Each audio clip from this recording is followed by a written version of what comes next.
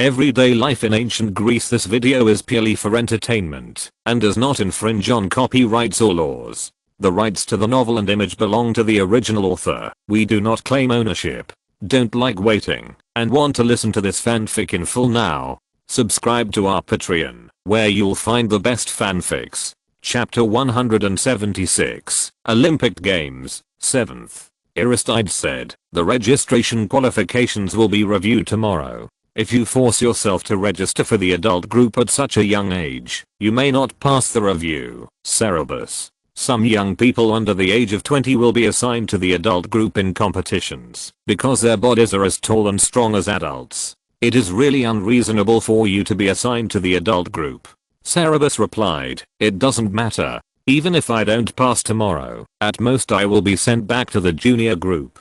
It won't be a big deal. I have checked the rules, and there is no provision for any punishment for minors who register for adult group competitions. Aristides glanced at him and said, it's good that you have made up your mind.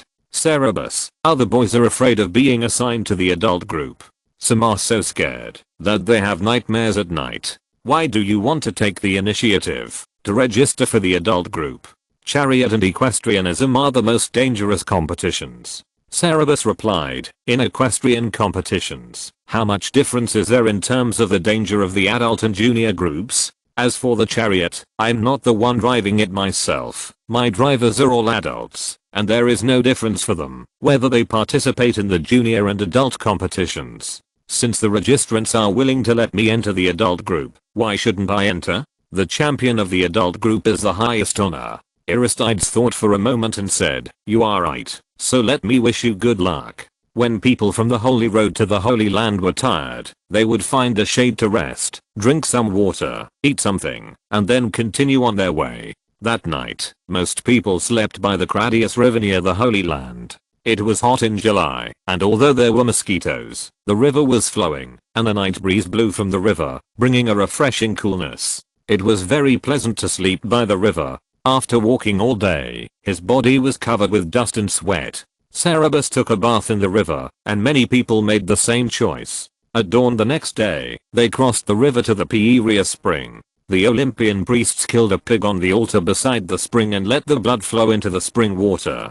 They then sprinkled the spring water mixed with the pig blood on the forehead of each athlete, symbolizing the cleansing of the dirt on their bodies. After the purification ceremony, the athletes could enter the sanctuary. The spectators who came to participate in the Olympic Games were already waiting in the sanctuary. When Synopsis and others entered the sanctuary, they lined the streets to welcome them, shouting and jumping, and burst into huge cheers. The athletes were led by the purple-robed referee to the meeting hall of the sanctuary. In the center of the meeting hall was a statue of Zeus, which was carved very majestically, with lightning in both hands. The duty of this statue of Zeus was to protect the oath. If anyone lied or broke the oath, Zeus would throw lightning from the void at that person and kill the person who broke the oath. After offering sacrifices to the statue of Zeus, the purple-robed judges swore an oath to the statue of Zeus, saying, King of the gods, protector of oaths, omniscient Zeus, we promise to keep everyone's information strictly confidential when reviewing the qualifications of the athletes, whether they are finally allowed to participate in the competition or not. In the competition, we will judge each game fairly and not accept bribes. Then the athletes went to the statue and swore, we swear that we have strictly carried out pre-match training for 10 consecutive months, and will never violate the rules of the Olympic Games during the competition. After swearing, the purple-robed judges began to conduct the final review of the athletes' age and qualifications in the meeting hall. They asked the participating athletes one by one, where are they from? Who are their parents? Are they all free people? Which competition are they participating in? How old are they? They also carefully checked the horses of the athletes participating in the equestrian and chariot competitions, and the age of the horses was also checked very strictly.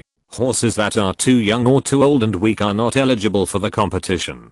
The names of those who passed the review will be written on a whiteboard outside the meeting room. This review was conducted one by one, and the process was relatively slow. When it was Synopsis' turn, the sun had already risen to the zenith. The referee carefully asked Synopsis about his city-state, parents' identities, and age, and also verified with his friends who accompanied him. After verifying his eligibility, he asked about his competition. When he learned that he wanted to participate in the adult group competition, the referee was surprised and then said with a smile, "Young man, I admire your courage, but you should grow up a few years before participating in the adult group competition. At your age, it's a bit of a stretch to let you enter the junior group." Sarab said, "Why don't you go and see my horse before making a decision?" He took the referee to see the golden horse Pegasus. The referee was amazed by the Pegasus, who was as majestic as a Pegasus, and agreed to let him register for the adult group in equestrianism. But he still had some doubts about letting him register for the adult group in racing. Sarabs asked him to look at his chariot again and said, "My chariot is also the best one, and I should also participate in the adult group competition." The referee found that the horses on his chariot were indeed better than those on most chariots, and generously agreed to his request and wrote his name into the adult group.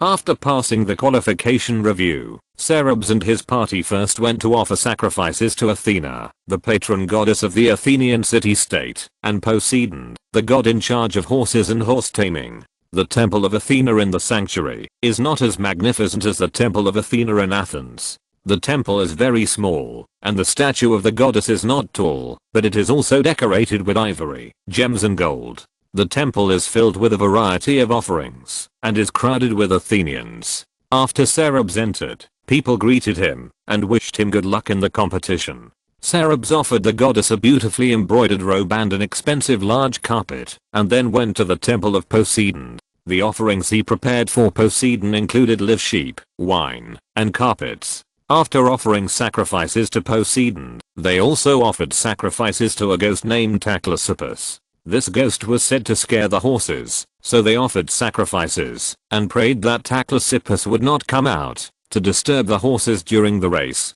After the sacrifices, Cerberus asked the drivers to meet friends or rest by themselves. Mercutillus met old friends in the temple and parted ways with them. Cerberus and Aristides and several friends who had not left went to watch the trumpeter competition. There were no sports competitions on the first day of the Olympic Games, only competitions between trumpeters and heralds. The winning trumpeter would have the honor of blowing the trumpet in the official competition, and the winning herald would have the honor of announcing the upcoming competition and the name of the winner during the competition. The venue for the competition was near the colonnade leading to the stadium, where there was a platform. When Cerberus and others went there, the herald's competition was almost over, but the trumpeter's competition had not yet begun. The herald's competition was a competition in which one contestant went up on the stage one by one and recited a prayer in praise of Zeus loudly. The one who spoke the clearest and loudest would win. Hundreds of musicians with trombones hanging from their waists stood in the audience waiting for the trumpeter competition to begin. A short man, who was only 1.6 meters tall at most and had a broad and thick chest, was different from the others. He had two trumpets hanging from his waist and squatted in a corner, eating voraciously. In front of him were at least 20 pounds of meat, 5 or 6 large loaves of bread more than a foot long, and 2 large jars of wine. Cerberus watched him finish all these things in a short while, and after eating, he burped, as if he was still a little unsatisfied.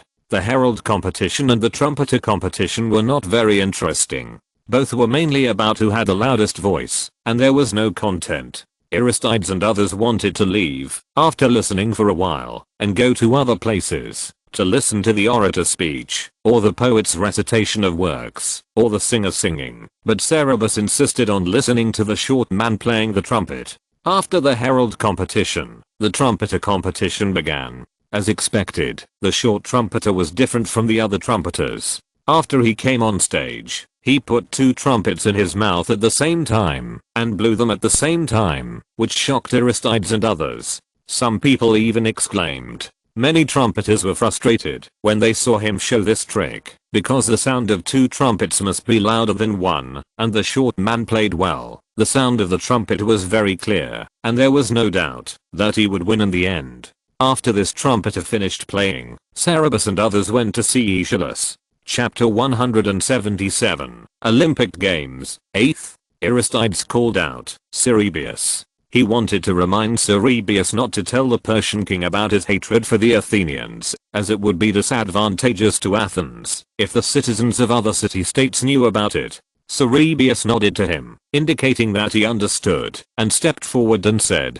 "Cleomenes, I'm happy to tell you about my experiences in Persia, so that you can know what Persia is like. I started from Athens, passed through Delphi, Elis, Sparta, Crete, and then arrived in Egypt. From Egypt, I passed through Miletus, Sardis, Babylon, and went to Persepolis. Everyone must have heard of Egypt, and perhaps some people have been there for business. Egypt, Sardis, Babylon, these once powerful overlords are now vassal states of Persia. Miletus is also being besieged by the Persians, and its fall is a matter of time. From Sardis to Persepolis, my caravan traveled for 3 months without stopping. The places I passed through were all Persian territories, and they all paid tribute to Darius. I spent the Persian New Year in Persepolis, and had the honor of seeing the vassal states paying tribute to Darius. Some of these envoys wore woolen felt hats, some were bareheaded, some were wearing leather clothes, some were half naked, some had white skin, some had yellow skin, and some had black skin.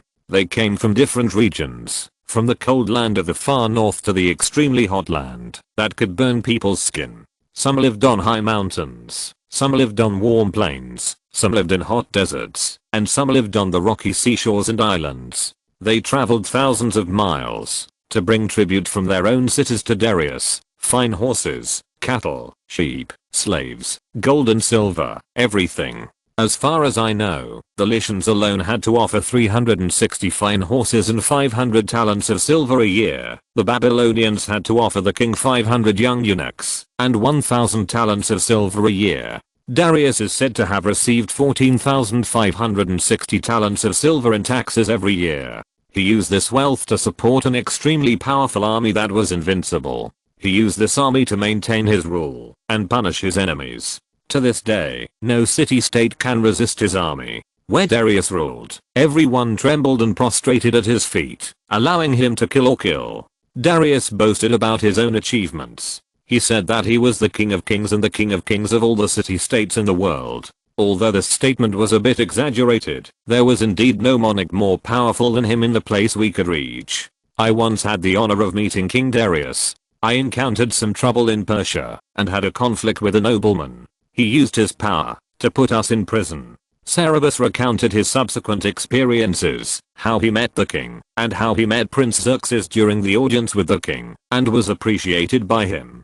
The lord who had a conflict with me was a minister who was very favored by Prince Xerxes, and was also his relative. I originally thought that Prince Xerxes would hate me for this matter, but I didn't expect that he was also very sensible. After learning the whole story, he not only did not blame me, but also gave me many rewards, and wanted me to stay in Persia and be his vassal. Xerxes is the future king of Persia. If I'm willing to stay, then power and wealth will be at my fingertips. But I still chose to come back. Do you know why? Because in the territory of the Persians, the king is the master of everyone, and I don't want to have master above my head, no matter how great the master is. I would rather die as a free citizen for the weak Athens than crawl at anyone's feet and tremble for survival. I would rather die with blood than live in cowardice. What about you? Are you willing to take your income out of your pocket every year and offer it to your master as taxes? Send the boys of your city-state to Persia, let them serve those Persian nobles as eunuchs, and kneel down and tremble under the whip of your master? When he talked about the power of Persia, the face of the Spartan king was very ugly. He wanted to stop him, but he was very eloquent and made everyone fascinated. Cleomenes could not find a suitable opportunity to interrupt. Hearing that he was lucky that he did not interrupt, Cleomenes wanted to applaud.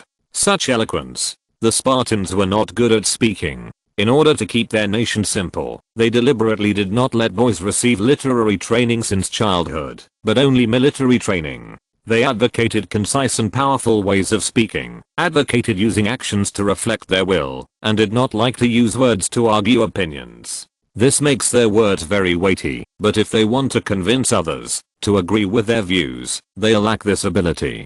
Cleomenes felt that language was also a powerful weapon, sometimes better than javelin and sword. The eloquence of this son of the gods in Athens was a very powerful weapon.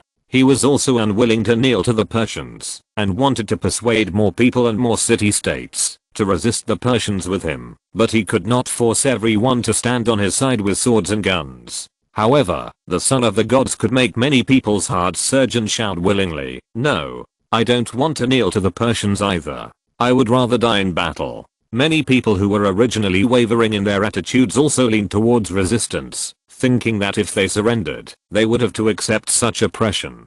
Even those who were originally timid, afraid of the Persians, and wanted to surrender began to think, would it really be good to surrender? After saying this, Cerberus left. He walked back to Aristides and others. Aristides patted him on the shoulder with appreciation and said, "Cerberus, you said it very well." Aeschylus also said, "Cerberus, all Athenians should hear your words." How many people hold that thought? How can we beat the Persians? Surrendering to them means nothing more than having one more master in name and paying more taxes every year. What else can you do? Resisting them will only cost you your life in vain. It's not worth it.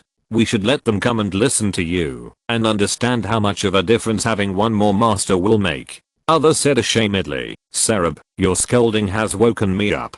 I was only afraid before and never thought about what would happen after surrendering. I would rather die in battle than become a slave at the mercy of others." Behind them, Cleomenes also took the opportunity to persuade his allies. "Citizens, are you willing to become a slave like that boy said?" Cerberus and his companions left here and went to visit other places. There were many people like Cleomenes who were engaged in political lobbying in the sanctuary. There were also many orators who were expressing their views, and many poets were singing in different places. Cerberus and his companions walked here and listened there. They also met many acquaintances in the sanctuary, greeted them, talked with them, and it was dark after a round. There were many programs in the sanctuary at night, but the official competition was the next day, and the first competition in the morning was the chariot competition, followed by the equestrian competition. In order to conserve his energy, Cerberus went to rest early. Another night passed, and at dawn the next day, Cerberus and the drivers got up early and went to the chairman's hall in the northwest corner of the sanctuary where the eternal sacred fire was burning. When they arrived, the place was already bustling with people, including athletes and spectators. People were crowded inside and outside the hall, and heads were everywhere. Cerberus didn't want to be crowded with people, so he stood far away. Not long after, the priests of the temple of Zeus and the purple-robed chief judge were surrounded by many officials of the city-state of Hellas. They brought offerings to the altar to offer sacrifices, and after the sacrifices, the athletes also came forward one by one to offer sacrifices. The method of sacrifice was to pour wine into the blazing flames on the altar, and the aroma of wine filled the surrounding area. When it was Cerberus' turn, he also poured a bag of wine into the fire, and the flames on the altar suddenly jumped up. There were dozens of altars in the sanctuary, and they went to offer sacrifices one by one. After the sacrifices were completed, the sky was already bright. The spectators who followed them all the way went to the chariot and horse competition venue to enter, and they also went back to drive their chariots and horses to prepare for entry. After the audience had taken their seats, and the chief judge and officials had also taken their seats, the trumpeter blew the horn, and the charioteers began to drive their chariots into the arena. As each person entered, the herald would loudly announce their name, their father's name, and the city they were from. At this time, if there was a problem with the identity, age, and moral character of any athlete, the audience could loudly question it. If the question was reasonable, then the person would be disqualified on the spot. When Cerberus entered, many uninformed spectators questioned, "Why is such a young boy participating in the adult group competition?" The chief referee replied, "Because his strength is enough to compete with adults, and he himself has this intention." There was no Olympic rule prohibiting minors from competing in the adult group, and after a brief debate among the audience, he was let in. Princess Gorgo's charioteer argued even more when he entered, but in the end he was also allowed in, because he had not violated any of the rules. After they had entered, the referee brought out a large pottery jar filled with many broken pottery shards, and told the contestants to take as many pieces as they had chariots to compete in. Cerberus reached in and pulled out 2 pieces of pottery, one with 45 written on it, the other with 112 written on it. His cars would be grouped according to these numbers in the race later. Chapter 178, Olympic Games, 9th. The Olympic Hippodrome was usually a field, but there were no ditches for irrigation. Before the games, the crops were harvested, and the fields were dried and hardened by the strong sun in June and July. Then the large rocks in the fields were removed, and 2 return poles were erected at both ends. This was the competition venue, which was very wide. The venue could accommodate 60 chariots to race at the same time. The only difference from a real field was that 60 stables were built at the starting line. This was because horses were easily excited, and only the stables with ropes in front could stop them from starting early before hearing the order. The stables were arranged in the shape of a bow. The ropes of the 2 outermost stables were loosened first, and the chariots inside could start first. When they ran to the position of the second stable, the ropes were opened one by one until the stable at the bow in the middle was loosened. There were no other rules for racing, except that they could not start early, and could not use witchcraft to help themselves win. The 2 chariots of Cerberus were in the first group and the second group. There were more than 400 chariots participating in this chariot race, which would be divided into 6 groups. The final champions of each group would compete together to determine the overall champion. Although there were many participating vehicles, Cerberus took a quick look and confirmed that there were no other chariots that needed attention except Gorgo's chariot. The drivers drove the chariots to their assigned stables, and Cerberus went to the audience. As the owner of 2 participating chariots, and a chariot that had a high chance of winning, he got a very good position, right next to the King of Sparta. However, the King of Sparta had not returned yet, and was standing at the edge of the arena whispering something to his drivers. Except for his charioteers, no one heard what he said. The charioteers who are in the same group with the Athenian boy should look for opportunities to crash his chariots if they see that the race is going badly. He only has 2 chariots, and we have many more chariots than him. As long as we destroy those 2 chariots, we will definitely win. No matter which charioteer wins in the end, you will all get a generous reward. This was a despicable plan, but it was also a plan that was bound to succeed.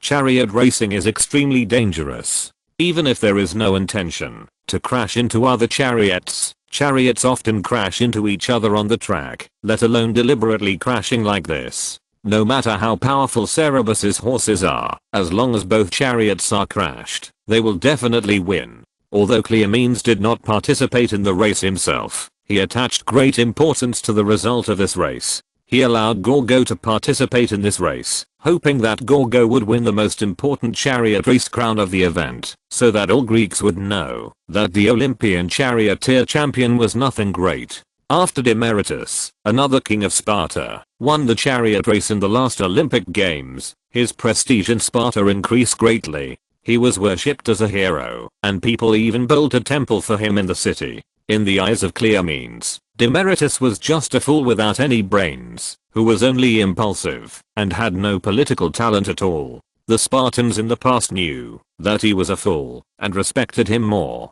But after this fool won the chariot race, his prestige in Sparta gradually rivaled his, and he opposed him in many things. He wanted his daughter to win the chariot race, just to hide Demaratus's arrogance. Therefore, he had to make Gorgo win this game, even if he had to use some despicable means. Cerberus knew nothing about this conspiracy. After Cleomenes gave instructions and returned to his seat, he talked to Cerberus calmly. After a while, all the chariots in the first round were in place, and the referee announced the start of the game. The starter with a loud voice counted down to 3, and the ropes of the 2 outermost stables were loosened, and 2 chariots rushed out, followed by the chariots in each stable. Cerberus's chariot was assigned to the middle of the stable, and 2 of Gorgo's chariots were arranged in this group, 1 in the middle, and 1 on the outer side. After all the chariots rushed out of the stable, they rushed to the right side of the turning column under the control of the white-robed drivers. Everyone wanted to turn as close to the turning column as possible, so that the route was the shortest. The turning column is the most dangerous place on the track. It is easy for the chariots to overturn when turning sharply, and it is easy for the chariots to collide with each other when they rush here. But this is also the place where it is easiest to throw off opponents. All drivers are concentrating on controlling the chariots. They must exert the fastest speed, be stable, avoid other chariots, and choose the best route. Cerberus's chariot was worthy of his carefully improved bridle and the best driver hired at a high price. It stood out in the first lap and left the other cars behind. His driver showed superb skills when turning the corner, almost close to the turning post, and left the other chariots several car bodies behind.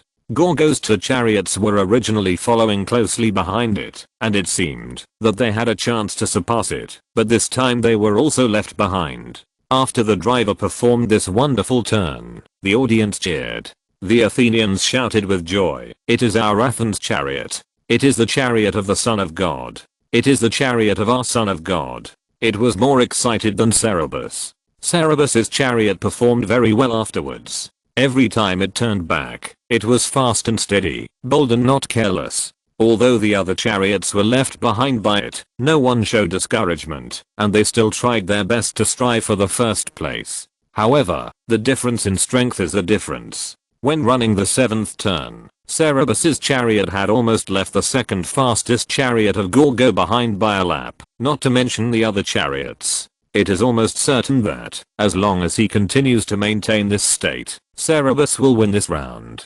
Hibinus and others squeezed to Cerberus' side and said excitedly, "Cerb, as long as nothing unexpected happens in this round, we will definitely win." Even Aristides came over with a very happy expression.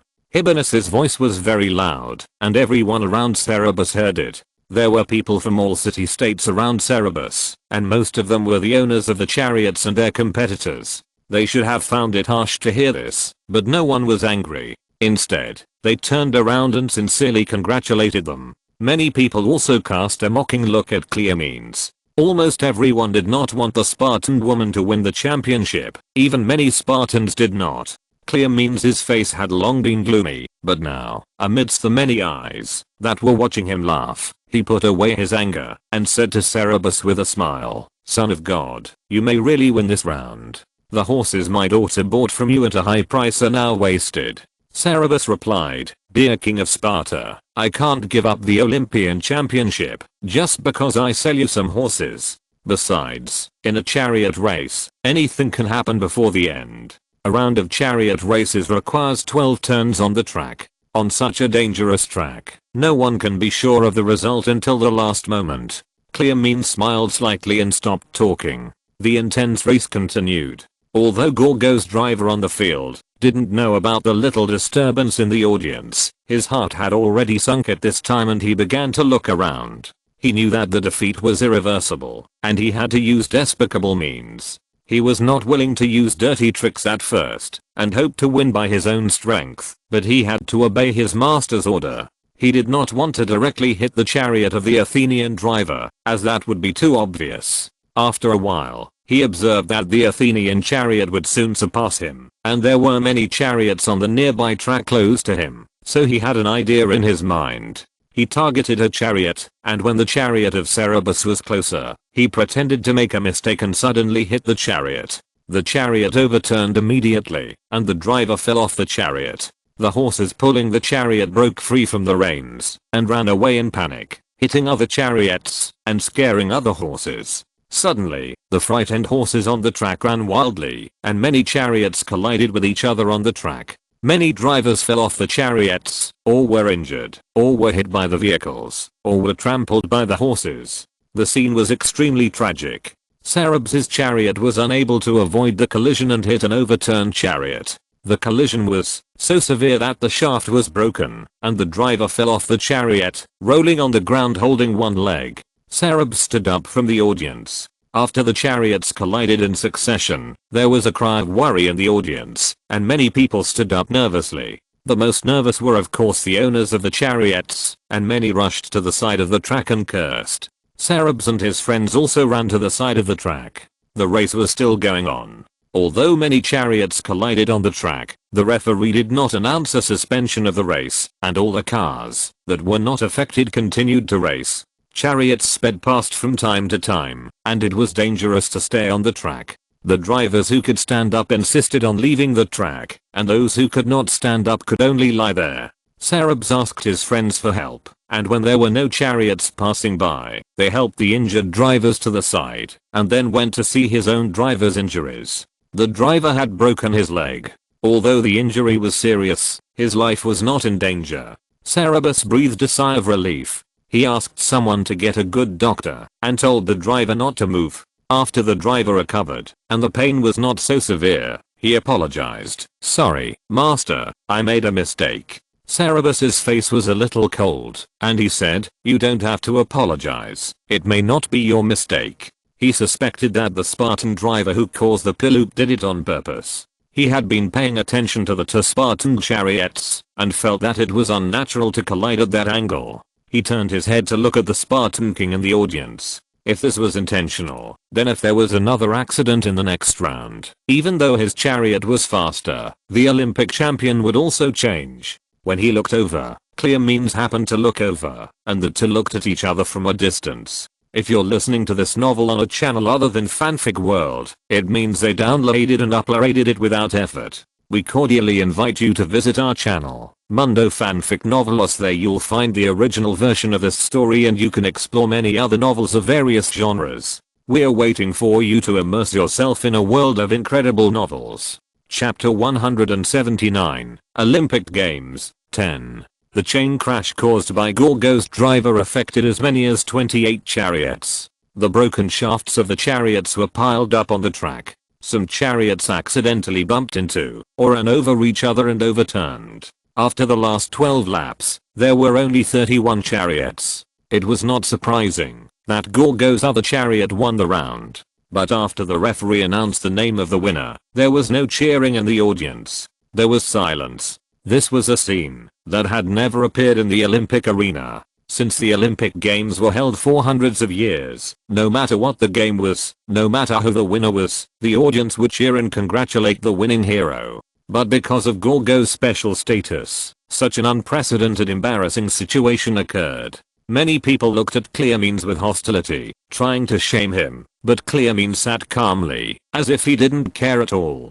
Aristides and others accompanied Cerebus to deal with the frightened horses and the injured driver. Seeing this, they shook their heads and said, "Why did Clearmeans do this? Everything should be done in the upright way. What is there to boast about the honor obtained by taking advantage of loopholes?" All the people in Athens said angrily, "Yes, everyone knows that he did this to fight with Damatulus. For his own selfish reasons, he allowed a woman to defile such a sacred event." Another person replied sadly, "After this event, the Olympic Games may no longer be sacred. It was originally the most influential of the three major events, but when people talk about the Olympic Games in the future, they will say that it is the one where even women can participate. What is there to boast about its champion? Even the glory of the former champion's crown will be dimmed. The Olympic Games are ruined." Another person said, "If the champion is really taken away by a woman, not only the Olympic Games, but also those of us who participated in this game will all be disgraced."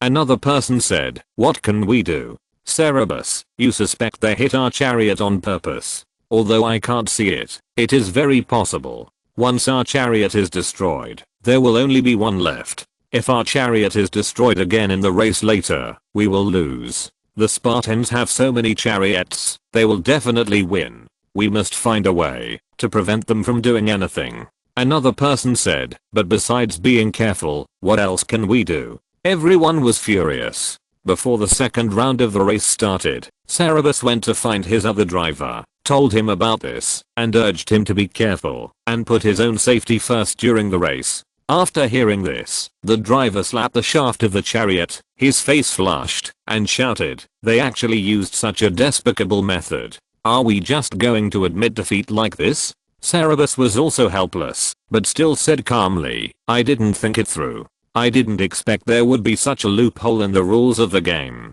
But now that things have come to this, let's admit defeat. 3 of the chariots in this round are Gorgos. As long as they send one more chariot to deliberately hit our chariot, they will win. In this case, you should put safety first." The driver sneered, "They may not be able to hit me. I helped my employer win 2 Olympic championships, 3 Isthmian Games championships, and 5 Delphic Games championships. What dirty tricks haven't I seen? It's just that other opponents are not as rich as the Spartan king. Master, you watch. Even if they use despicable means, I can get the championship back. He was very proud of his driving skills and believed that even if Gorgo's drivers deliberately hit the chariots, he could prevent them from succeeding and win. Sarab frowned and said worriedly, then you must be careful.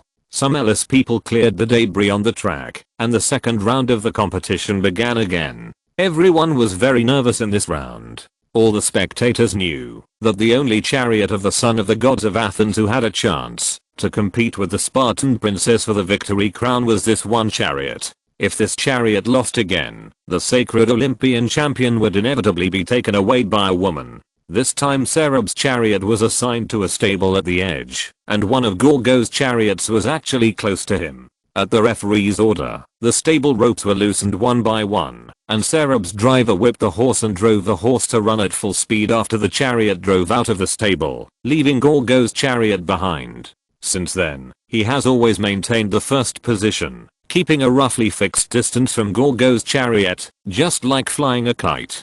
If Gorgo's chariot is fast, he is also fast, and if Gorgo's chariot is slow, he is also slow. This made it impossible for Gorgo's chariot to catch up, and it could not repeat the same trick as last time. In the audience, Sarab's companion said to Sarab in surprise, "Sarab, your driver is so smart." Clear means his face turned a little ugly. Most of the audience did not see the technical content in this, and even felt that it was not as good as the last round that Gorgo's chariot was far behind. However, Gorgo's chariot was suppressed, and they were satisfied. From time to time, they cheered for Sarab's driver's wonderful performance. After running about 7 or 8 laps, Gorgo's driver became anxious, and one of the chariots blatantly slowed down. Many people in the audience asked puzzledly, why did that chariot suddenly slow down? The horses did not show any signs of fatigue, but Sarab stood up from his seat and clenched his fists. Of Gorgo's 3 chariots, the other 2 still maintained their original speed, while the other one was slowing down. Sarab's driver could no longer use the kite flying strategy, and had to get closer and closer to it from behind. After running a few more laps, Sarab's chariot caught up with the other chariot. When the 2 chariots were close, the other chariot directly hit Sarab's chariot without any concealment. There was a cry of surprise from the audience. Sarab's driver had been prepared and dodged flexibly. The chariot hit nothing, adjusted its direction and hit him again. Sarab's driver whipped the horse to speed up, so that it could not catch up with him, but gradually approached the 2 chariots of Gorgo in front. One of the 2 chariots slowed down again, intending to hit Sarab's chariot. When it got close, the other chariot also slowed down, planning to hit it. If the second chariot had not hit it yet, the audience saw what they were up to and shouted angrily, "Shame on you! Shame on you!" But the shouts could not stop them, and the referee did not call a halt to their behavior. Sarab's friends were all watching the race nervously. Sarab said to Cleomenes, "King, I thought the chariot race was about the speed of the chariots, but I didn't expect it was about the number of chariots." Cleomenes smiled and replied, "Young man, chariot races are derived from the battlefield. Crashing is a form of tactics. What's wrong with this? There is no rule in the Olympic Games that forbids winning in this way." While the 2 were talking, Gorgo's chariot hit the air again. There was a huge cheer of joy and booing at Gorgo's driver. Cleomenes remained calm. Sarab's chariot was not so lucky next. Another chariot that was ready to go was very close to his position and then hit him again. This time he had no time to dodge. Sarab's driver held the reins tightly and turned the horse's head to let the chariot's strong flank meet the impact, while praying in his heart that he would not be knocked out and not be seriously injured. Bang! A loud sound rang out, and the driver couldn't help but close his eyes, but he immediately opened them again in great surprise. He was still standing firmly on his chariot, and his chariot was not hit by any external force. He turned his head in surprise to look at the source of the sound, and found that a chariot from an unknown city-state was lying between his chariot and Gorgo's chariot.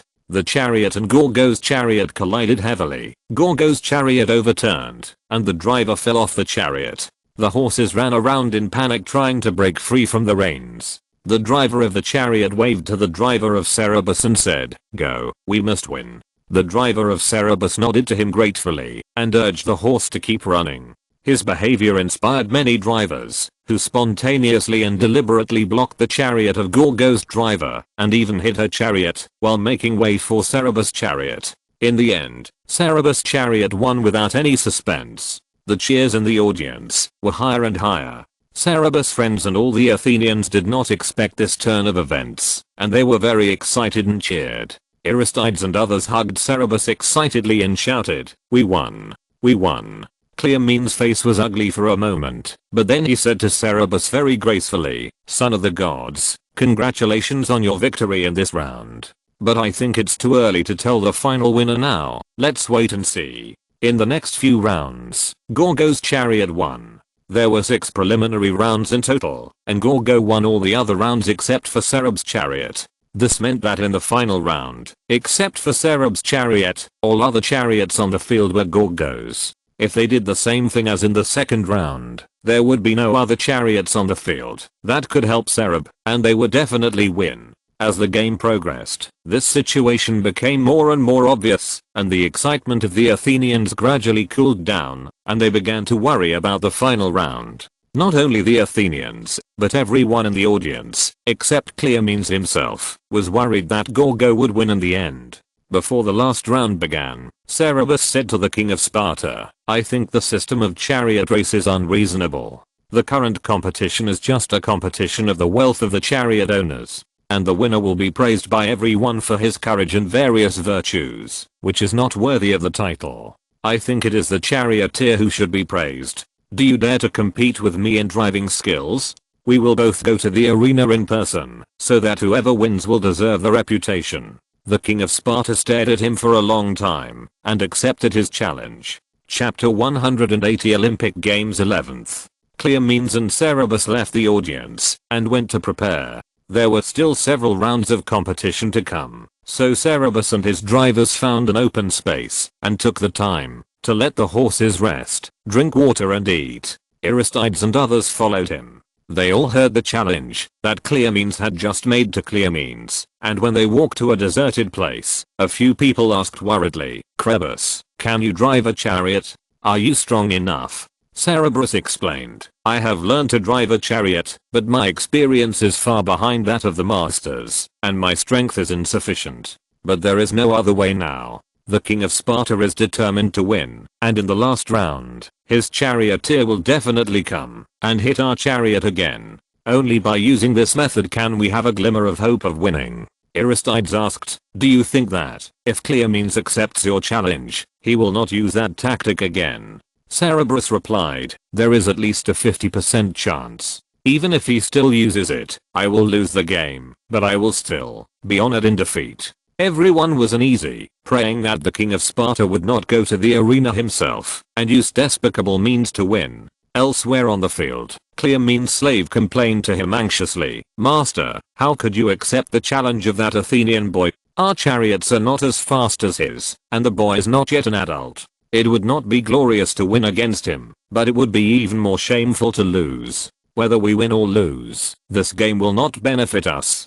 Cleomenes shook his head and said, "There is no Spartan king in the world who dares not accept a challenge. He has made a challenge, so I must accept it. Even if Damatulus is here, he can only accept such a challenge." Since the boy said that, I have no choice but to agree. The slave was speechless, because every word of these words was correct. As soon as the boy said it, he had actually forced Cleomenes into a dead end. After a long while, he asked again, "So, in the field, will we still use the original strategy?" Their strategy was naturally to use the advantage of the number of their own chariots to crash the faster chariots.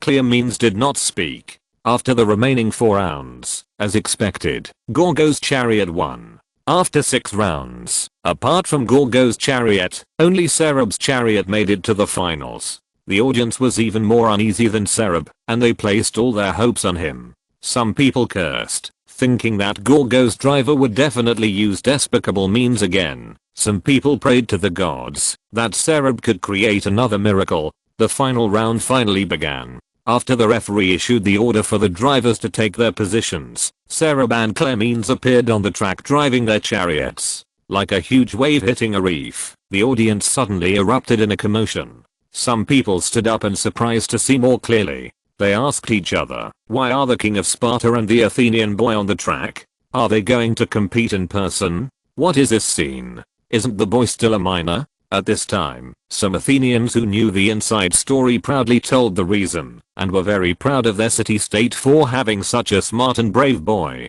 The news quickly spread through the audience like the wind, arousing everyone's amazement. Not everyone dares to challenge the king of Sparta, and the chariot race is so dangerous, and the boy is so young. Everyone hopes that Cerberus will win, and the arrogant Cleomenes will fail. After the referee announced the start order, the ropes in front of the stables were loosened one by one. Some of the drivers of the 6 chariots whipped their whips immediately, letting the chariots shoot towards the turning point like an arrow from a bow, in order to seize some first start advantages. Some started slowly, which could calm the horses, and make the chariots run more steadily. Horses are easily frightened animals, and chariots that start quickly are prone to accidents, but the chariots that start late, if they cannot catch up with the chariots that start quickly, will suffer in terms of speed. There is no difference between the two methods, both of which are common strategies in chariot races, and what is being compared is the technical and psychological qualities of the drivers. Cleomenes and Cerberus both chose to start slowly. But although they both started slowly, Cerberus's chariot was faster than Cleomenes, so Cerberus reached the turning point first in the first lap. But when he reached the turning point, he did not turn closely to the turning post, but slowed down a bit. Cleomenes made a wonderful turn close to the post and overtook him again. In the audience, when Cerberus was leading on the track, the audience cheered continuously. When Cleomenes overtook, many people lamented, although this boy is courageous, he is still too young and his driving skills are not good enough. An audience member sitting next to Hibernus keenly noticed that, although he was overtaken, Cerberus was not in a hurry at all, and still maintained his own pace. He sighed and said, "This boy is very calm. His strategy is not wrong. His driving skills are not as good as other drivers. If it weren't for the Olympic Games, there would not be so many masters. With his calmness, he might have won to the end.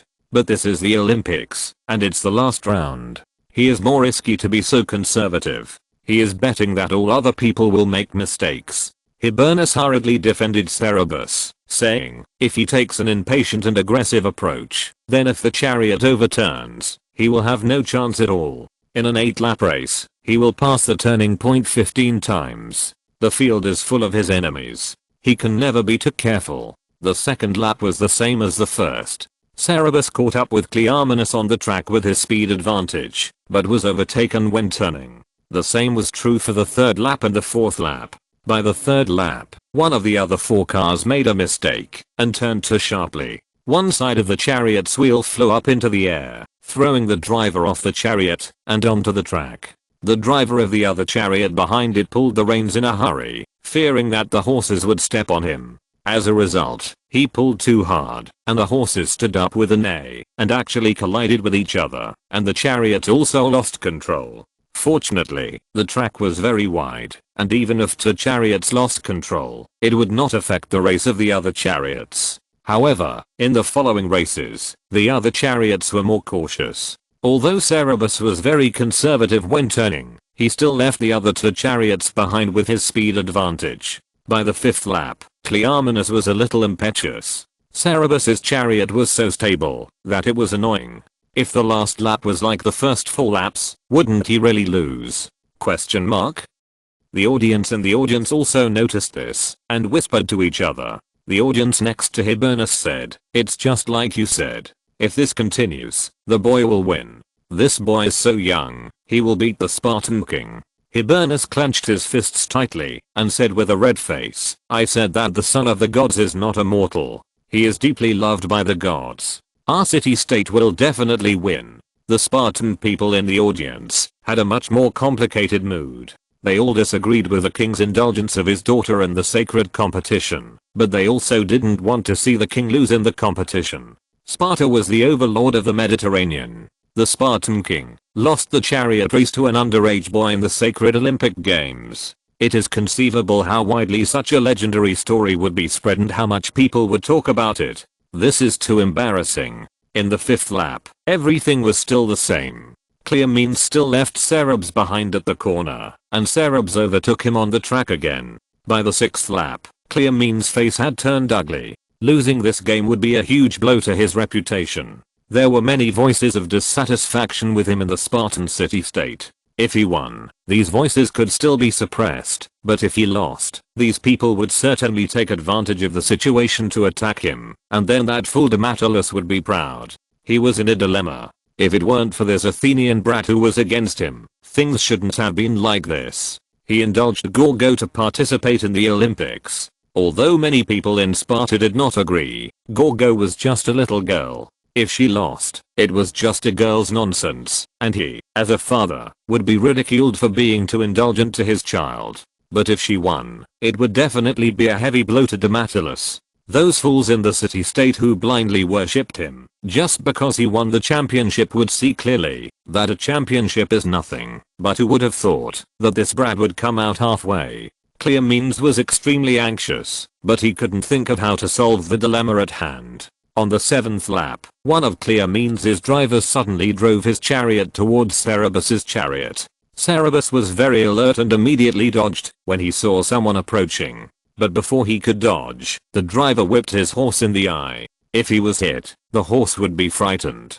Fortunately, Cerebus sped up in time, and his whip missed. The referee rushed to the side of the track in anger, shouting that the driver should be punished. The rules of the Olympian chariot race do not prohibit collisions, but that is because it is slow to judge whether the collision is caused intentionally by the driver himself. But such a despicable act of deliberately attacking the opponent's horse is absolutely not allowed. The chariot was quickly taken away, and only 3 chariots were left on the field. On the 7th lap, when passing the turning point for the 14th time, Cleomenes surpassed Cerebus again, and was surpassed by Cerebus again on the track in the 8th lap. When the 2 chariots passed each other, Cleomenes saw the expression of Cerebus.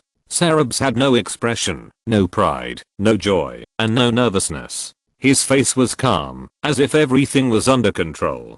Cleomenes' head buzzed, and he murmured, "Do you think you've won, boy?" He made up his mind, and would rather be called despicable than not win. The 15th time he reached the turning point, he did not turn back by the pillar, but chose to crash into Cerebus' chariot. There was still one of his chariots left on the track. Even if his chariot and Cerebus' chariot overturned together, he would have won. But his behavior seemed to be still within Cerebus' expectations. Before he crashed into it, Cerebus' chariot dodged in advance, allowing him to crash into nothing. Then Cerebus did not give him a second chance to crash into it. He accelerated to the extreme, turned the corner, and rushed onto the track, and was the first to cross the finish line. He won. Chapter 181, Olympic Games, 12. The audience cheered like a tsunami. People shouted "Son of the Gods." Some hugged each other and cried, as if they had won the victory. After Cerebus crossed the finish line, the adrenaline in his body surged to the extreme.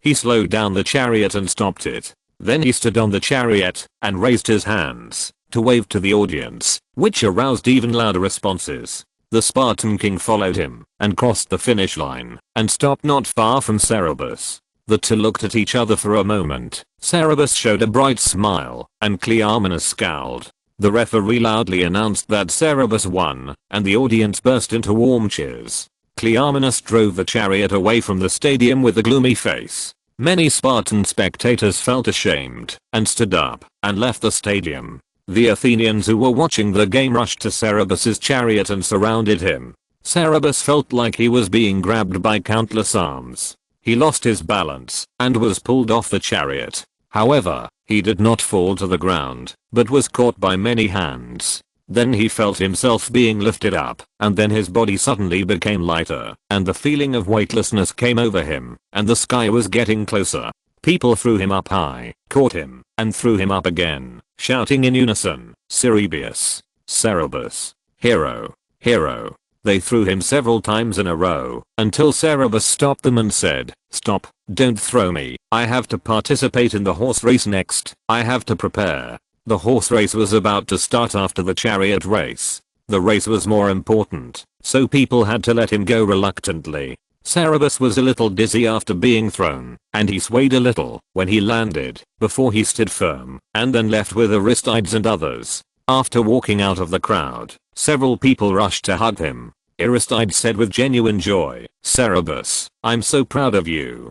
Congratulations, you are the youngest Olympian chariot champion. You will surely win another championship in the next horse race. No one has ever done such a thing at the Olympic Games at such a young age. My friend, I'm so proud of you." Hibernus was also very excited and said, "Son of God, you have won supreme glory for Athens. When we return to Athens, we will hold a grand celebration for you, and build the most exquisite statue for you, and place it in the square. We will invite the best craftsman to build it, and use the best marble. We will also invite the best poet to write a hymn for you, so let's invite Simonides." Aeschylus said angrily, "Hey, Cerberus has promised that I will write his hymn." "Really, Cerberus?" Cerberus said, "Yes, I have promised Aeschylus that he will write it." Aeschylus smiled and said, "Cerberus, not only will I not charge you any money, I will also write another comedy for you to praise you. I will write down every detail of this competition, so that everyone will know how great your victory is."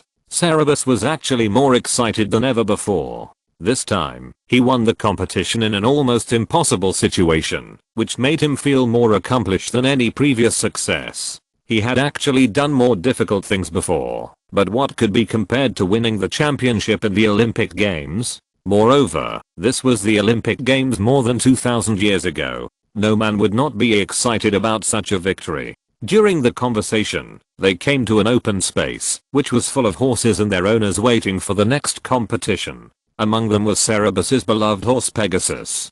Pegasus was carefully cared for by 2 or 3 slaves. He stood proudly in the middle of the open space. His golden fur shone in the sun, just like a golden horse cast in gold. No horse dared to approach him. When Cerberus came over, everyone saluted him. Most of the people here didn't watch the chariot race just now, because they were waiting for the next game. This place is not close to the chariot race venue, so they shouldn't know the result of the game, but the herald who came out of the fierce competition had a loud voice, and the voice announcing the winner was heard here, so they all knew it. The people here are actually quite familiar with Cerberus. They have been training together for a month. Everyone knows that the champion of this horse race must be Cerberus, and other horses are not comparable to Pegasus. They also know that Cerberus has a chariot to participate in the competition, and is regarded as the only player who can compete with the Spartan princess. But when the news of Cerberus winning the championship really came, many people still couldn't believe it.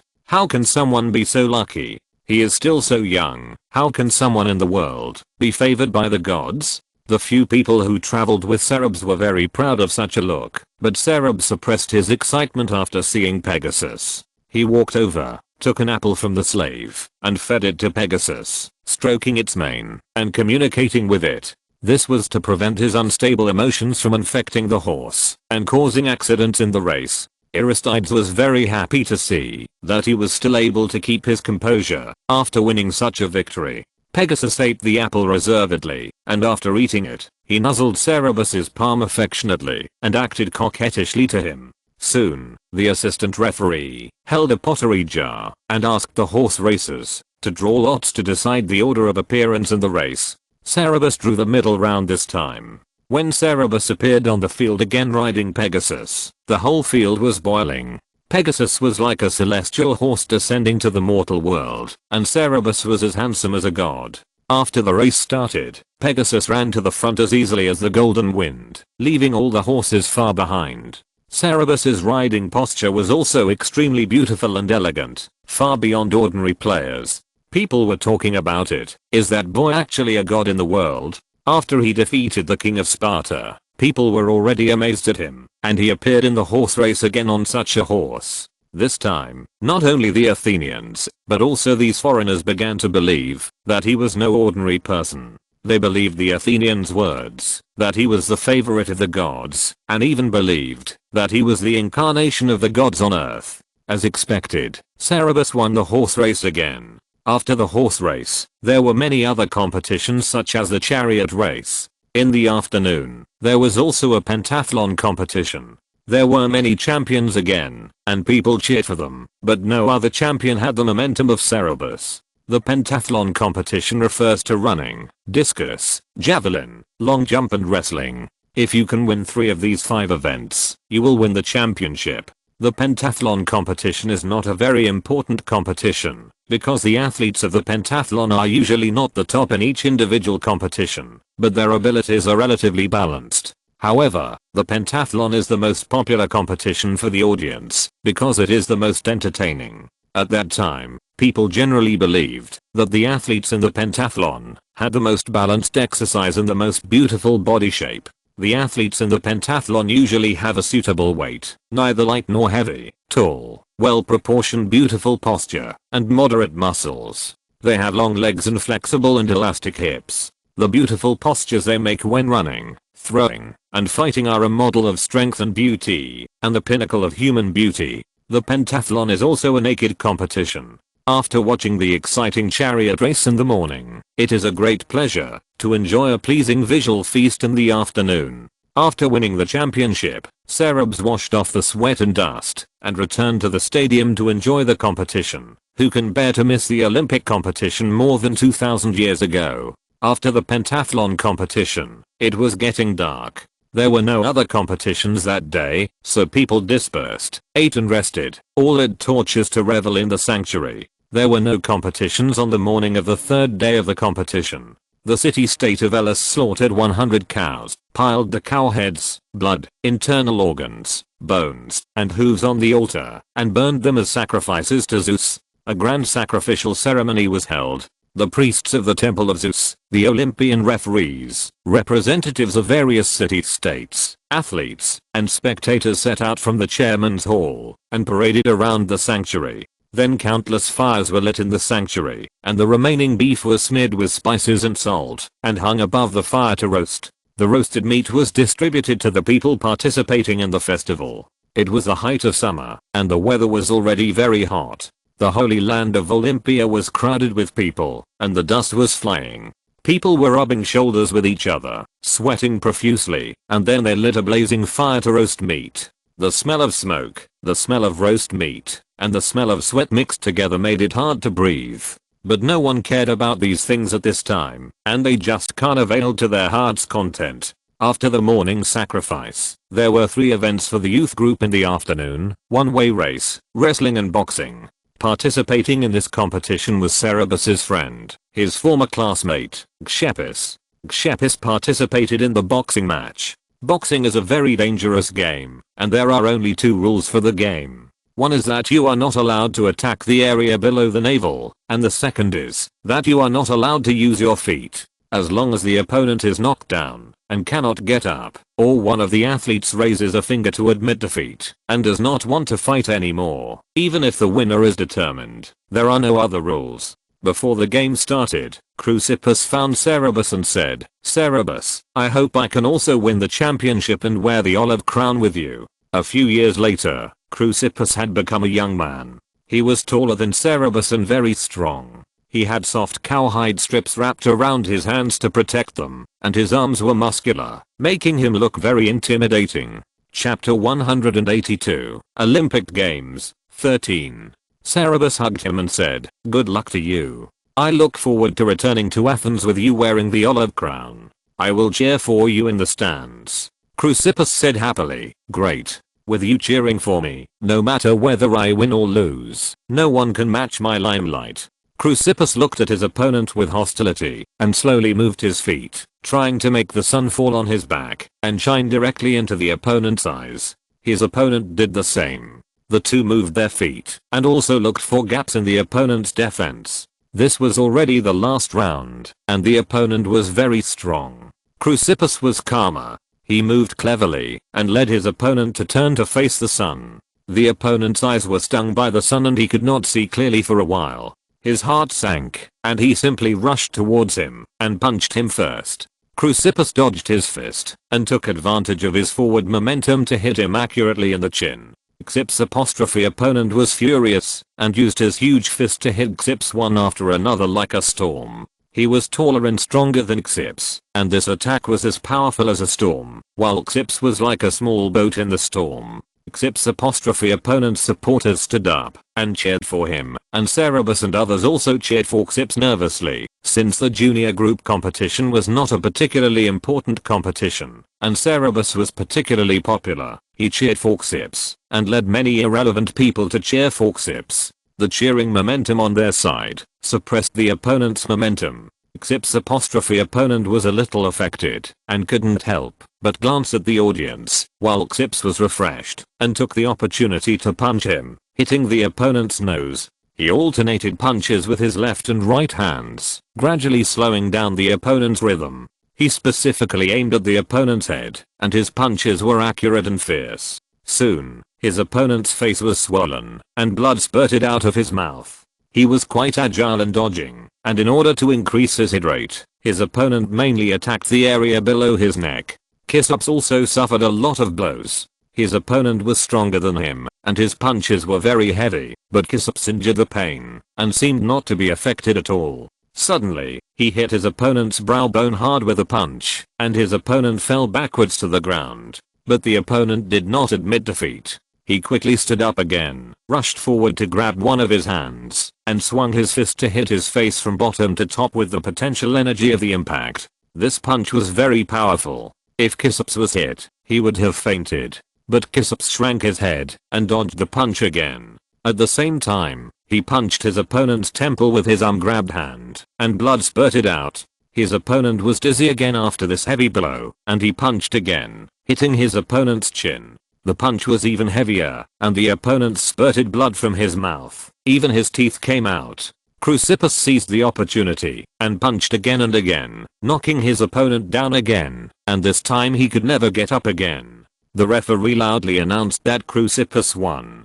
People rushed up to lift Xips up in ecstasy, congratulating him on winning the Wild Olive Crown, and the cheers almost broke through the sky. Everyone present cast envious eyes on these lucky Athenians. They stole the show in this Olympic Games. The fourth day was the highlight of the games, which included running, wrestling, fighting, and boxing for adults. Athenian athletes also participated in these games, and there were quite a few participants. The first game in the morning was a one-way race. A one-way race is a straight line run, and the length is 1 stadia according to the ancient Greek measurement unit. Sarab estimated that it should be about 200 meters when converted into the measurement unit of later generations. It is a short distance race. Before the game started, the referee in purple robes entered the stadium from the sanctuary through the arched tunnel leading to the stadium, and sat on the rostrum on the south side of the track. After the athletes took off their clothes in the locker room next to the colonnade, they applied olive oil on their bodies, and then moved their hands and feet.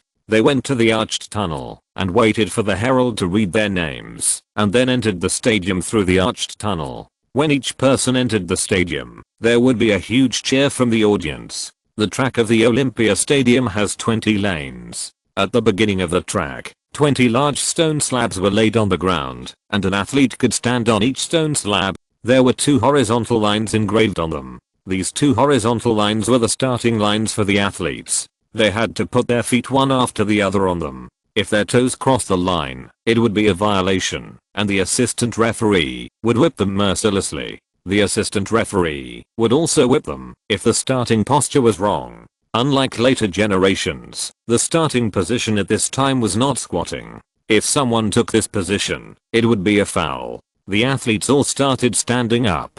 After the first batch of athletes were in place, many people in the audience cheered excitedly. If you want to be smart, run. If you want to be strong, run. If you want to be healthy, run. This is a motto engraved on the rock wall on the bank of the Alpheus River in Olympia. At this time, due to frequent wars, running fast could determine whether you would survive on the battlefield. Running was the most common daily training for people. Almost no one would not do running training, so the number of participants in the race was very large. After the referee announced the start, the athletes shot out from the starting line like sharp arrows, and the short 1 stadia was almost finished in an instant.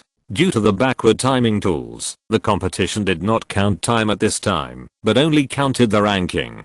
The athletes competed round by round to determine the winner, and the winners competed in the finals round by round. More than 20 citizens of Athens who were famous for their swift feet participated in this competition. Unfortunately, the wild olive crown for the single distance run was taken away by a Syracuse. After the one-way race, there is the two-way race, which is a round-trip race. The champion of this race was won by the Spartans. After that, there was the long-distance race, which was 24 round trips. The Argus won the wild olive crown of the long-distance race. After the long-distance race, the Ellis quickly came on stage and dug a big pit in the center of the field and filled it with sand as the venue for the next wrestling, fighting, and boxing competition. After they finished, the wrestling competition began. The rules of wrestling are that whoever can throw the other to the ground 3 times wins. The falling action must be clean. It does not count if both of them fall to the ground at the same time, and it does not count if they just kneel down. In addition, they must be careful not to go beyond the scope of the sandpit. Among the 3 heavy-duty confrontation competitions of wrestling, fighting, and boxing, wrestling is relatively the most civilized one. Because wrestling does not allow hitting and biting the opponent, the confrontation is fierce, but not too violent. The athletes hooked legs, locked arms, clamped heads, locked throats, hugged waists, and threw over shoulders in the arena, sweating profusely, muscles and bones bursting, sometimes like 2 bulls fighting, sometimes like 2 pythons wrestling each other. It was extremely exciting. There were also Athenian citizens participating in this game, but unfortunately, they did not get the wild olive crown. After wrestling, there was fighting, which was much more cruel than wrestling. Fighting can use hands, legs, feet, and all parts of the body to attack the opponent, except that it is not allowed to gouge eyes, attack the genitals, and bite with teeth. This is the closest competition to fighting on the battlefield, the most cruel and exciting. The athletes on the field were like lions biting and wolves fighting for their lives. Blood was flying, and many athletes were helped off the field after the game, and some were even carried off the field. This game can best arouse a cruel bestiality deep in people's hearts, and the audience is also the most enthusiastic about watching this game. The winner of this competition was a Thracian strongman, who was said to have killed a lion with his bare hands. He held the hind hooves of the strongest adult bull with his 2 hands. No matter how the bull struggled and jumped, it could not break free. One bull broke free from his hands and left its 2 hind hooves in his hands. After his victory, the audience roared almost crazily, shaking the stadium. After fighting, there was boxing.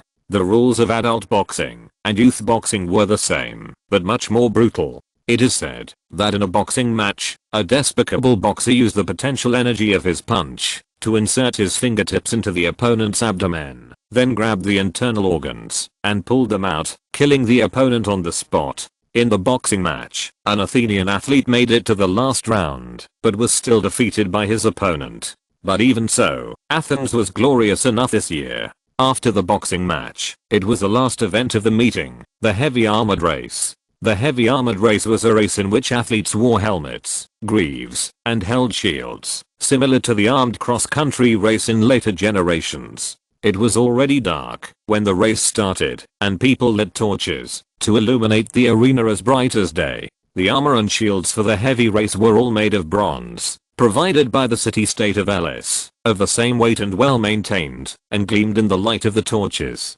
The armor rustled as the athletes ran, and the bright feathers on the helmets shook violently, which was very spectacular. The final winner of the heavy race was the Aegineton. After the heavy race, all the events of the event were over, and people stayed in the arena in the holy place, reveling all night long, waiting for the award ceremony the next day. Even Cerberus did not go back to his accommodation, but stayed. People played and competed on the arena, marched in the holy place with torches and sang hymns, and got drunk with fine wine. Vendors selling food and various goods came in, and musicians, singers, dancers, poets, and orators also performed wonderful performances and speeches to liven up the atmosphere. The next day, after the champions came on stage to receive the wild olive crown, the citizens of the city-state could sing odes in praise of him. Aeschylus had not come to watch the competitions in the past few days. He worked tirelessly to write the ode, repeatedly polishing it, vowing to write the most wonderful verses. That night, He finally finished it and brought his lyre to the Holy Land to find Cerberus, wanting to sing it to him first. He wrote it really well. At the beginning of the poem, he first explained Cerberus's life in detail, and then described in detail how much the gods in heaven loved him and how extraordinary he was. He also talked about his various achievements and merits in detail, and then focused on describing his performance in this Olympics. He described the ups and downs of this game, and it was extremely wonderful. Cerberus in his writing was even more heroic, wise, and charming than the heroes in mythology. After listening to him finish singing, Cerberus was about to say that you wrote too exaggeratedly. A voice behind them said, "This ode is so well written. Son of the gods of Athens, I have written an ode for you too."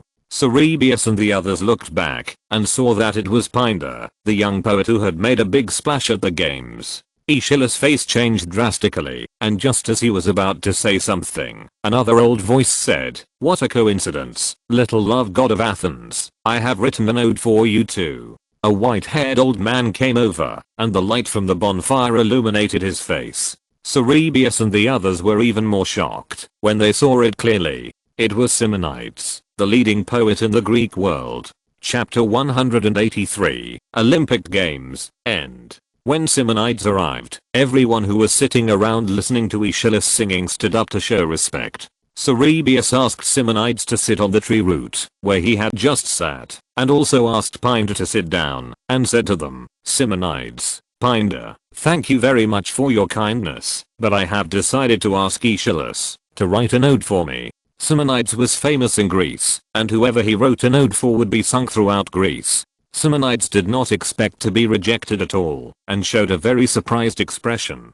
Pindar was also surprised. He stole the limelight at this competition, and even Simonides praised him. If Cerberus rejected him because of Simonides, he would not be surprised, but he was very surprised to reject him for an unknown person. Cerberus's companions showed disapproval or regret, but Aeschylus was deeply moved. He did not achieve his goal of becoming famous at the competition, but Cerberus was willing to reject two famous poets without hesitation for him. With such friendship, even if he did not become famous, it would not matter. He said to Cerberus, "Cerberus, Simonides and Pindar are willing to write an ode for you, which will certainly add glory to your great achievements.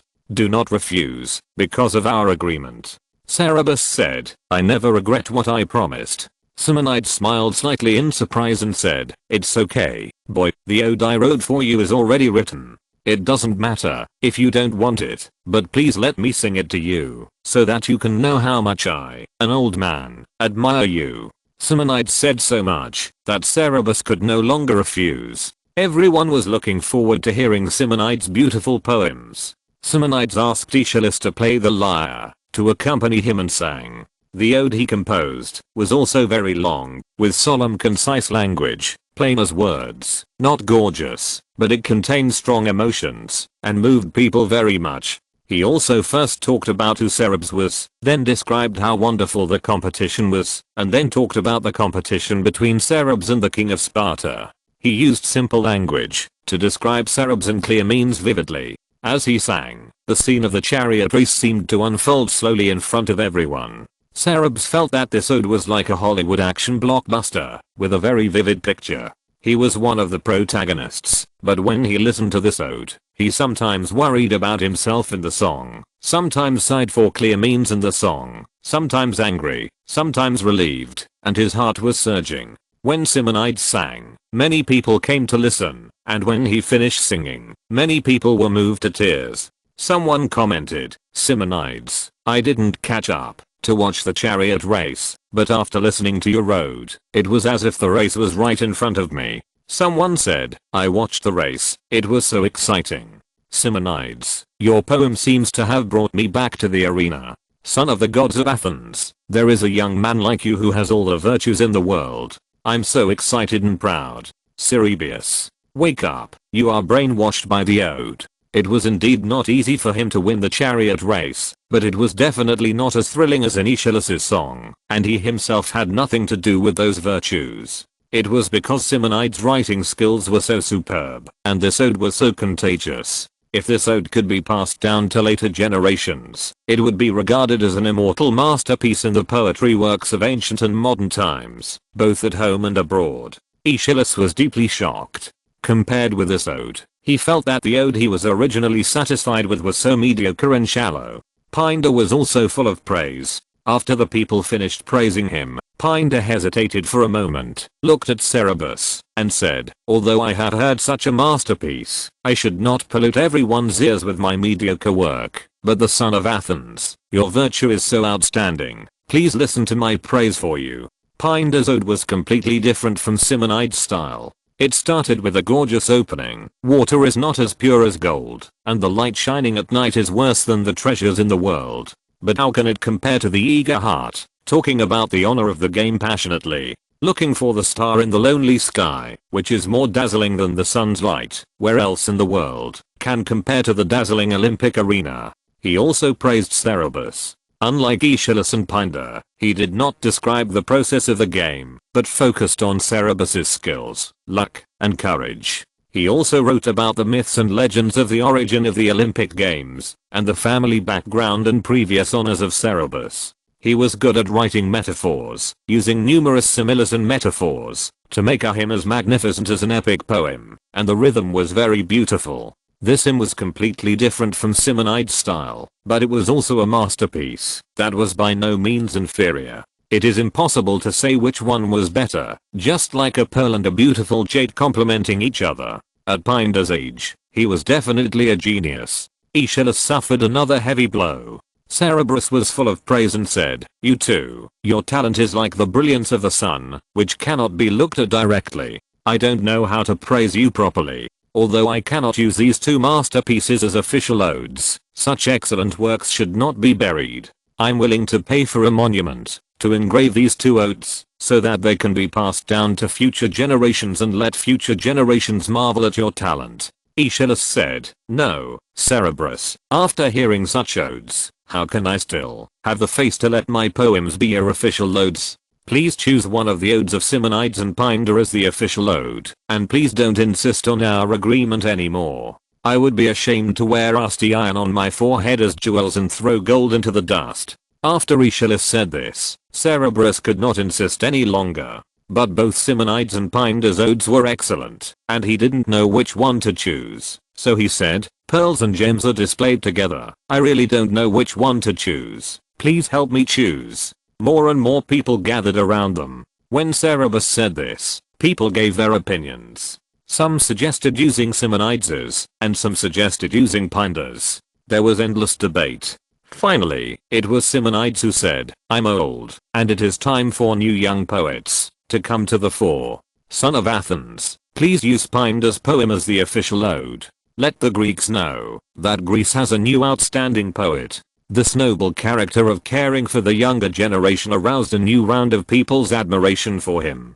Cerberus said, "I will ask the most skilled stonemasons to carve your and Aeschylus odes and preserve them forever." Aeschylus refused again and said, "Don't carve mine anymore. The contrast is too tragic. When I become more skilled in writing poetry, you can carve all my works." Everyone laughed when they heard it. Aeschylus explained, "My talent is not in writing odes. I'm good at writing tragedies. Simonides and Pindar, if you come to Athens in the future, you must go to see my tragedy performances. It's not that I don't have talent, but my talent is different from yours." Cerberus said seriously, "I testify that no one can match Aeschylus' talent in writing tragedy works." After deciding on the official ode, Cerberus and his friends drank and sang all night long. The next day, it was time to award the prize. The city-state of Elis carefully selected the most noble, beautiful and well-fed young man in the city-state. This young man has a special term in Greek, called left and right flowers blooming. The beautiful young man with flowers blooming on both sides cut branches from the wild olive tree with a golden knife to weave a wreath, and sent it to the temple of Zeus. In the temple of Zeus, a table carved of gold and ivory was placed at the feet of the huge statue, and the woven wreaths were placed on the table. The champions were surrounded by relatives, friends and a large group of onlookers to the temple, crowding the temple and the hallway. After the champions arrived, the herald shouted out the winner's name and date of birth, and the Greek referee in purple robes put the grey-white olive wreath on his head. When it was Cerberus' turn, the referee, who was an old acquaintance of him, exclaimed in surprise, "Cerberus, I thought you should come to Ellis to be a boy who took branches, to weave a wreath of wild olives, but I didn't expect you to wear an olive wreath on your head." After receiving the wreath, the champions went to the altar with their relatives and friends to offer sacrifices, and the musicians and friends they brought sang their own hymns. After the sacrifice, they went to the city hall in the center of the sacred area, where the city of Ellis held a grand banquet to celebrate the champions. All the famous citizens of Ellis came to the banquet. In addition, famous musicians, singers, dancers, acrobats, poets, high officials, and representatives of various city-states were invited to attend. The champions drank and enjoyed themselves at the banquet. After the banquet, the champions could wear purple robes, ride in a chariot pulled by 4 white horses, and return to the city in a grand manner, surrounded by their relatives and friends. Cerberus and Chrysippus returned to the city together. Both of them won the championship. It was a great honor for the city of Athens to win 2 championships in one competition. The people who came to the competition gathered around them, laughing and singing hymns as they returned to the city. They were very proud. They left the sacred area and the town of Olympia, and parted ways with the other champions. Although there was a long journey ahead, everyone was in high spirits. They were looking forward to discussing what kind of warm welcome they would receive when they returned to the city-state, and asked each other, "Do you think the city-state will demolish the city gates to welcome us?" Not long after leaving the town of Olympia, a man on a horse suddenly blocked the road ahead. The horse had a delicate and beautiful head, a tall tail, and fur all over its body like a brilliant red cloud. It was a very majestic Arabian horse. But what was even more outstanding was the girl sitting on the horse's back. The girl had a bronze sword hanging from her waist and several short spears on her back. Her skin was a rare light wheat color, her face was beautiful, and her 2 big black eyes were very bright, revealing the owner's firm, will and heroic spirit. The Athenians rarely saw such a girl, and they were all surprised. They slowed down their pace, stopped in front of her, and asked, "Girl, why are you blocking the road?" The girl's eyes passed over the crowd, and stopped on Cerberus on the chariot, and said, "Cerberus, I want to talk to you." This girl was the Spartan princess Gorgo. Chapter 184 Gorgo in Triumph. "What do you want, Gorgo?" Cerberus asked. As soon as he said Gorgo's name, everyone was in an uproar. Gorgo's name was known to everyone in this competition. She was a woman who insisted on participating in the chariot race, defiling the sacred event, which made many people hate her. But although her name was often cursed, few people had seen her. No one knew that the hateful Spartan princess was such a girl. There were many legends about Spartan women in other Greek city-states, because it was said that they also exercised like men. Some obscene citizens would privately discuss how sexy they were when they were naked in the stadium. The noble Spartan princess was the main object of their sexual fantasies. The Spartan princess did look different from ordinary Greek women, like a female warrior. Gorgo did not ask to talk to him alone, but rode on his horse, and said in front of everyone, "Cerberus, you beat my father in the chariot race, and took the championship. I'm very dissatisfied. I can also drive a chariot, and my driving skills are better than my father's. Do you dare to compete with me again? Just the 2 of us, to chariots, and compete in person." Everyone in Athens said in unison, "Gorgo, you are too arrogant. How can men and women compete? There is no glory in you even if you win. Are you here to save face for your father? Clear means lost, and let his daughter save face?" Cerberus said, "Gorgo, you are a woman, and women are not as strong as men. It is not fair for me to compete with you." Gorgo insisted, "I'm not afraid of this loss. Are you afraid of losing to me? Don't worry, the olive crown is already on your head. Even if I win, you will still be the chariot champion of this game." When she said this, Cerberus laughed and said, "Okay, I'm willing to compete with you. If I lose, I'll give you the olive crown, and acknowledge that you are the champion. How about that?" Everyone was surprised and stopped him, saying, "Cerberus, just as someone just said, in a competition with a woman, winning is not glorious, and losing is shameful for all Greek men. If he really loses and loses the olive crown to Gorgo, even if the holy land of Olympia does not recognize it, then there is no glory in winning this championship." It is too unwise to agree to this competition. But Cerub ignored their obstruction and went back to the Holy Land through the town of Olympia with Gorgo, borrowed the track from the stadium, and had a competition. A man and a woman competing in driving skills, and the chariot champion who had just won the olive crown and the Spartan princess. This was something new that no one had ever seen before, and everyone who heard the news came to watch.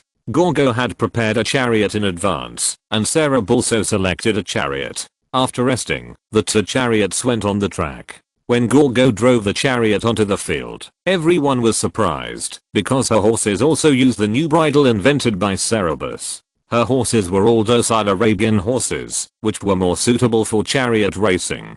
Cerubus's advantage was wiped out at once. After seeing her horses clearly, Cerubus smiled and said, "Gorgo, you are well prepared." Gorgo said, "Otherwise, how can I have the confidence to challenge you?" After the referee announced the start, both of them immediately galloped on their horses.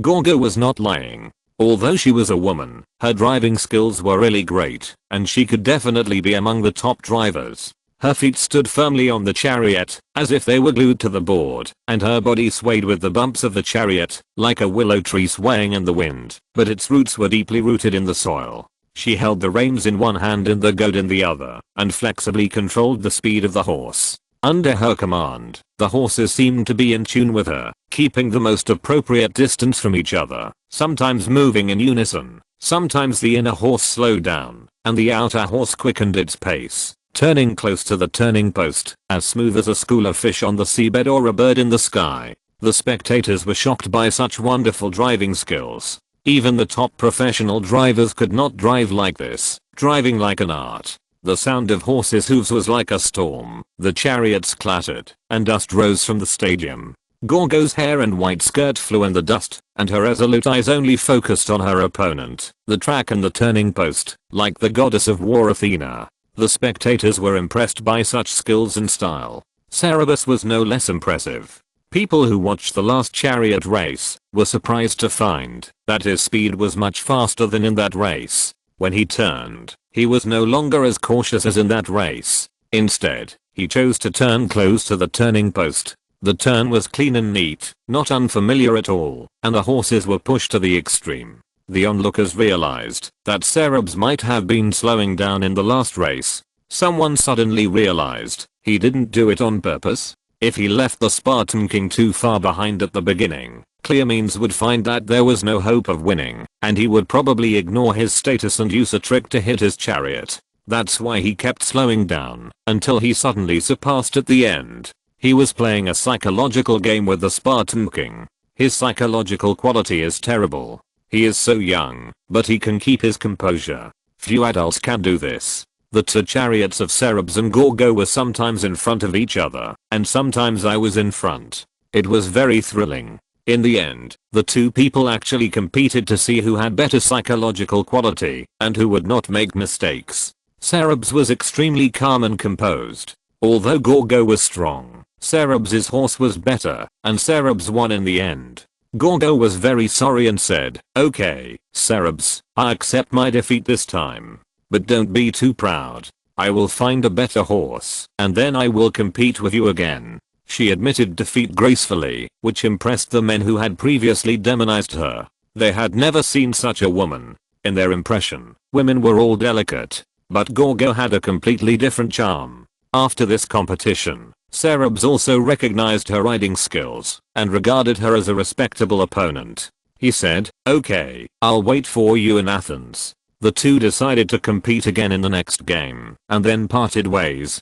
Before leaving, Gorgo could not help asking one last question. "Cerubus, I didn't expect you to agree to compete with me. I thought foreign men were stupid and arrogant, looked down on women, and there was no benefit in competing with me. Why did you agree? I can see that you were not angry about my challenge." Cerubus replied, "You can't participate in the competition. I think you should be given a fair chance."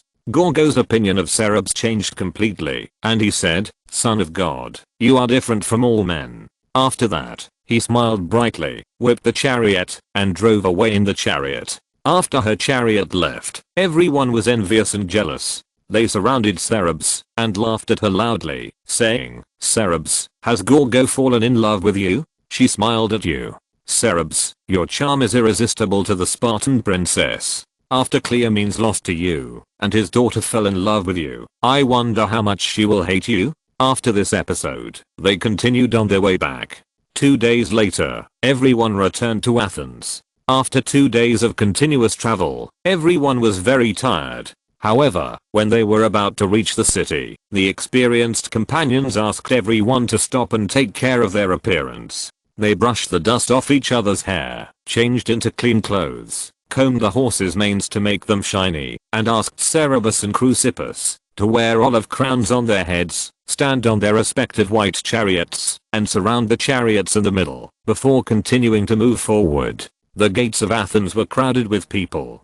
Citizens came out of the city to welcome the heroes back in triumph. Even people from the nearby mountains came from afar to see the champions. When the team surrounded by white chariots appeared at the end of the road, the crowd burst into huge cheers. Standing at the front of the crowd with the best view were the parents of Cerberus and Chrysippus. When Marcutulus saw Cerberus standing on the chariot, he was so excited that he shed tears, not to mention Gangula. The same was true for Chrysippus' parents. Marcutulus never dreamed that his family would produce an Olympic champion. His biggest dream was to save a little money and settle down in a place so that he would not be rootless and die on the street one day without anyone knowing.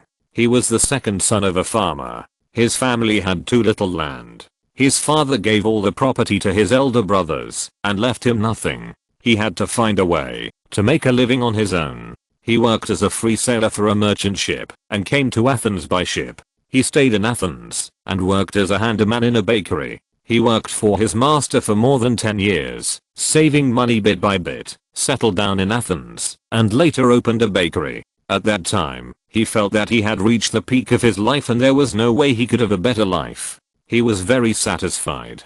But he didn't expect that such an ordinary person like him would give birth to a child like Cerberus. When Cerberus grew up a little, he changed the family situation again and again. Wealth gathered like water, making him a rich man, important and respected in Athens. But he still hadn't thought that this day would come. Last year, Cerberus brought back many horses and suddenly said that he wanted to participate in the Olympic Games. At that time, he was only concerned about the cost of raising horses. However, he also knew how much Cerberus was favored by the gods, so he also thought that Cerberus would win the championship. But when the news of winning the championship really came, he was still excited and unbelievable, as if he was dreaming. He became the father of the champion of the chariot in the Olympic Games. The little worker who used to work in the kitchen every day, smoke, and fire from morning to night, dared not have a moment of leisure, for fear that he would be despised and driven out by the master, and had no food to eat. How could he have thought that there would be such a day in his life?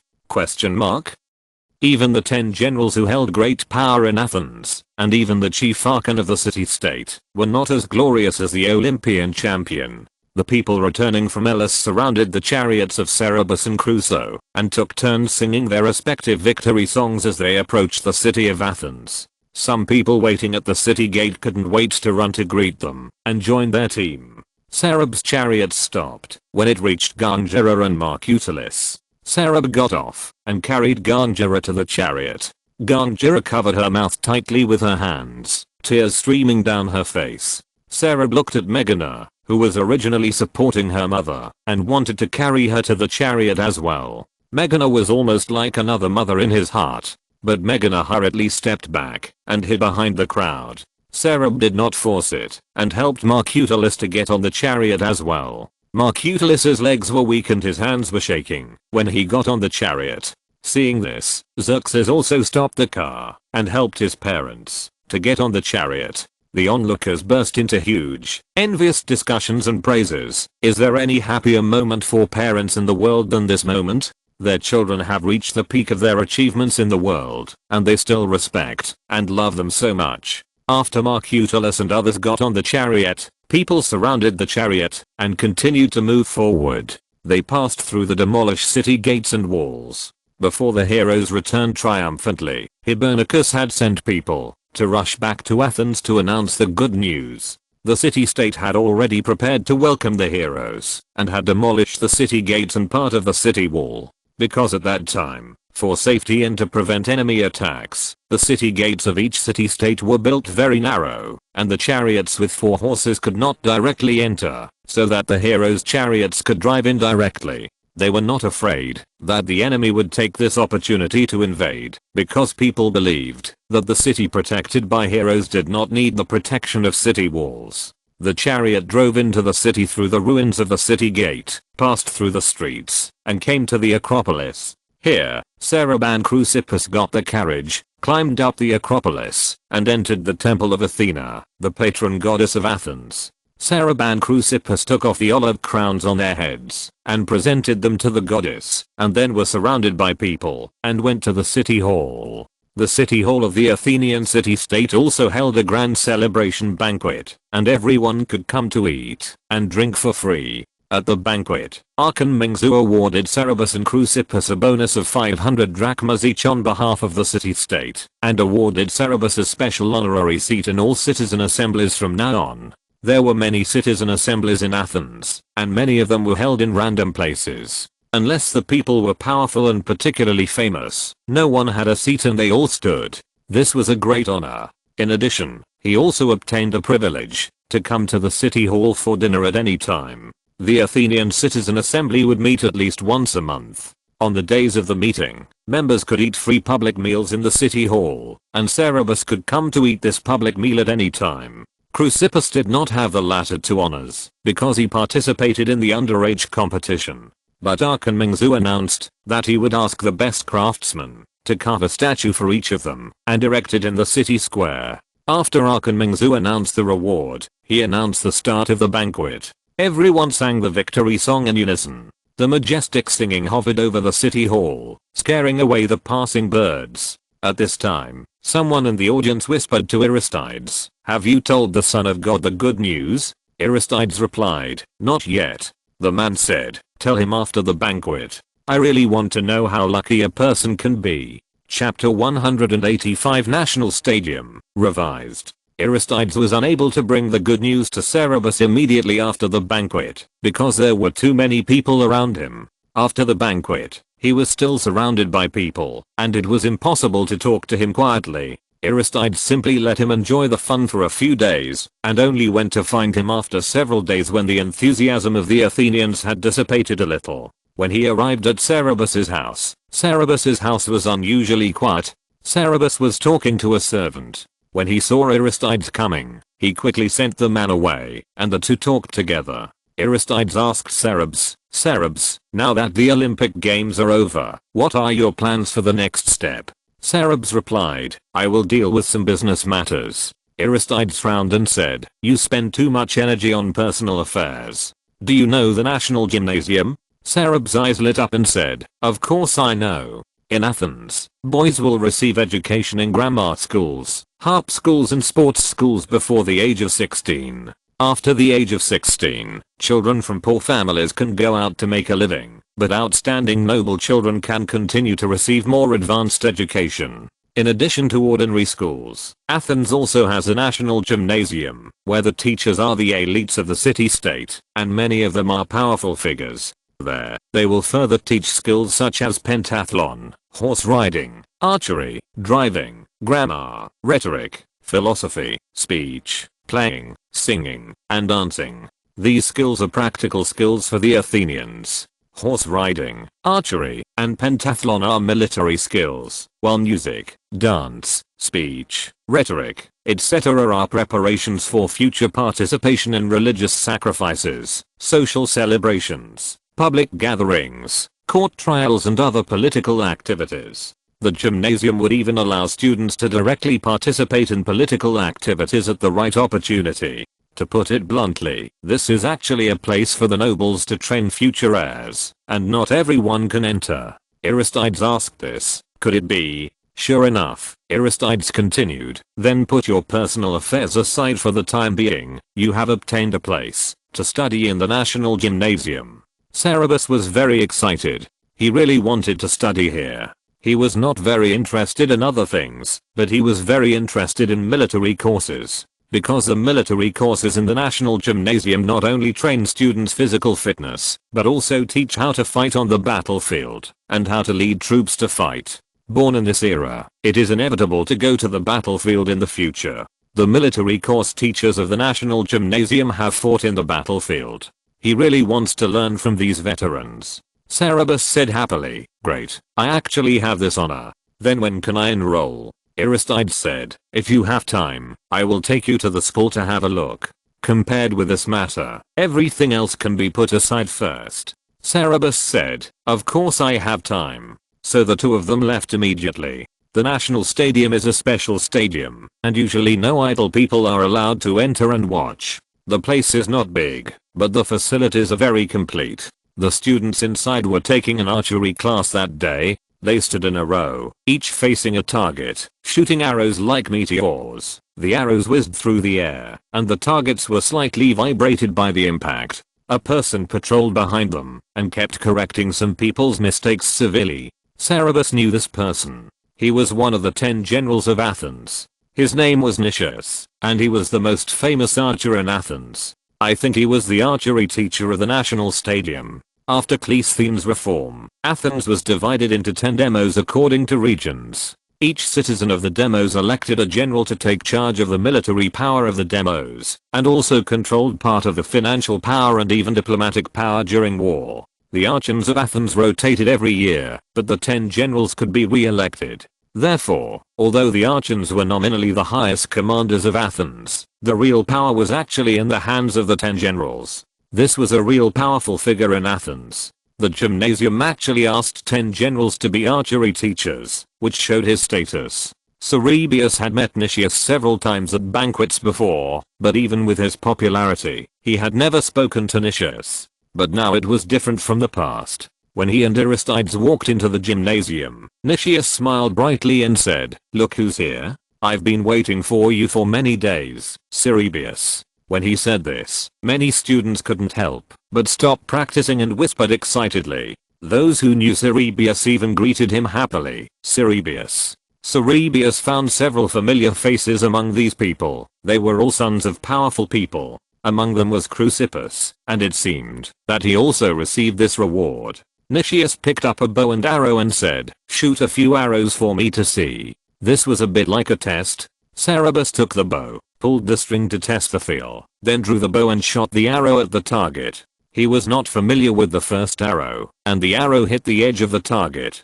The second arrow hit the target at about the 5th ring, and the third arrow almost hit the bullseye. This was already a very good archery skill. Cerberus specially asked a good archer to teach him. But Nicias called a boy's name and said, "You also shoot a few arrows for the son of God to see." The boy smiled at Cerberus, aimed at the target solemnly, and shot an arrow, hitting the bullseye.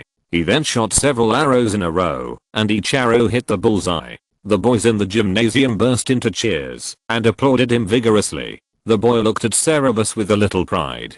Nicias scolded him slightly. "What are you proud of? Is this little trick worth being proud of?" He also took the bow and arrow, aimed at the target, and shot an arrow, which actually split the boy's arrow, that was nailed to the bullseye into 2 halves. The second arrow split another arrow. The third arrow split another arrow. The boy's face turned pale, and the other students did not dare to speak. Cerberus opened his eyes wide in surprise. Although he had heard that Nicias was an extraordinary archer, he did not know that he was so good. Nicias scolded, "What's the point of hitting a motionless dead target? Will the enemy on the battlefield stand still for you to shoot? When you can still shoot the running enemy with your eyes closed, it will be considered a small success. It will not be too late to be proud then." Cerberus keenly realized that these words were not only said to the boy. The boys did not dare to speak. Aristides spoke up to break the deadlock. "Nicias, your archery can be regarded as a miracle." Nicias said, "Otherwise, how can I be a teacher here?" It was obviously a show of force just now. Cerberus had to say that it was indeed quite deterrent. Aristides looked at Cerberus, smiled and said, "Cerberus, then you go to class. I'm leaving." Then he left. Nicias said to Cerberus, "Son of God, since you are here, let's go to class together." you can use this bow first. If you have a more convenient bow, you can bring it to the next class. So Cerberus stayed and officially followed the class. Nicias's show of strength was very useful. After Cerberus arrived, the restlessness of the boys was suppressed at once. Cerberus followed and practiced archery steadily. There is no shortcut to improve archery. Even if there is a good teacher, you have to spend time and work hard to practice. Cerberus used to have too many chores and couldn't spare time to practice a lot. Now that he has this opportunity, he calmed down and studied. Archery is the only long-range strike method in this era. It is very useful. He originally planned to take time to learn it well. Nicias carefully watched the movements of every student. He could tell at a glance who made a mistake, who was a little lax, or who was lazy. He would scold them, and even beat them. The atmosphere in the classroom was very tense. The class was over, and everyone breathed a sigh of relief. After class, Nicias also smiled again, and said hello to Cerberus before leaving. But before leaving, he said to all the students, everyone must practice shooting at least 100 arrows every day when you go home. If anyone still can't hit the bullseye at this distance after 3 months, he will have to quit my class. The students were so scared that they didn't dare to speak for a while. After Nicias left for a while, the boys resumed their laughter, went to get water, wiped their sweat and rested. Several boys who were familiar with Cerberus complained, Nicias is not usually so strict, Cerberus. He suddenly became so strict after you came. Cerberus laughed and said, really? I don't believe it. I have heard of Nicias' reputation for being strict before I came here. After the archery class, it was the speech class. The teacher of the speech class was a famous wise man in the city-state. He had a nickname called Myrrh, which means the last hope to relieve pain. Because if people at that time went to the battlefield, they would try to get some myrrh with them, if they had the conditions. Myrrh can reduce inflammation and stop bleeding, promote wound healing, and if unfortunately injured, myrrh may save lives. Myrrh often represented others in lawsuits and almost never lost. He was a practical person. He took the students to the court to listen to a lawsuit, and after returning, asked them to summarize the pros and cons of both parties. The students expressed their opinions. After the summary, he did not comment directly, but asked them to meet a person. This person had a lawsuit entrusted to Myrrh. This man was called Theseus, and he was sued by his neighbor. The story was this: Theseus' farm was separated from his neighbor's farm by a dry river. A few years ago, Theseus built a dam on his farm to protect his land. A few days ago, there was a particularly strong storm, and the river flooded. The flood rushed into the neighbor's farm, destroying part of his farm, while Theseus' farm was unscathed. The neighbor suffered losses, and was full of resentment. He thought that the flood rushed into his farm, because Theseus built a dam on his farm. He took him to court, and asked him to compensate him for 1,000 drachmas. All the crops on the neighbor's farm were not worth 1,000 drachmas. Moreover, he was lazy, and did not repair the dam. What did he have to do with the flood? Theseus felt wronged, and of course he was unwilling to suffer this loss, so he asked Myrrh to help him sue. If you're listening to this novel on a channel other than Fanfic World, it means they downloaded and uploaded it without effort. We cordially invite you to visit our channel, Mundo Fanfic Novelos. There you'll find the original version of this story, and you can explore many other novels of various genres. We're waiting for you to immerse yourself in a world of incredible novels. Chapter 186, National Stadium, 2nd. Myrrh accepted the commission, and after Theseus left, he asked everyone to write a defense statement and hand it to him.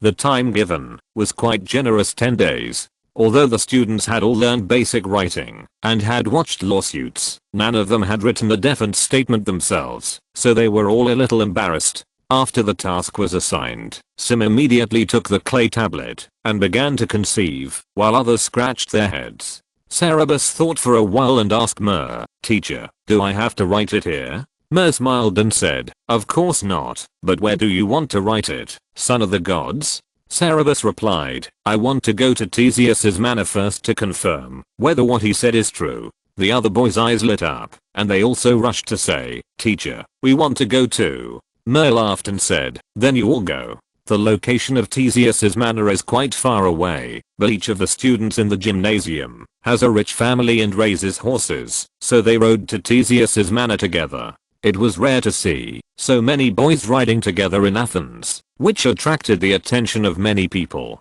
Arriving at Theseus's estate, they first went to see where the dam was being built. Theseus and his neighbor's estate were indeed separated by a river.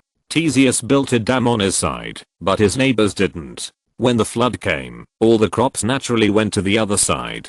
Most of the crops on the neighbor's field were destroyed, and the loss was very heartbreaking. In this case, it would be wrong to say that the neighbor's loss had nothing to do with Theseus. If Theseus hadn't built the dam, wouldn't the water have flowed to this side? The neighbor's estate would at least not have been washed away so badly. But couldn't Theseus protect his own property? He knew that his fields were facing the river and would be destroyed by floods. Since his neighbor didn't build a dam, he couldn't build one either. He had to watch his property suffer losses. The boys were a little torn, but Cerberus was not in a hurry. He climbed to a slightly higher place and looked around, and finally chose a place to go there. Zypes asked curiously, "What are you doing, Cerberus?" Cerberus replied, "I'm going to ask someone a few questions." There was a vineyard in the direction he was going, and there were several farmers working in the vineyard. Zypes followed with a smile and said, "Do you mind if I come over to listen?" Cerberus didn't mind, so all the boys followed. The sky in Ithaca in August was clear and blue, with white clouds floating in the air. The leaves of the grapes were green and beautiful, and the scenery was picturesque. But unfortunately, the rows of grape racks that were supposed to be neat and tidy were blown crooked by the storm a few days ago, and the farmers were supporting these grape racks. This storm caused a lot of losses to the farmers who planted grapes, and Cerberus's winery would be affected this year. It was already August, and the weather was still hot. The sun tanned their skin red, and sweat flowed down their foreheads and necks. The appearance of Cerberus and his party in the field had already attracted their attention. They looked around curiously while working, and when they walked away, they stopped their work in surprise. Cerberus walked outside the vineyard and said, "Can I ask you a few questions, you hard-working people?" His golden horse was tempted by the smell of grapes, and stretched its neck to grab a grape leaf. Several farmers knew Cerberus, at least everyone in Athens and the surrounding areas knew him. They said excitedly, "Son of God, what do you want to know? Just ask." Cerberus pointed in the direction he came from and said, "Thank you. This vineyard is close. Do you know that farmland was destroyed by the flood?" The farmers rushed to answer, "I know. That was the land of Old Pumpkin. His family is in trouble because of this storm. They will starve next year." One person retorted, "Old Pumpkin will not starve. Don't you know, he is going to sue Theseus and make Theseus pay him money, 1,000 drachmas." Someone was puzzled. His land was washed away by the flood. Why did he make Theseus pay so much? The man explained, "Didn't you see? Theseus' land is on this side of the river. He built a dam, and the flood rushed to Old Pumpkin's side. Old Pumpkin must make him pay." The man suddenly realized, no wonder. But paying 1,000 drachmas is too much. That's land money. Look at that land. Not only are more than half of the crops on it gone, but all the soil in the land has also been washed away. I'm afraid we can't grow crops on this land in the future. The boys looked at each other. They had never planted land before, and they didn't see anything just now. Tatius didn't say that the land on the opposite side was washed away so badly. However, they still didn't understand and asked, "Can't Theseus build a dam? What if there is a storm like the one a few days ago? What will happen to his land? If he can't build it, his land will also suffer losses. Can't he protect his property for the fields on the other side of the river?" The farmers looked at each other and said, "It's not that he can't build it, but he can't harm his neighbors." The boys asked sincerely, "In this kind of terrain, how can we protect our property without harming our neighbors?" The farmers started arguing with each other. "Is there no way? Otherwise, if we do build it, this kind of thing will definitely happen. Talk to the other side and build it together. We'll all build it. What if they don't build it? Then you deserve the loss. Building a dam is a big job. According to you, the people who can't build it deserve to be in trouble?" The farmers held their own opinions and couldn't convince each other. After arguing for a while, They remembered to ask the boys, "Why are you asking these questions?" Cerberus replied, "We heard about this and want to find out who is right and who is wrong." Some of the farmers stood on one side, some on the other side, each with their own reasons. They asked other farmers working in the fields, and almost all of them had the same reaction, arguing. The boys were all distressed. "This defense is not easy to write. How should we write it?" They went back and told Mer what they had found out. Mer was not surprised at all and asked them if they had figured out how to write it. The boys had no idea even more than before. It was late that day and school was about to end. Mer asked them to go back and think about it, but kept Cerberus. After the other boys left, he asked Cerberus, "Son of God, do you have any ideas?" Cerberus replied, "I need to check some more things before deciding how to write, teacher." Mer asked, "What else do you want to check?" Cerberus said, "I also want to know the family conditions of Theseus and his neighbors, and how much property they have." Mer laughed and said, "It seems that you have found the key. You don't need to check, I know, I can tell you, now that Theseus's family is a prominent family and very rich, and Old Pumpkin's family is just an ordinary farmer." Cerberus said, "Then Old Pumpkin should have a higher chance of winning this lawsuit." Mer asked with interest, "Why do you think so?" Cerberus replied, "If I were Old Pumpkin, during the court trial, I would say that I don't have the money to build the dam. The jury of 500 people is randomly drawn by lottery. Naturally, there are more poor Athenian citizens, and the proportion of poor members drawn is higher.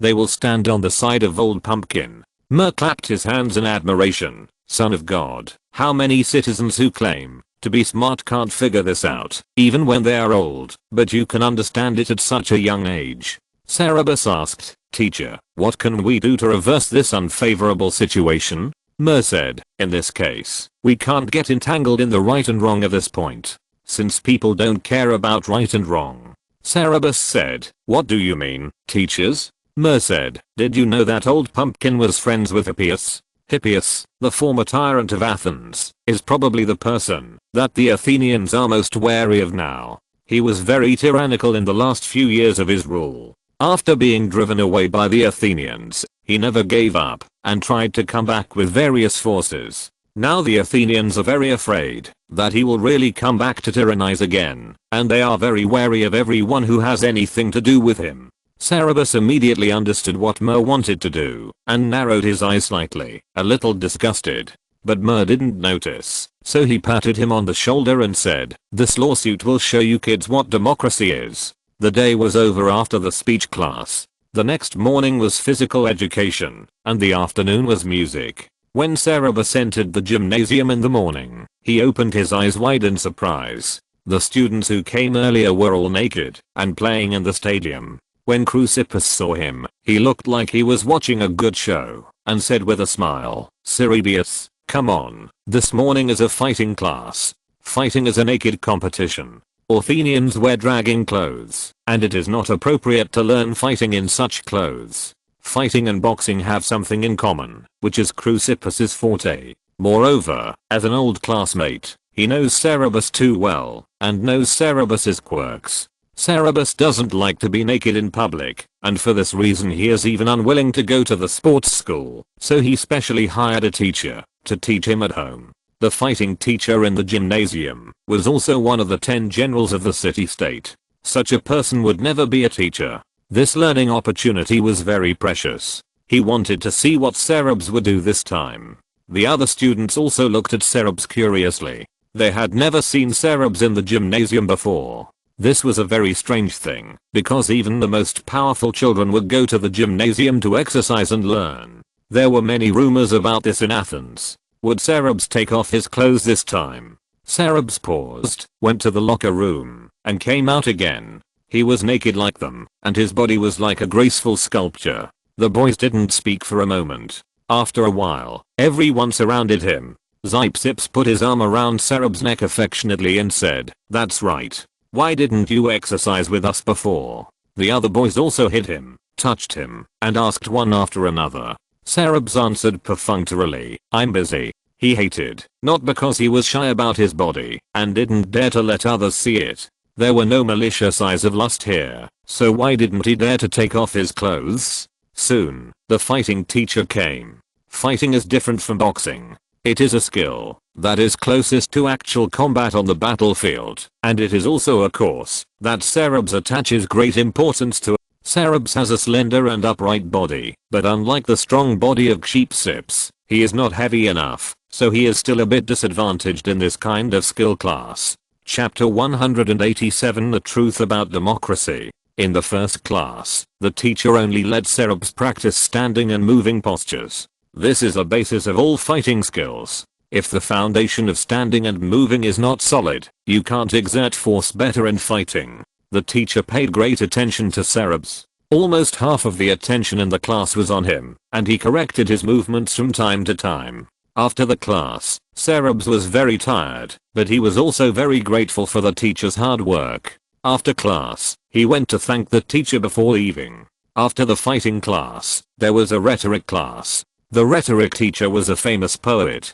He also gave good lectures, and gave people a kind of beautiful enjoyment. After the intense fighting class, it was just right for the students to relax. After that, every day, they had a half day of intense physical training class and a half day of cultural and art class. All the courses can be said to be wonderful. About half a month later, the trial of Theseus's lawsuit was opened. In this half month, each student wrote a defense statement, with all kinds of angles, and several of them were logically rigorous and very convincing. But Mer looked at it and didn't comment, saying that he would say it after the court session. On the day of trial, Mer asked them to gather at the town square before the sun rose in the morning. So early in the morning, when it was still light, Cereb got up, washed, ate something and went out. It was still dark, and he took a guard and carefully walked through the muddy streets, and came to the town square. Athenians usually go to bed late, and get up late, so there are usually no people in the town square in the morning, but early in the morning, there are many people gathering here. Cereb looked around, and found that except for a few of his friends, the others were adult male citizens over 30 years old.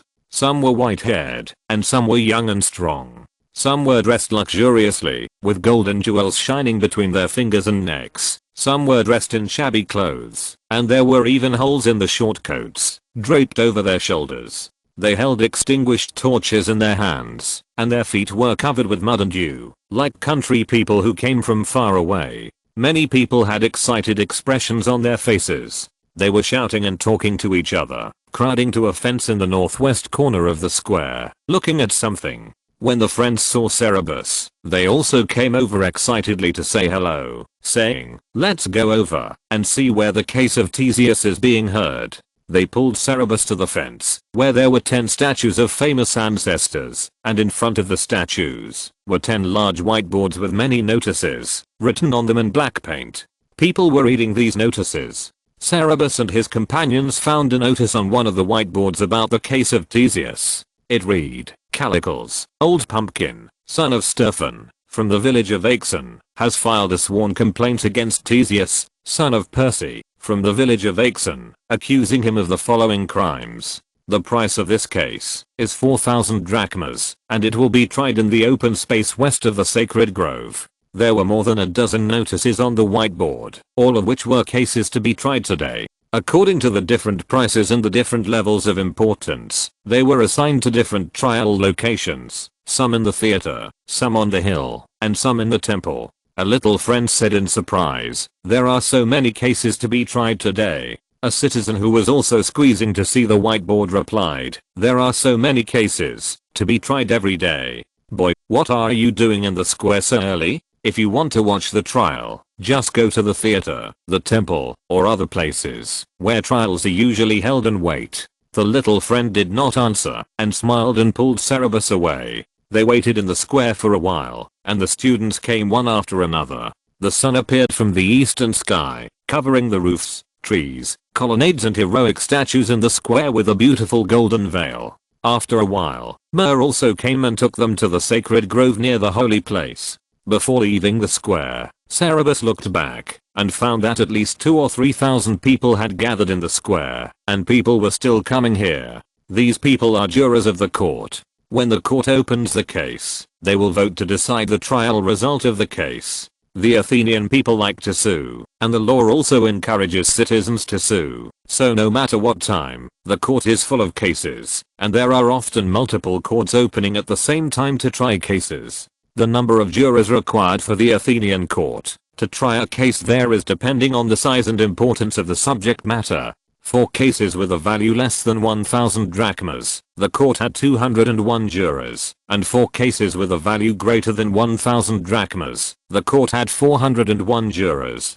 For more important cases, there were more jurors, including courts with 2,000 jurors and courts with 6,000 jurors. So there were a lot of jurors in Athens. There were trials in the court almost every day of the year, except for festivals.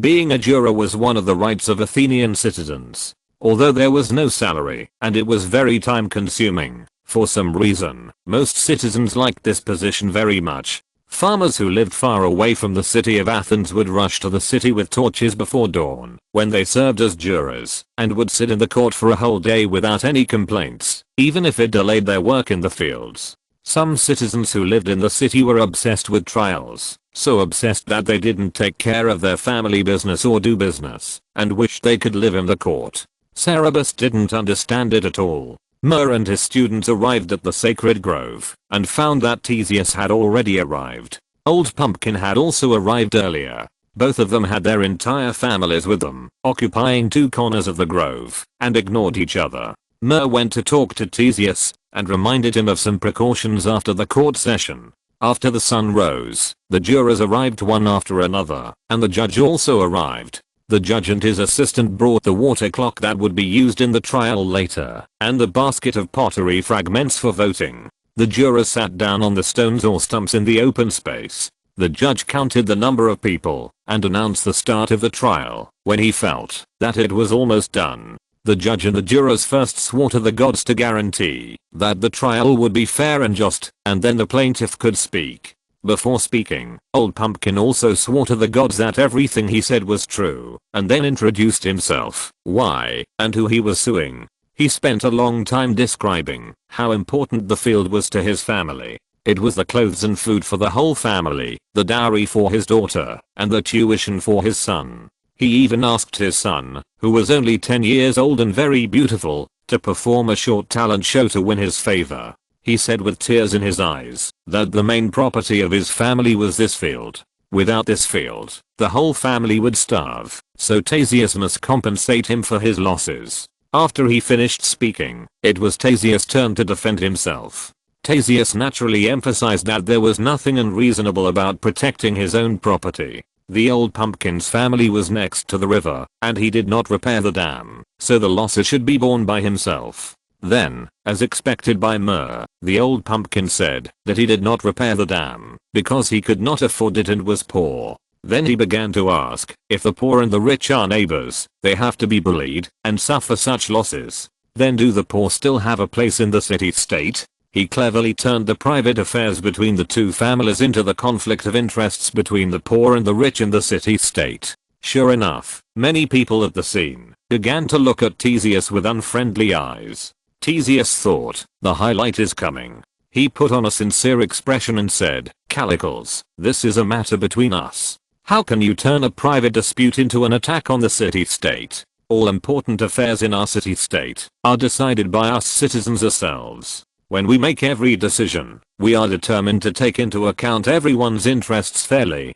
No city-state in the Greek world does better than Athens. He cited several examples in succession, all of which were rights that civilians in other city-states did not have, but only Athenian citizens had, and they were things that Athenian citizens were particularly proud of. When he said this, the jurors' views were reversed again, and they were filled with pride, and felt that the matter was not as serious as Old Pumpkin said.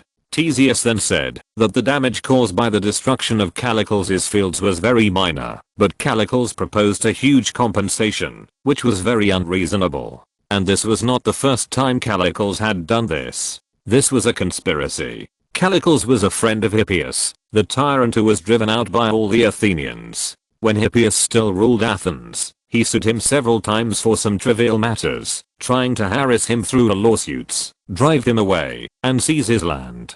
Theseus detailed those lawsuits, which were indeed some minor frictions, and Callicles won in the end. Some jurors still remembered it.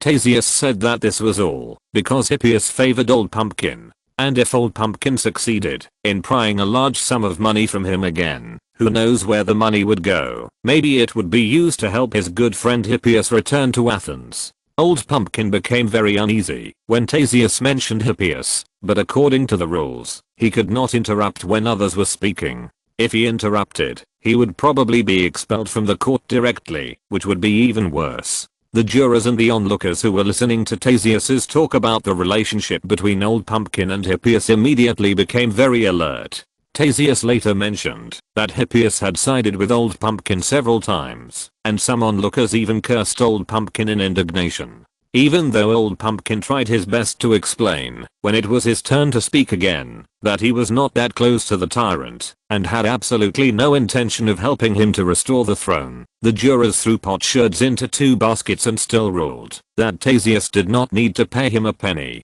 After the verdict, Mer smiled and asked the students, "What do you think Theseus can win this case if he uses your defense?" The students were a little shocked. They were all well trained in rhetoric and speech, and they thought that the defense they wrote was quite rigorous.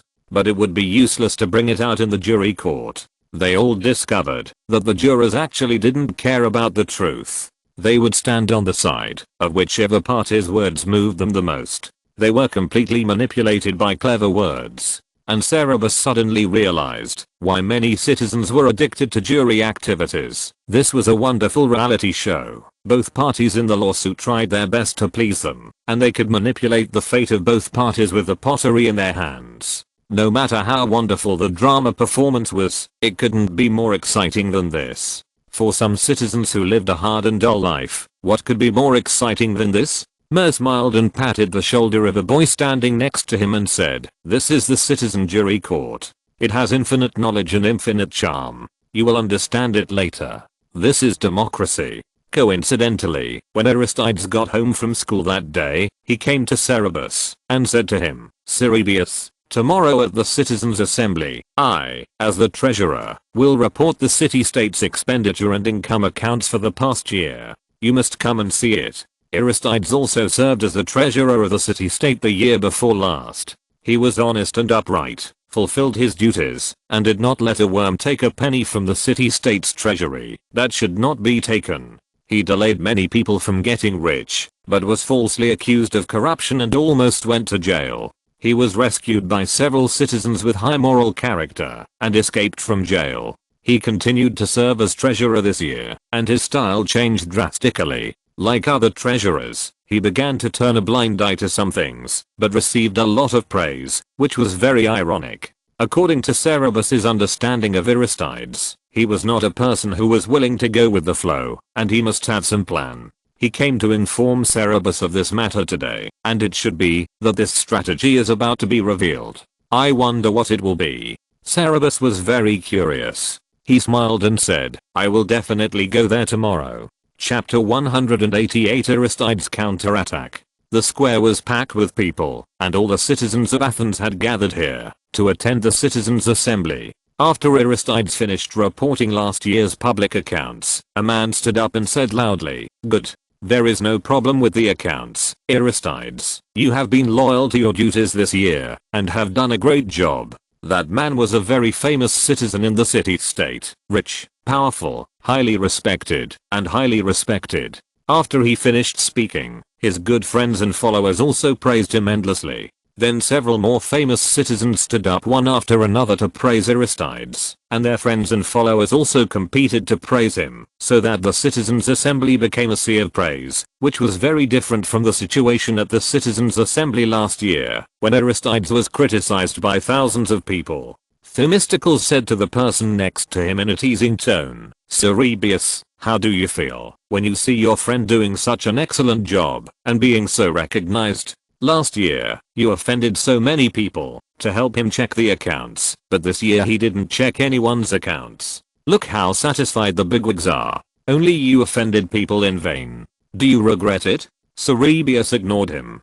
Cerebius believed that Aristides did not invite him to see this scene, and he was also convinced that Aristides was not such a person. Aristides' will was stronger than steel, and he would not change his mind, even if he was determined to do something that went against the whole world. The setbacks last year might have made ordinary people discouraged, but Aristides would never waver. According to Cerebius's understanding of him, he would only become more courageous with each setback. Aristides was a person with strong beliefs that could change the world. The bigwigs in the city-state praised Aristides' work, and ordinary citizens saw the trend and followed suit. It seemed that Aristides had won the satisfaction of all citizens this year. Aristides stood calmly on the stage. Praises poured in like a tide, but he did not show any smugness. He just looked deeply at the people below the stage. Themistocles thought he was pretending. For some reason, there was a surge of anger in his chest, not because Aristides was praised. He sneered and said, "I once told my friends that, if I was in a high position, but my friends could not enjoy the privilege of being superior to others, it would be meaningless for me to be remembered in history." But Aristides always looked like a patron saint of justice. He didn't even dare to make friends or participate in entertainment, for fear that getting close to someone would affect his selflessness. "Cerebus, you are his best friend, and he didn't do anything for you, did he? I thought he was so upright, but I didn't expect it was all pretending. Cerebus, I feel sorry for you. You are so loyal to him. Last year, when he checked the accounts, no one dared to help him, but you did, and you offended so many people. As a result, he found that pretending to be honest didn't work, so he turned around and became a real villain. Now you should see clearly who is the more worthy friend, right?" Although Themistocles opposed Aristides in every way, he was always nice to Cerebus. However, Cerebus never paid much attention to him, because Themistocles treated him as a candy, to be snatched from Aristides. Themistocles' words were half mocking, and half trying to sow discord, but Cerebus keenly heard the anger behind his voice and asked, "Themistocles, are you angry? Are you angry that last year's conspiracy did not succeed, or are you angry that Aristides' integrity is pretended?" Last year, Aristides was accused of corruption, and it was done by Themistocles and his friends. Aristides held an important position, but blocked the way for many people to make money.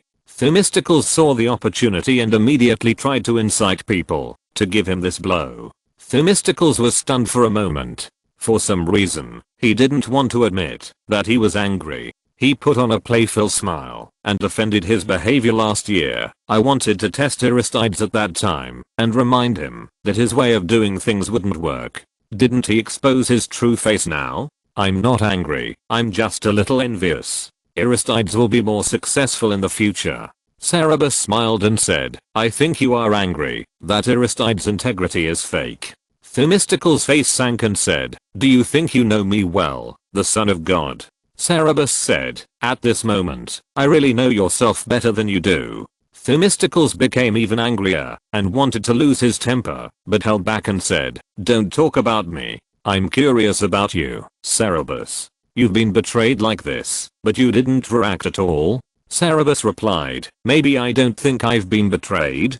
Themistocles said in disbelief, "You still believe in Aristides to this point?" Cerebus, "I always thought you were a smart man, but I didn't expect you would deceive yourself." Cerebus said, "Why don't you wait and see?" Themistocles said, "What are you looking at? See how proud he can be." Cerebus said, "See what kind of person he is." After the citizens had praised enough, someone loudly suggested that, since Aristides had done such an outstanding job this year, why not let him continue as treasurer next year? This suggestion was agreed by many people, and the proposer struck while the iron was hot, and suggested that a vote be held immediately. Several influential citizens responded positively for unknown reasons, and instigated other citizens to agree. So the citizens' assembly immediately voted for the next treasurer. Each citizen was given a piece of pottery and went on stage one by one. Those who agreed threw the pottery into one basket, and those who disagreed threw it into another basket. After all the citizens had voted, before the votes were counted, it was obvious that there were more pottery shards in the baskets of those who agreed, and they were piled up into a small mountain. Before the formal counting of votes, Aristides suddenly spoke up and asked to say a few words first. This was of course allowed. He said to all the citizens, I feel so sad for you. I have been accused and insulted by you all for doing my duty faithfully in the past, but now I have allowed your blood and sweat to flow into the hands of thieves, neglected my duties, and embezzled the law, and I have been praised and praised by you. For me, the praise I have received this year is more shameful than the accusation I received last year. In your eyes, it is more honorable to please those despicable people than to protect public property. I sigh at the decline of civic morality. Everyone in the meeting hall was stunned and silent. No one could have imagined that he would dare to say such words at this time. This was a slap in the face of all the citizens present, and whoever supported him the most just now would be slapped the hardest. Everyone was dumbfounded, and the face of the person who had praised him the most just now turned red and white. Themistocles was also stunned, with his mouth slightly opened, almost looking a little stupid. And Cerberus laughed happily. Aristides continued, I will not be re-elected as treasurer. I will sort out the true accounts of this year and hand them over to my successor. After that, he walked off the stage and left the venue. Many citizens showed ashamed looks on their faces. Cerberus admired the faces of the people around him and finally asked Themistocles, who of us is right, Themistocles? Themistocles was speechless for a while, and after a moment he said, good, I admire his courage. However, Cerberus, my courage is not inferior to his, and I will also show it when the crisis comes. I still don't think Aristides is a suitable friend for you. He is obviously determined to be a saint. It is not easy to be friends with a saint, because they usually require the people around him to be selfless. Can you do it? I don't think you are such a stupid person. I'm a more suitable friend for you. You will soon become an adult and enter public life. If you are still so close to Aristides at that time, citizens will automatically think that you agree with his political views and you are on his side. Do you understand Aristides' political views? Do you agree with his political views? I suggest you learn more before making a decision. Political factions are not like other things. You can change them whenever you want. After saying this, Themistocles also left. Although he had just been slapped in the face, he was strangely not angry, and there was still a hint of smile on the corner of his mouth. The meeting had obviously not been able to continue at this point, and the citizens left one after another. Cerberus returned home and found that Aristides, who was being talked about by thousands of people, was actually in his house. He often came here, and after the slaves served him wine and food, they let him stay alone and wait for Cerberus. Cerberus said, Aristides, you just threw a thunderbolt into the meeting hall, blowing everyone up. Aristides said, Ajax and others are too greedy. They think that if I indulge them so much this year and I can be re-elected next year, they will let them grab more benefits. Even if the city-state investigates in the future, it will only be me who will be investigated, and it has nothing to do with them. How can I do what they want? Cerberus sat down and said, this time you have killed 3 birds with 1 stone. You have punished the people who instigated public opinion behind the scenes and the greedy thieves, and you have also scolded the citizens. You did a great job, but this time you have offended a lot of people. All the citizens have been scolded by you. Although you are right, they can't help but bear a grudge. They will definitely be very strict with you in the future, so you have to be careful. Aristides said lightly, I have made up my mind to abandon all selfish desires and devote everything to the city-state and public affairs. I'm not afraid of being scrutinized harshly. If someone else said this, Cerberus would think that he was too idealistic and would definitely hit a wall in reality. But when Aristides said this, Cerberus had only respect. After knowing each other for more than 10 years, Cerberus knew him very well and knew that he not only had the courage and will to do so, but also the wisdom to do so. He raised the glass and said, I toast you, Aristides, for the path you have chosen. This is a road of thorns, leading to the edge of a knife, with no flowers or beautiful scenery along the way. Because although people respect saints, they will never hope that a saint will really appear around them. Without people of great wisdom and courage, this road cannot be walked on. Aristides also raised the wine glass, looked at him, and said, I want to toast you first, Cerberus. Thank you for always standing by me and never wavering in your trust in me. When checking the accounts last year, no one agreed. No one dared to help him, not even his most staunch supporters, and the most virtuous and reputable citizens did not dare. Only Cerberus helped him without fear of danger. After all, Cerberus is old, and no matter how much Aristides valued and loved him in the past, he could not help but treat him as a child. But this time, he gave Aristides the strongest support when he was most isolated and helpless. Chapter 189 Visitors from the Sea. The two ceramic cups collided, and the good friends smiled at each other. The sincerity and beauty of friendship made the dim room warm. The sea in the distance was covered with dark clouds. 4 triremes approached the port of Piraeus in a hurry, and the hulls were covered with traces of blood and fire. The owner of the warship was an old man in his 60s. His left arm was injured, his clothes were stained with blood, he was tall and strong, his hair and beard were grey, and his eyes were as sharp as an eagle. The bronze ram on the bow broke through the waves, and hundreds of long oars hit the water at the same time, making a huge noise. The old man stood by the side of the ship, looking at the outline of the prosperous port in the distance, and sighed sadly. A young man of 17 or 18 walked up to him, holding a dagger in his hand, and asked, "Father, is this Athens?" The young man was very tall, with a pair of eyes as blue as the Aegean Sea under the clear sky, and his appearance was very outstanding. He was also covered in blood, and had scars on his face. It was obvious that he had experienced a fierce battle. On the turbulent sea, he was as heroic as Poseidon, the god of the sea, but his expression was very simple and naive. The old man said sadly, "Yes, this is Athens. Our Pere family was once a prominent family in Athens. We are descendants of Ajax the Great, the cousin of Achilles. Your great-grandfather was the Archon here, and I was also the Archon.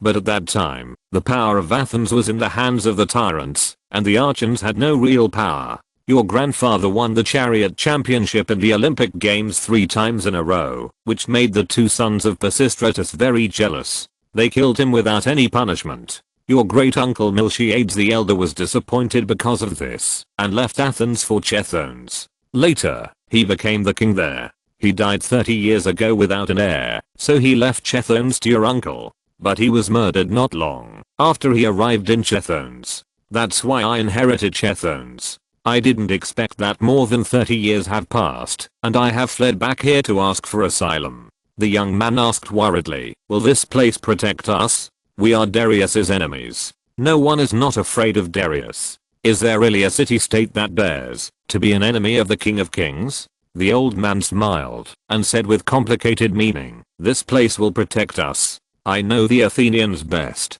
After the warship approached the port, it immediately aroused the vigilance of the nearby Athenian patrol ships. The patrol ships were all 50-oar ships. They were as small as toys in front of the triremes. They could be smashed to pieces by a ramming horn, but they were still fearless and quickly surrounded the warships and asked about their origins. The old man stood at the bow holding an olive branch and shouted loudly, "I'm Miltiades. I have no ill intentions, and come here to ask for asylum." A message spread quickly throughout the city of Athens. Miltiades of the Pell family was back, and he brought back 4 triremes, each of which was full of gold and silver treasures. The trireme was a national treasure of this era.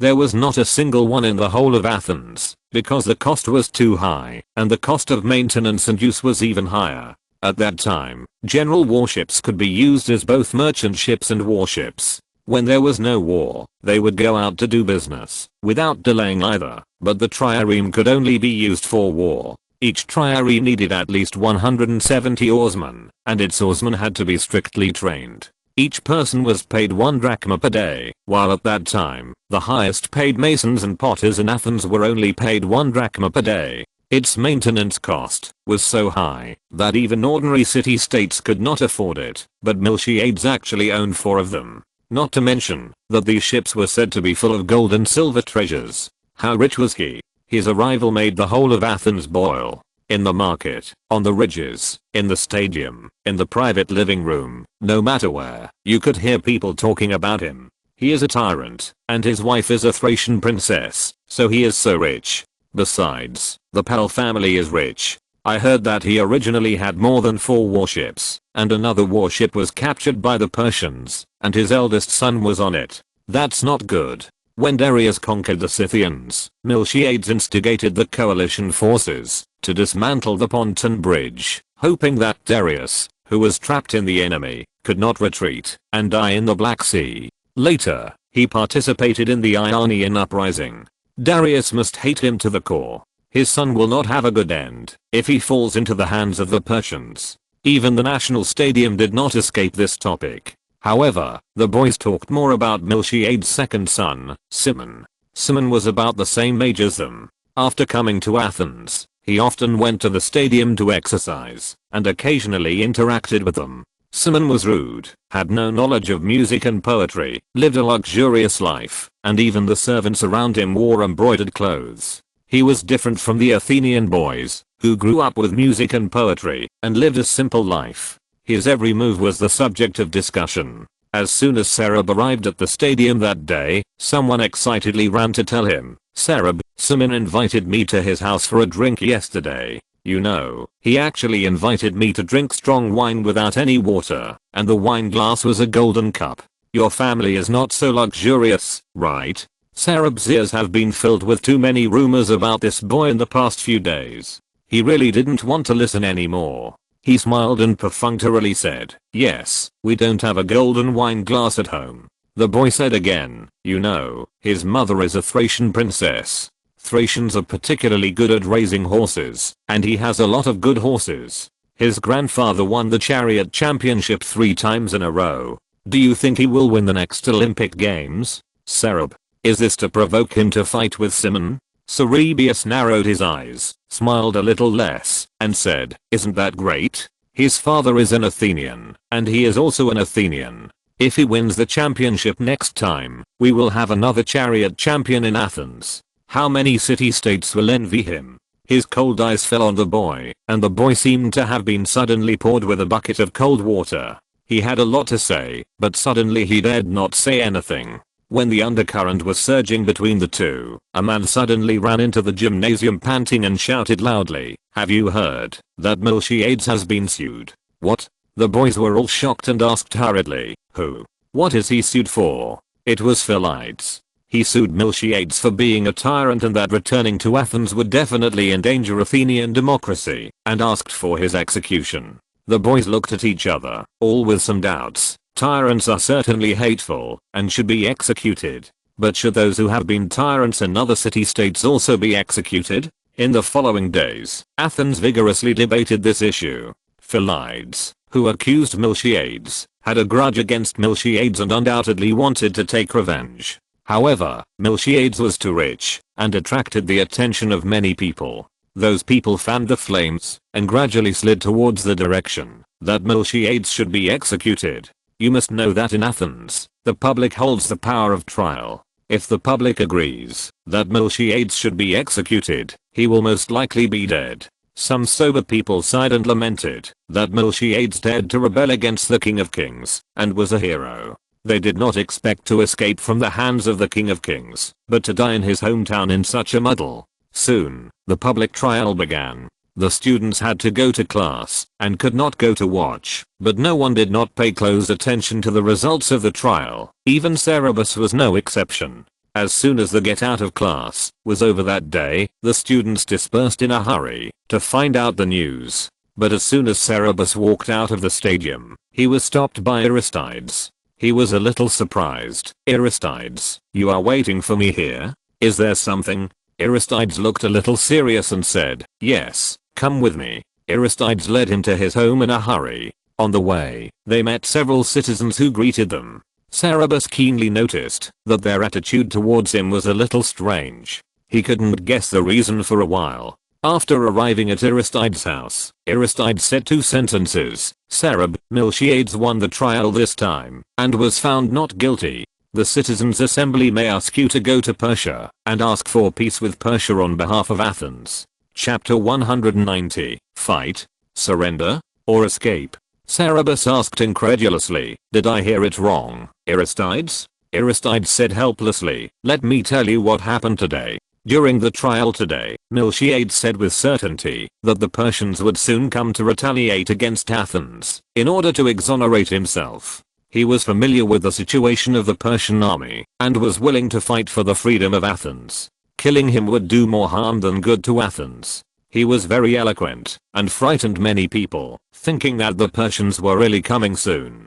But some people thought that the Persians were too strong and there was no hope of resistance. They had wild ideas and proposed that you go to Persia and ask the King of Kings to forgive Athens. They thought that you were appreciated by Prince Xerxes, and maybe they could ask the prince to plead for you. Cerberus asked sarcastically, what price are they willing to pay to calm Darius' anger? They will never let me rely on words alone. Aristides said, they decided to convene a citizens' assembly immediately to discuss this matter. I told you about this, so that you can be prepared in advance. Cerberus asked, if the Persians come, do you want to surrender or resist, Aristides? Aristides said calmly, I would rather die for my freedom than be a slave. But I think the Persians will not let us choose for ourselves, and poor Athens cannot come up with gifts that can impress the King of Kings. However, there are always some timid people who have lucky ideas. Cerberus said, I really hope there will be enough people as sober as you.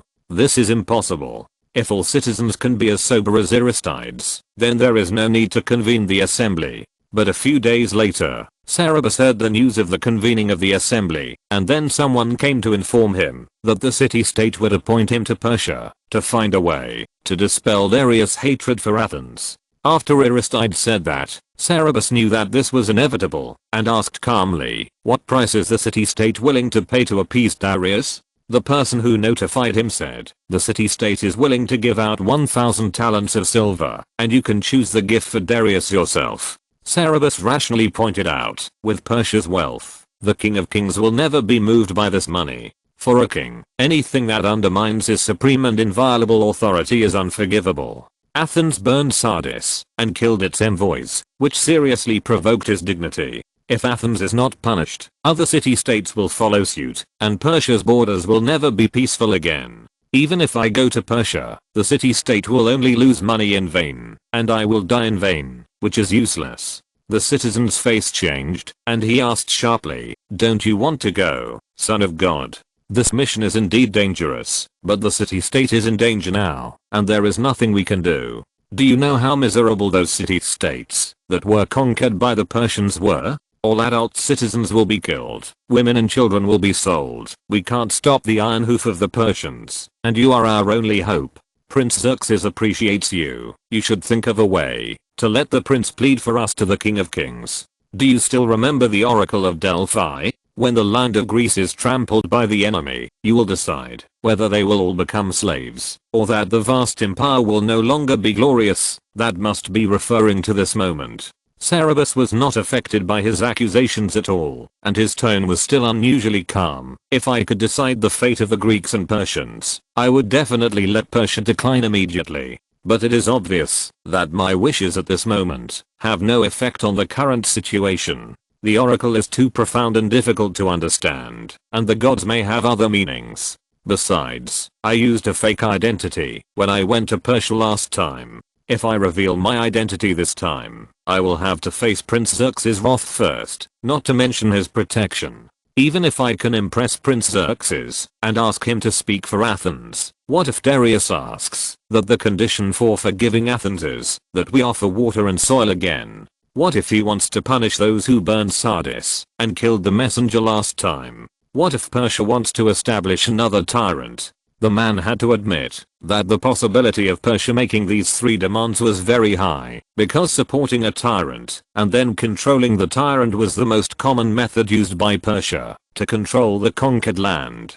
But the people of Athens would never agree to offer water and soil to Persia. The people now hate tyrants. Miltiades was only a tyrant in a foreign country and was almost killed when he came back. How could the citizens agree to establish a tyrant again? Having tasted the taste of being the master of his own house, even he himself could never accept another person to be his master. Moreover, the citizens who participated in the burning of Sardis were all elites of Athens. Those who advocated killing the messengers from Persia to demand water and soil were also very influential citizens. If all these citizens were handed over to the Persians for revenge, then the city-state of Athens would be dead in name only. The man said dejectedly, "What can we do, son of the gods? Compared with Persia, Athens is like a stone under the sacred Mount Olympia, while Persia is the sacred Mount Olympia. We absolutely cannot resist. What can we do?" Cerberus said, "The city-state should make up its mind whether to fight or surrender. If it wants to fight, it should be prepared to fight to the death, even if it is facing the Olympic mountains. If it wants to surrender, it should discuss how to satisfy Persia at the lowest cost. The worst choice is to pursue an illusory hope with no basis for luck. I'm not afraid of death, nor am I afraid to go to Persia. I just can't accept death so meaninglessly." He was firm in his attitude, and the man could only say, "If you don't accept it, you can only go to the citizens' assembly to explain the reasons for your refusal, so that everyone will not regard you as a coward who is afraid of death. Otherwise, you will have difficulty moving forward in the city-state in the future, and you may not even be able to obtain citizenship." Cerberus made some preparations before applying for the convening of a citizens' assembly. When the assembly began, as soon as he stated his ideas, the citizens below were immediately excited. Since the tyrant was driven away, Athens has become increasingly powerful among the Greek city-states. As its strength increased, the citizens also became increasingly arrogant. But no matter how arrogant they were, no one was arrogant enough to think that Athens could resist Persia. In fact, everyone knew that the strength of the two sides was simply incomparable. 9 out of 10 citizens were afraid of Persia. They whimsically hoped that Cerberus could create a miracle and use his divine power to resolve this disaster. How could they be willing to accept it if they were rejected? However, there were a few smart people who could see that this was very stupid and did not agree to do futile things. It was just that the minority obeyed the majority before and was unable to oppose. As soon as Cerberus made this statement, someone immediately jumped up to agree. Cerberus took a look and found that it was Themistocles.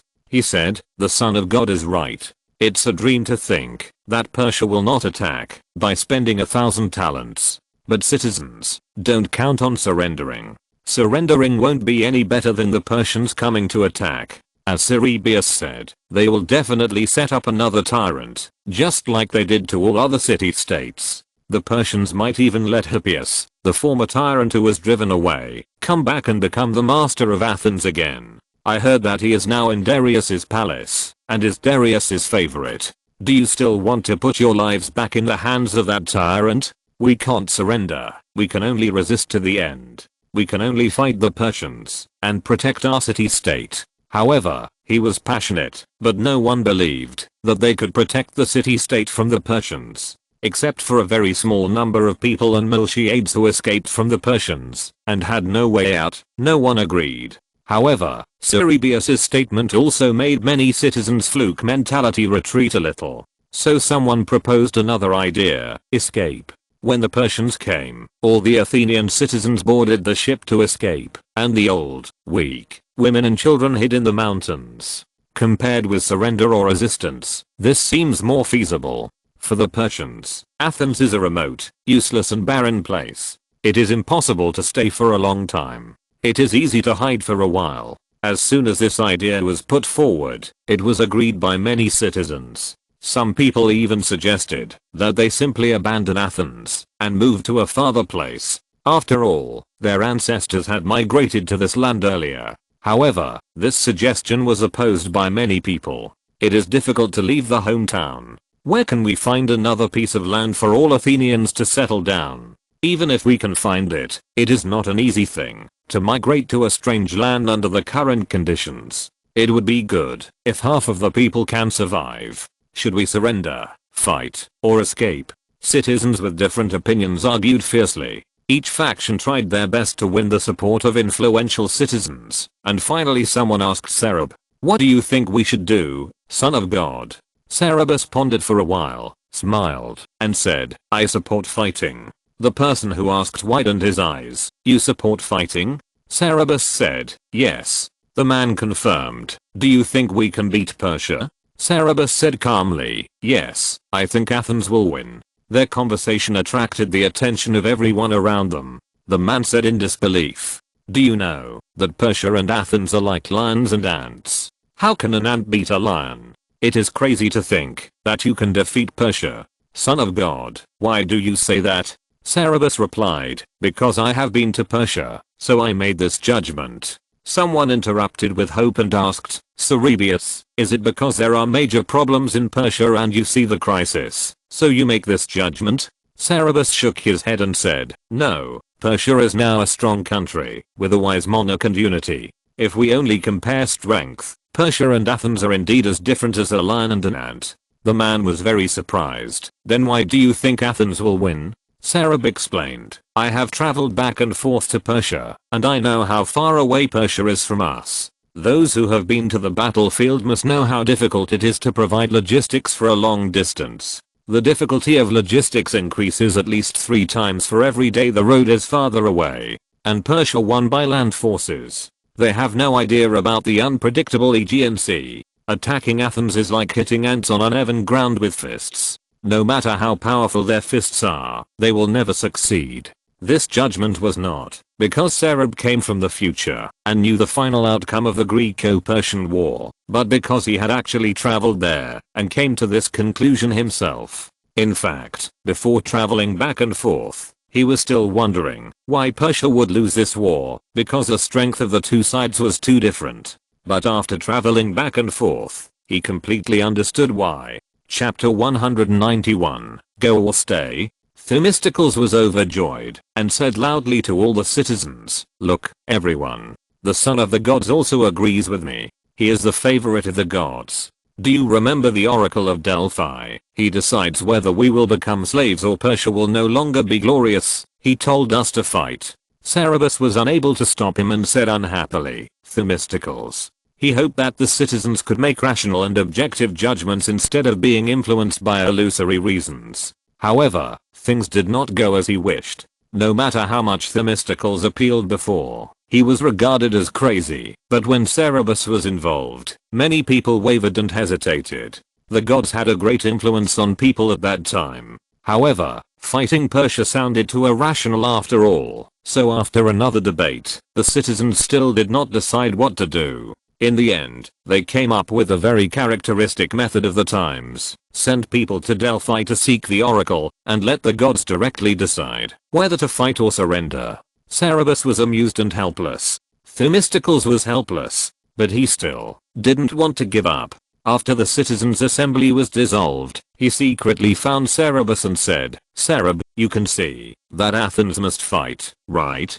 But the citizens can't make up their minds now. Why don't you do something? Cerberus was puzzled. What? Themistocles hinted to him that he was familiar with the Delphic priests and could bribe the Delphic priests to give Athens an oracle that it must fight, just like Cleisthenes bribed Pythia to give the Spartans a false oracle and order them to interpret Athens, which was under the rule of a tyrant at the time. Cerberus was surprised and laughed. Sure enough, no matter what era, the smart people in the city-state would not be fooled. But since Themistocles didn't believe it, he wanted to play a joke on him, so he pretended to be mysterious and said, don't worry, Themistocles. I have predicted that the Athenians will eventually choose to fight. There is no need to do that. Themistocles was shocked. What? He had known Cerberus for many years, and knew him very well. He knew that, although there were many mysterious rumors about Cerberus, he was actually very pragmatic and never used this to talk about things. He never expected that he would suddenly say this. Cerberus smiled and said, just wait and see. If you don't believe it. As soon as the citizens' assembly decided to seek the oracle, Cerberus knew what would happen next. After Pythia made a magical prophecy about him, he studied Delphi carefully and found that except for very few cases, the oracles given by Pythia were ambiguous and could be interpreted in any way from both positive and negative sides. The bigger the matter, the more so. In the case of Athens, the oracle must be the same. In the end, it depends on whether the citizens of Athens themselves are inclined to fight or surrender. Although they were still in chaos and fear at this moment, Cerberus had already seen that Athens had no choice but to fight. The Persians would not accept Athens' surrender, and abandoning the city-state and fleeing seemed easy, but in fact it required greater courage than fighting the Persians, and they could never do it. However, before the messenger sent by Athens to Delphi set off, an astonishing news came even faster. After completely pacifying other rebellious Greek city-states, the Persian army had already come to Athens. But when the fleet reached the Strait of Athos, it encountered a fierce storm.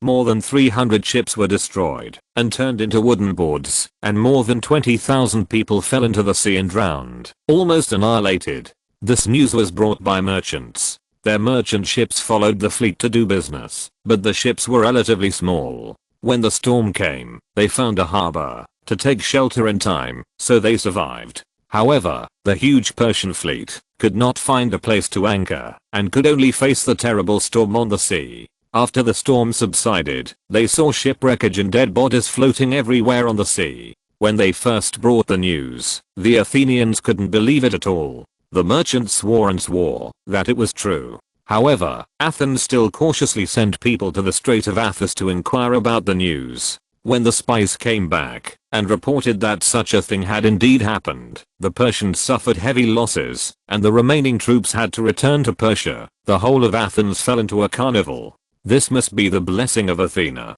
The city-state immediately held a grand festival, sacrificing 100 cows, countless sheep and other livestock to the temple of Athena. People all went out of their homes, put on their best clothes, wore olive crowns on their heads, sang and danced, and paraded around the city and the Acropolis from day to night, and from night to day. For 3 consecutive days and nights, the blazing sacrificial fire in the temple of Athena did not go out. Large-headed livestock were roasted, and precious meat was distributed free of charge to anyone who entered the temple. Wine filled the ceramic cups like a waterfall, and the smashed empty wine jars piled up into a small mountain in the open space behind the temple. During these 3 days, no matter in the city or in the countryside, the singing and dancing never stopped. People were so excited that they almost seemed to lose their minds. Only one person was calm and out of place, Cerberus. After the news of the annihilation of the Persian army came, Themistocles even came to mock him. Son of God, it seems that your prediction is wrong. The Athenians don't need to fight at all, they won. Cerberus said, the Athenians will always need to fight. Others can't see it, can you not see it? These losses are not worth mentioning to the Persian Empire. They will never give up the plan to punish Athens. Sooner or later, they will come. Themistocles' face fell and said, I would rather not see it, son of God. It would be better if I knew nothing. Cerberus patted his shoulder sympathetically. After Themistocles left, Cerberus began to prepare for the arrival of the war. Although he was sure that Athens would be the final winner, it didn't mean that Athens would not have to pay any price. On the contrary, if the revenge failed this time, Persia would definitely retaliate with greater force next time. Sure enough, not long after, Cerberus received a message that the Phoenicians, who had the most advanced shipbuilding technology, received Darius' order and began to build ships day and night. The Persian Empire's only enemies at sea were Athens and another one, Eretria, which also offended Persia because of the Battle of Sardis. What else could be done by building these ships? Cerberus began to arrange a retreat. Zeus couldn't always open such a big golden finger for Athens, so that the Persians would automatically retreat before they set foot on the land of Athens. He had to be prepared for the city of Athens to be trampled by the enemy next time. Cerberus had to arrange the safety of his parents and relatives, the disposal of his property, and the people who worked for him. It was easy to arrange for his parents. He had already purchased a lot of property in Delphi and would send them there when the time came. However, it was not easy to deal with the property with the current traffic conditions, although he was sure that the Persians would come again. Who knew when they would arrive? Cerberus couldn't stop doing business now because of the uncertainty of the future, especially since he was in the banking business. Stopping for a day would cause a lot of panic. If he had to stop business and wait for the Persian incident to end before starting again, it might take 3 to 5 years, which would be a huge blow to his reputation. It would be better to just give up. Cerberus would never give up the banking business. He would rather suffer some losses. However, as long as he made preparations in advance,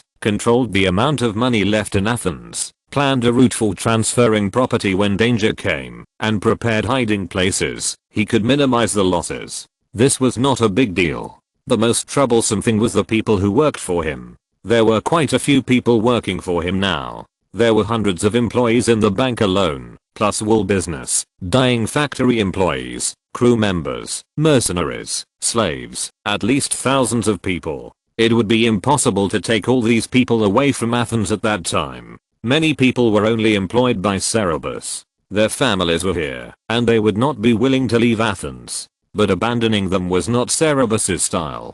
Cerberus thought about it, and decided to set up some secret hiding places in the mountains, prepare food and water, and let them hide in them, if there was any danger. As for Cerberus himself, he did not intend to hide. In addition to preparing a retreat, he also began to spend energy to build an intelligence network and collect intelligence on the movement of Persian troops. To be honest, this is not difficult at all, because if Persia decides to use troops against Athens, it will not hide at all. In Sardis, the westernmost military town of Persia and closest to Greece, there must be movement. As long as you arrange someone here, or even bribe a small Persian official, it is easy to know the movement of Persia in advance. But the difficulty lies in how to send this information to Athens. With the transportation conditions of this era, it is too difficult to get from Sardis to Athens. The land route is too difficult to travel, and the sea route is very seasonal. Ships do not go out to sea in autumn and winter.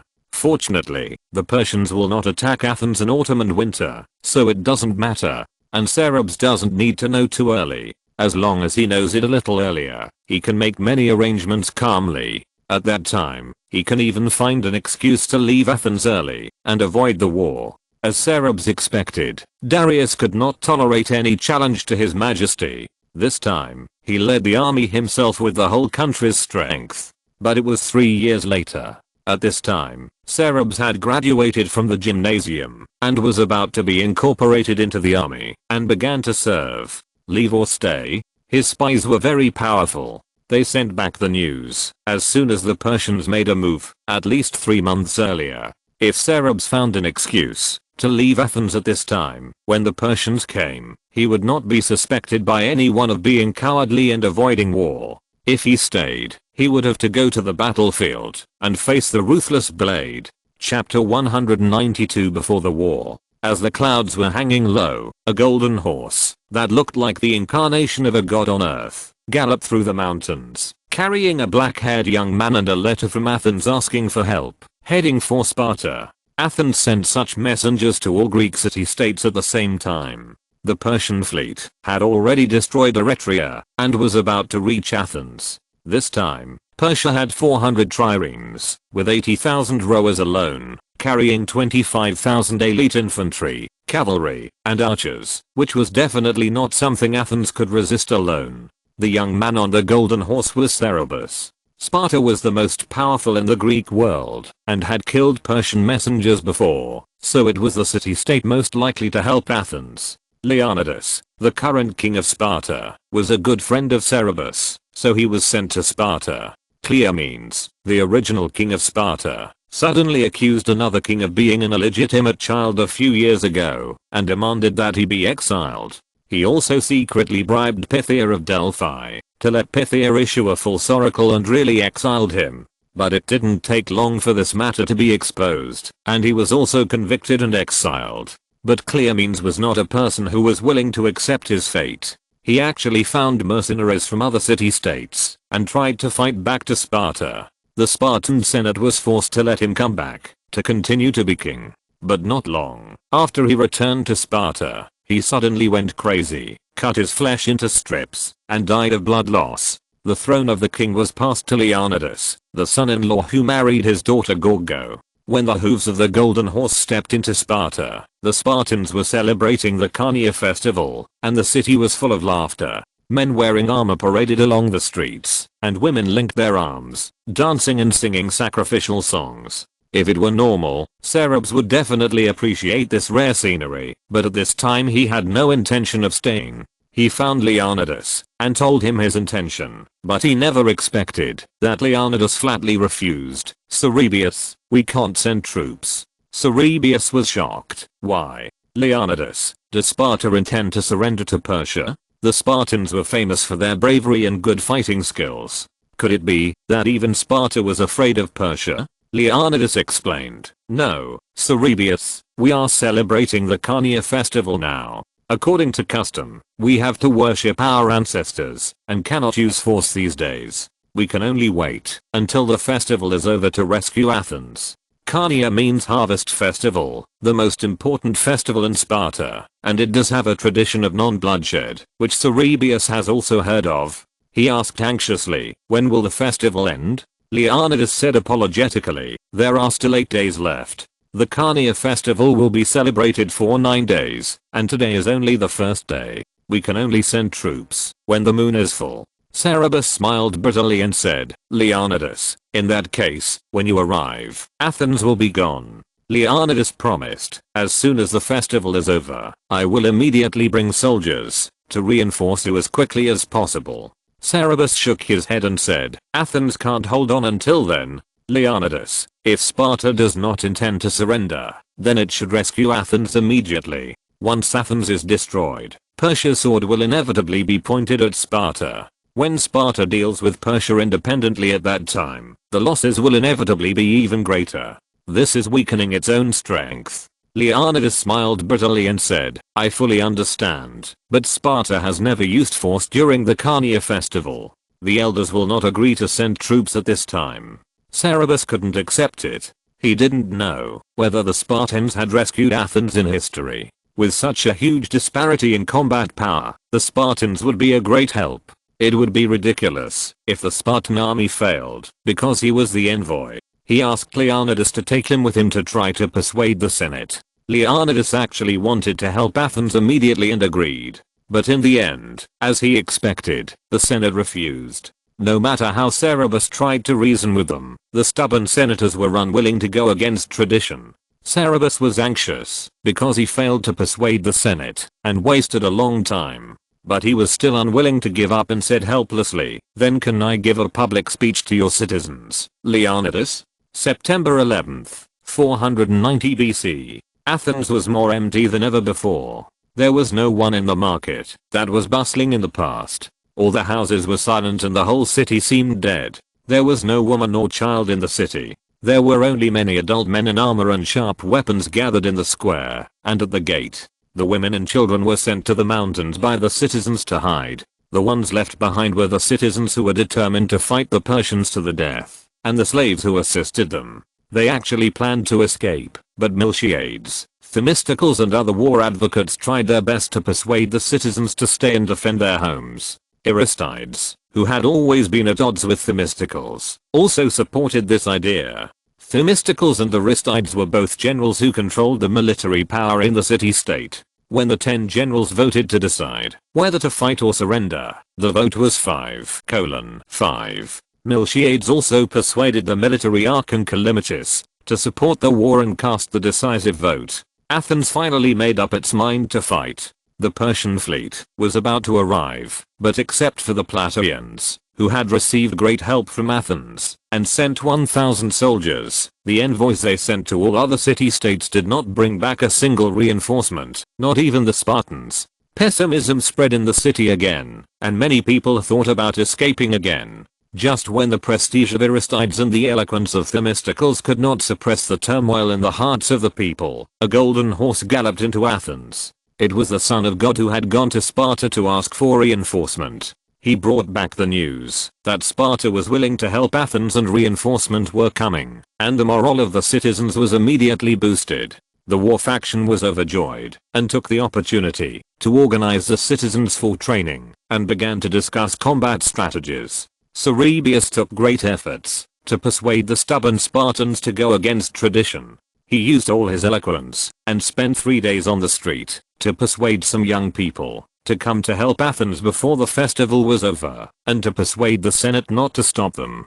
But Sparta and Athens are more than 220 kilometers apart, and the roads are all rugged and difficult to travel. It is not possible to get there in one day, and they still need to make some preparations for the long journey. So Cerebius returned early and told the Athenians the good news to encourage them. Knowing that the Spartan reinforcement were coming, the Athenians were like being given a shot of heart. They were no longer so desperate and were ready to wait for the Spartans to arrive and fight the Persians together. But what they didn't expect was that the Persian fleet was faster than expected. Before the Spartans arrived, the Persian fleet arrived at Marathon first and anchored, as if they wanted to land there. Before the Persians arrived, Miltiades, the military archon, and other generals had speculated many times about where the Persians would attack Athens after they arrived. Marathon was the most likely place they speculated to land, because it was a plain and the only place in Athens suitable for cavalry landing, and there were many cavalry in the Persian fleet.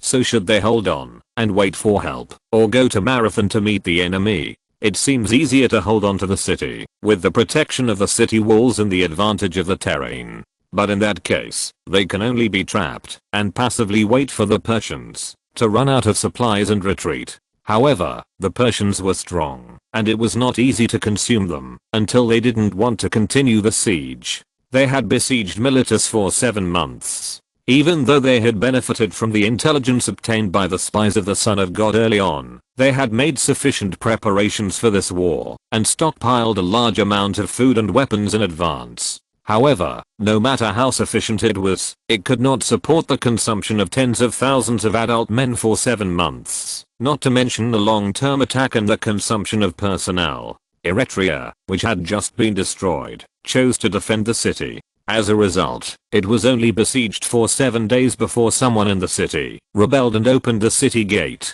to let the Persians march straight in. No one dared to guarantee that there would be no such traitors in Athens. Defending the city was actually dangerous. In the end, Miltiades, who knew the Persians best, persuaded everyone to go to Marathon and take the initiative to attack before the Spartans arrived. Marathon is a plain full of fennel. In September, the golden autumn, when fennel is in bloom, it is full of small white flowers, fragrant and spreading all the way to the seaside. If there were no war, this would be an intoxicating beauty. However, at this moment, the Persian ships obscured the blue sea. If you're listening to this novel on a channel other than Fanfic World, it means they downloaded and uploaded it without effort. We cordially invite you to visit our channel, Mundo Fanfic Novelos. There you'll find the original version of this story and you can explore many other novels of various genres. We're waiting for you to immerse yourself in a world of incredible novels. Chapter 193, Battle of Marathon, Part 1. Cerberus looked from the top of the mountain and saw that the golden beach was filled with Persians, who were as small as ants. It was boundless and at least 10 times more than them. The sea was full of triremes. Aristides hugged his shoulders and asked, "Are you scared, Cerberus?" The shoulder ramas of the two men collided, making a crisp sound. "I didn't expect that our first battle side by side would be here."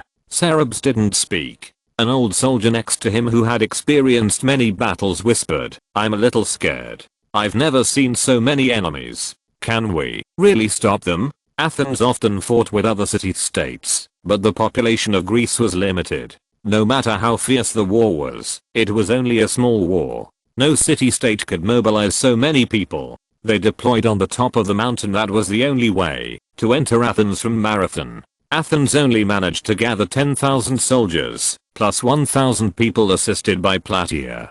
Trying to stop so many Persians from entering Athens from here was like a skinny dog trying to stop a lion. Many people showed pessimism on their faces. At this time, Miltiades seemed to be very excited and waved his fist, saying confidently, "Goddess Athena really blesses me. This is exactly what I expected. We will win." Everyone who heard it looked at him strangely. He pointed his finger and explained, "The news of the Son of God is correct. You see, the Persian soldiers are actually only those people. The rest are sailors and logistics. There are not many more than us. Their infantry is there. There are at most 15,000 people, and they are all light armor, no heavy armor. Everyone knows how useless light armor is against our bronze armor. It's like a raw egg. It will break at a knock. HMPH, they do have a lot of cavalry, but what's the use of cavalry in Athens? There are mountains everywhere here. We are on the top of the mountain, and the horses can't rush up at all. We can't charge, and the cavalry is just a decoration. Those archers are even less to be feared. Our bronze armor and large shields cannot be penetrated by arrows, and they are also high above, so the archers can't cause any trouble to us. We will guard here. With so many people, the daily material consumption must be amazing. Let's see how long they can last." After his analysis, everyone's heart was immediately settled. Yes, Athens is not Miletus, which is close to the Persian mainland. Not only is it far away from Persia, all the nearby city-states are small city-states, and they can't afford to supply 100,000 people. The Persians will definitely not last long. And as long as they hold on, the situation will be easier when the Spartan reinforcement arrive. Everyone waited for the Persian attack on the top of the mountain, determined to defend this place, no matter how much it cost. However, the Persians had obviously discovered them a long time ago, but for some reason they didn't attack, and stayed where they were. The Athenians would have preferred that they not come, and the two sides remained in a stalemate. 1 day passed.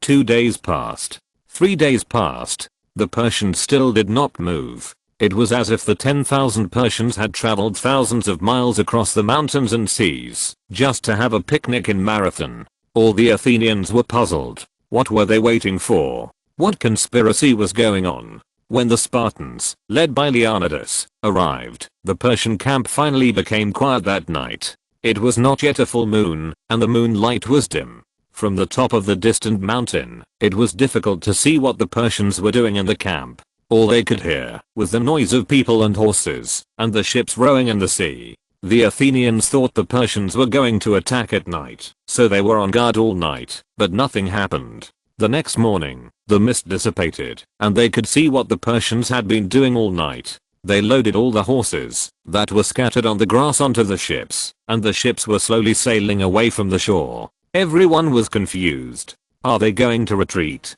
But Miltiades' face suddenly turned ugly, and he blurted out, "Oh no, they are going to attack our city." He pointed to the direction where the ships were sailing. The generals' faces changed drastically, and they hurriedly said, "Go back to defend. Go back immediately." Miltiades objected. "This place is 60 kilometers away from Athens. I must be exhausted when I rush back. How can I resist the Persians by then? We should go down the mountain immediately to attack the remaining troops. They are in chaos when they are mobilizing their forces. Now is a good time to attack." However, the remaining Persians are still much more than the Athenians, and the Athenians are wearing heavy armor weighing more than 70 kilograms. Although the defense is top notch, it is very heavy and inconvenient to move. If they fall down accidentally, they may not be able to get up.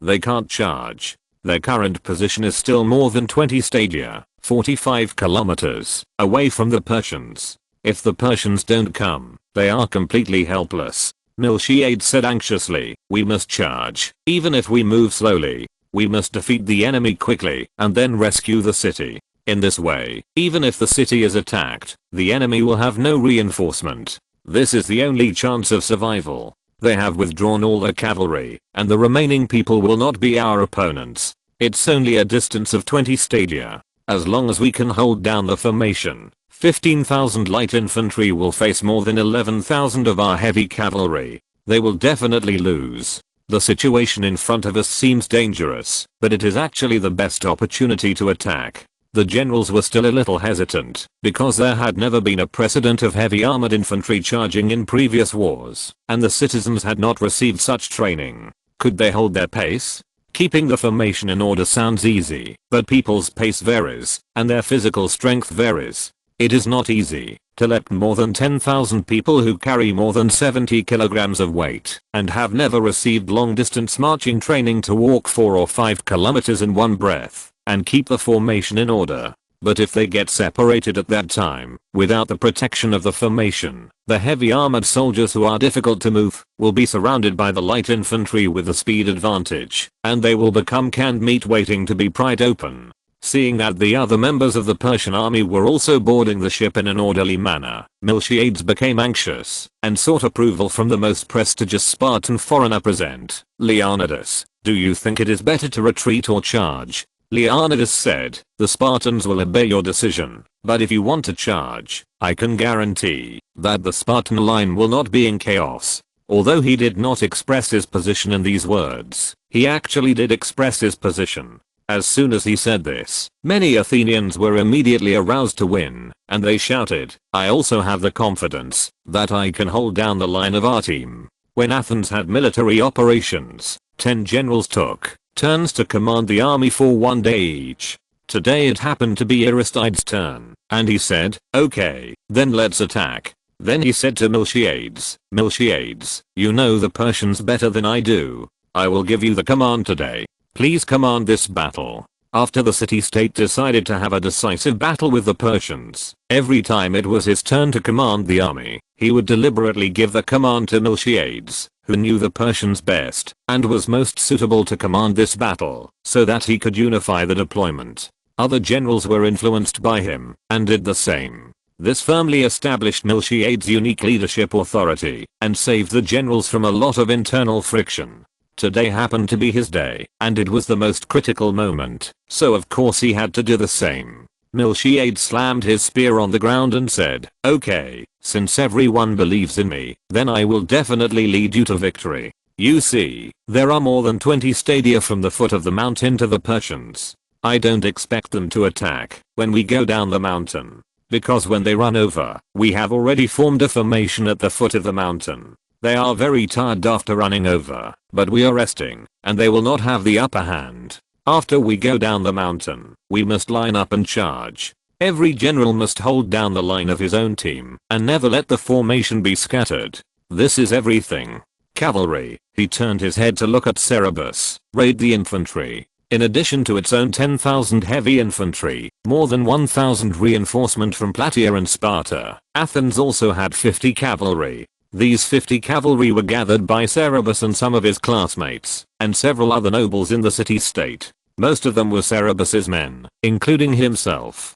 Compared with the Persian cavalry on the opposite side, this amount of cavalry was not enough to fill the gaps between their teeth, but the heavy infantry moved extremely slowly, and it was the only mobile force in Athens, so they came anyway. If the heavy infantry and the Persians came into close combat, they would have to take over wherever the front line could not hold up.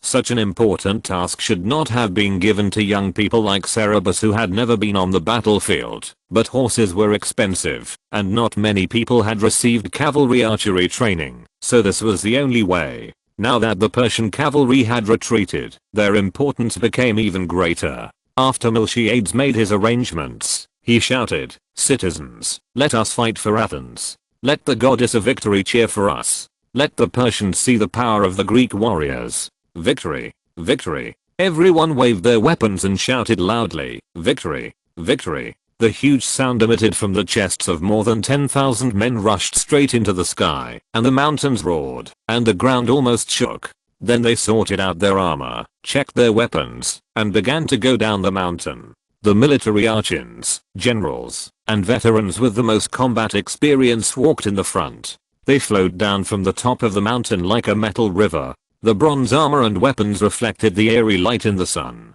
As Miltiades judged, the Persians did not come over, but began to line up and be on guard. After going down the mountain, the Athenians also lined up. Military archon Callimachus took the lead and stood in the first row on the right side of the first row. This was the most dangerous defense on the entire battlefield. On the battlefield, all soldiers held shields in their left hands and spears in their right hands. Soldiers standing in other positions had people on both sides to help protect them, but the right side of the person in this position could only face the enemy's attack alone. Only the bravest soldiers could stand here. All the generals consciously stood on the far right side of the formation, including Aristides and Themistocles. Chapter 194, The Battle of Marathon, Part 2. This was the first time Cerberus had seen this kind of cold weapon battlefield. He had seen hot weapon battlefields with bombs constantly falling from the sky and large pits everywhere on the ground, but the cruelty of the cold weapon battlefield was no less than that of later generations.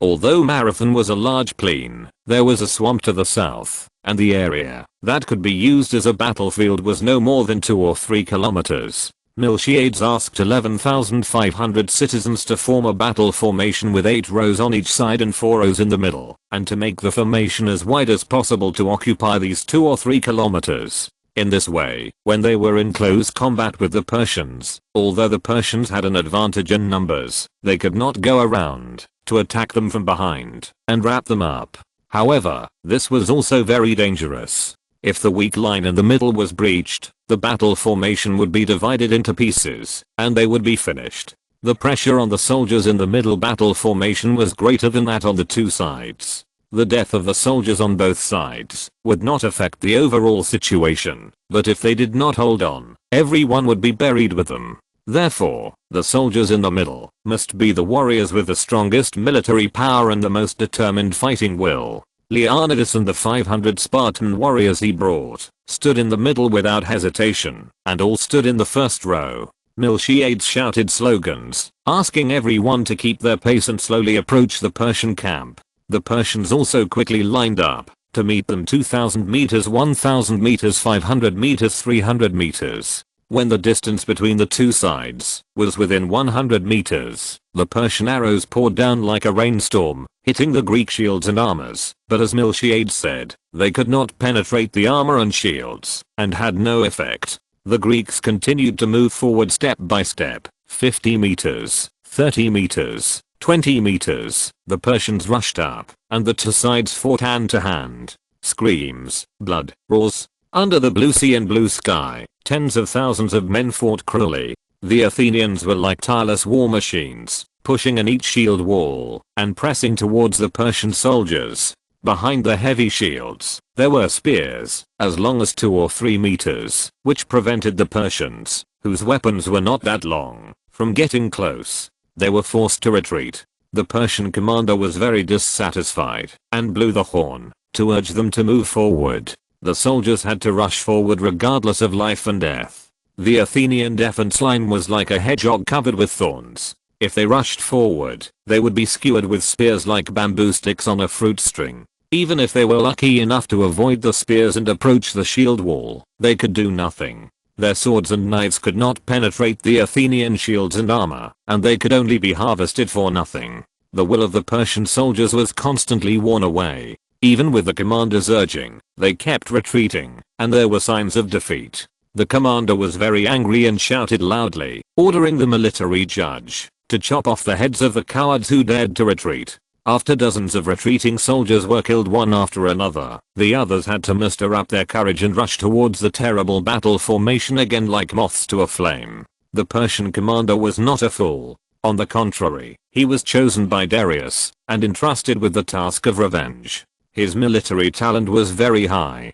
While he ordered his soldiers to charge, he climbed up the tall trireme and observed carefully. After a while, he found the weakness of the Athenians and ordered, "Focus on attacking their center." Following his order, the Persians changed their formation and focused on attacking the center. The Athenian battle formation immediately felt the pressure. Spears stabbed and blood splashed. Persian soldiers kept falling down, but the center of the Athenian front no longer had an overwhelming advantage and could no longer move forward. Instead, they were gradually retreating and began to suffer casualties. Although once the first row of soldiers fell, the second row would immediately fill the gap, but after all, the formation was too thin and several places were very dangerous. Cerberus and others rode on horses and went to support wherever the situation was most critical. Cerberus closed all his emotions and only used all the skills he had learned to kill people. His horse was the fastest and his reaction was the fastest. Just when the Persians were about to cut a crack in the battle line like a sharp knife, the golden horse carrying him arrived like lightning and kicked the Persian soldier in the chest with extreme spirituality, kicking him out. At the same time, Cerberus stabbed another Persian soldier in the chest while on its back, and he fell to the ground immediately after being stabbed in the chest. The golden horse moved back and forth like the wind, making it impossible for others to touch it. He killed several people in a short time, and even frightened the other Persian soldiers to slow down their offensive. During this delay, other Athenians rushed over and patched up the crack again. Seeing that the Athenian battle formation was about to be broken, and the victory was in vain, an old man who was accompanying the Persian command lamented repeatedly, "What a pity! What a pity!" The commander angrily punched the side of the ship, and after a while, he narrowed his eyes and asked in confusion, "Hippias, who is the warrior riding the golden horse? Why does that horse look familiar to me?" It turned out that the old man was Hippias, the former Athenian tyrant who defected to Persia. He was still a vigorous middle-aged man when he left Athens, but now his hair has turned white and his body is hunched. He replied, "Sir, you should be familiar with it. That horse was a gift you presented to Prince Xerxes. In addition to this golden horse, there are 9 other rare and unparalleled horses. Do you remember? When you got them, you were very happy and specially invited me to see them. The commander remembered, but was even more confused. Then how come it is in the hands of the Athenians now? Hippias had been away from Athens for more than 20 years. Rebus was not even born when he left, but he still knew Athens very well. He said, the young man on the horse, he claims to be deeply blessed by God. He has been to Susa and met my king. He told my king that he was bullied by the noble, and Prince Xerxes was fair and kind. To compensate him, he gave him these 10 peerless horses. My king once regretted these horses. The commander suddenly realized, I have heard about this. But why didn't I hear that the foreigner was an Athenian? Hippias said contemptuously, these ungrateful villains know how much my king hates them. How dare they reveal their identities in Persia? Of course they lied. I only found out about this after the spies sent back the news. The commander said angrily, how dare the lowly merchant deceive my king like this? Pass my order, catch him and take back my horse. However, although he issued such an order, the Athenian defense line was gradually held. Although the Persian soldiers attacked fiercely and forced them to retreat continuously, the Athenians had the upper hand on both sides. The Athenians kept pushing forward, and the formation gradually became an arc. The arc became more and more full, and finally surrounded the Persians on 3 sides. The commander and Hippias got off the boat and personally supervised the battle in front of the battle, but the combat power of the heavy soldiers was suppressive to the light infantry. The 2 sides were deadlocked for a long time, fighting from morning to noon, and everyone was extremely exhausted. Seeing that the 2 wings began to collapse, the commander knew that he was powerless to save the situation. He sighed and issued an order to retreat. But it would have been better if the order had not been given. As soon as they heard the order to retreat, even the soldiers in the middle suddenly collapsed and turned to flee to the seaside, pushing and trampling each other, and the formation became torn apart. The part of the people left behind was soon swallowed up by the Athenians, who took advantage of the victory to pursue them, like a terrible death that followed them like a shadow. Many Persian soldiers ran in the wrong direction in panic and drowned in the swamp. Some were pushed down and trampled to death by their own people, and more were caught up and chopped to death by the Athenians. The war turned from a confrontation between the 2 sides into a one-sided massacre. The Athenians chased all the way to the seaside in the ship and forcibly dragged down and killed the Persian soldiers who wanted to escape on board. When the Persian warships paid a great price to leave the shore, more than 1,000 bodies were left on the shore. Everyone stepped in the sea and watched the 3-row warship go away, and then looked at the battlefield full of corpses and suddenly burst into huge cheers. They won. They actually defeated the terrible Persians. But they had no time to enjoy the joy of victory, and the city of Athens was still in danger. They asked one person to go back to the city first to report the victory, and the others would follow. The messenger was undoubtedly Cerberus, whose horse was the fastest. The golden horse Pegasus was so tired that his 4 hooves were trembling slightly and his whole body was sweating. But now all the horses were tired and several could not stand. Pegasus was in the best condition among them, so Cerberus had to ride it and run to Athens again. Marathon was 40 kilometers away from Athens. In order to reduce Pegasus's burden, he took off all his armor and brought nothing. Pegasus was obviously exhausted and panting, but when he carried Cerberus on his back, he was immediately refreshed and flew away as fast as a meteor, without any sign of fatigue. Countless people behind them enviously praised, "What a magical horse." However, when Pegasus was about to run outside the city of Athens, his front hooves suddenly softened, and he knelt on the ground, throwing Cerberus off. Cerberus didn't care about himself. He got up and immediately went to see Pegasus. Pegasus fell to the ground, looked at Cerberus trustfully, slowly closed his eyes, and foam flowed from his mouth. Cerberus held his head and cried sadly, "Pegasus, no, no." But Pegasus still stopped breathing. Ordinary horses can't stand running 20 or 30 kilometers. Pegasus had carried him through a morning of hard fighting, and ran so far. He was exhausted to death. Cerberus brought him back to Athens from thousands of miles away. In Athens, a place full of mountains, he didn't even have a few opportunities to run freely. He died just like that. He should have been a wind spirit, playing happily on the grassland, but he died just like that on the rough sand and stone ground outside the city of Athens. But Cerberus didn't even have time to grieve for it for a while, because he had already seen the sails of the Persians on the sea in the distance. There were very few defenders left in Athens, and they were all old, weak, sick and disabled. If the city was breached before the reinforcement came back, or the people left behind were frightened and surrendered, then the victory of Marathon would be meaningless. Cerberus wiped away his tears and ran towards Athens again. He ran through the city gate, ran into the city, and ran to the town square, shouting, "Victory! We won!" Hearing this news, the people who stayed behind could hardly believe it, and rushed over to verify it again and again. Cerberus told them in detail about the war, and told them that they had won a great victory with fewer people. Everyone in the square was ecstatic. Cerberus immediately told them about the current situation, and arranged for everyone to defend the city. Sure enough, not long after, the Persian trireme fleet appeared like a cloud at the port of Epipis, landed at the port of Epipis, and headed for Athens. However, what appeared faster than them was a dusty army of 10,000 people. Their armor was damaged, their bodies were covered with blood, and they were tired and staggering. But when the Persians saw these armored warriors, they knew that it was hopeless to capture the city, so they boarded the ship again and slowly left the port. On the trireme, Hippias leaned over the side of the ship and cried loudly, his snow-white hair shaking in the sea breeze. He had been planning for more than 20 years to return to the land that shamefully expelled his family, the land he loved so much. But now he knew that he would never be able to return to Athens, the land he had always dreamed of. The Athenians won the war. That was a matter of life and death for the city-state. For all the Athenians at this moment, there was no greater joy in the world than this joy. Chapter 195. After the war, Delia hurried along the way, looking for wildflowers on the roadside, picking them up and skillfully making them into wreaths.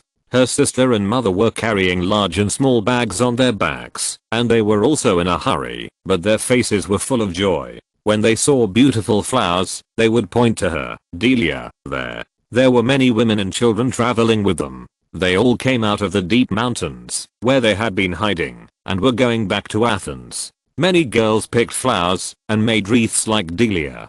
The adults looked at them with indulgence, and everyone had a happy face. They already knew that their father and brothers had won a great victory and saved the city-state. The girls wanted to make crowns with flowers and take them back to decorate the warrior's hair. Delia was lucky to pick a large handful of purple bellflowers and even found 2 gladioli, which decorated her wreath beautifully. Cornelia, a neighbor girl, only picked a few small white fennel flowers and was very unhappy. We have 2 big jasmine trees at home, which must have bloomed by now, white and fragrant. I will use them to make a wreath when I go back, and it must be more beautiful than your wreath. Delia gave her a few bluebells and said, "For you, go back and give me some of your jasmine." Cornelia laughed. Everyone rushed back to the city eagerly and saw the figures of soldiers with blood and scars everywhere on the streets. Delia and her mother and sister hurried home and found that, although her father and brother were also slightly injured, they were not serious and would recover soon. They were so happy that they shed tears. Delia put the wreath on their heads, rushed over to hug them, and said, "Father, brother, my mother and sister, and I pray for you day and night." The family reunited after the disaster, and were indescribably happy. At this time, a sad cry suddenly came from the neighbor's house. Delia's father sighed and said, "Krylos' hands were cut off by the Persians. I don't know if he can survive." Delia covered her mouth sadly. The sister asked worriedly, "Father, are our casualties heavy?" The father replied, "Our casualties are not heavy, but the Persians died a lot.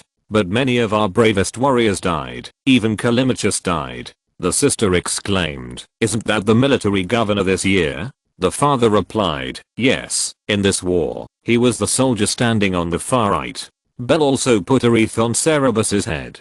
Gangara hugged him tightly and groped him to check, "Are you injured anywhere?" Cerberus assured, "I'm not injured anywhere." After letting her check, he hugged Megana and Bel one by one. Marcutoris smiled and said, "Don't worry, my son is not injured. He played a great role in this battle." If it weren't for him, we might not have been able to defeat the Persians. Just like the Delphic oracle said, he saved Athens. Because of his lame leg, he was lucky not to go to Marathon, and was left to defend the city. He had heard about the Battle of Marathon. He was already very proud of Cerberus's return to command the defense of the city. After the Persians retreated, he heard from those who came back from Marathon that at the most dangerous moment of the war, it was Cerberus who turned the tide and prevented the Persians from penetrating the front line so that they were not wiped out. Mercutores was so happy that he was about to float, not knowing east, west, south, or north. Cerberus said with disgust, "Father, don't say that. It was because of Miltiades' good command and all the soldiers' bravery that we won. Even without me, the Persians could not break our formation with their morale at that time." Seeing that he was unhappy, Mercutores said a little embarrassedly, "Many people say so. Many people say that you saved them." Belle asked curiously, "What's the matter?" Mercutores was rarely kind to her and said, "Many people outside are talking about Marathon. I'll take you out to listen." He took Belle to the door, and sure enough, there were many soldiers who had returned from Marathon, and they were talking about that proud battle happily on the street. A soldier who had the most listeners around him said with spit flying and hands dancing, "You don't know how many Persians there were in Marathon at that time. They were so overwhelming that you couldn't see the end. Their ships covered the entire sea surface. They were all triremes, at least 10 times more than those who came to attack the city. Their cavalry, the horses chopped their hooves at the same time and the ground shook. But at that time, everyone was as brave as if they were possessed by airs. One of us could beat 100 of them. I killed at least 100 enemies. If you don't believe me, go to Marathon and see. The corpses there will fill the grass." The audience asked in awe, "How can you be so powerful?" This soldier was just an ordinary soldier. In fact, he didn't know how they won. He just obeyed the command in the battle formation and fought according to the order. In the end, he found that the enemy who was much stronger than them lost inexplicably. He firmly believed that this was the blessing of the gods, so he said, "It is Athena who blesses us, and it is the gods who fight with us." Many soldiers who were also boasting about their achievements heard it and nodded in agreement. Seeing this, he spoke even more exaggeratedly, "It's true. I really saw gods helping us fight on the battlefield. Otherwise how could we defeat so many Persians with so few people? Those were the powerful Persians.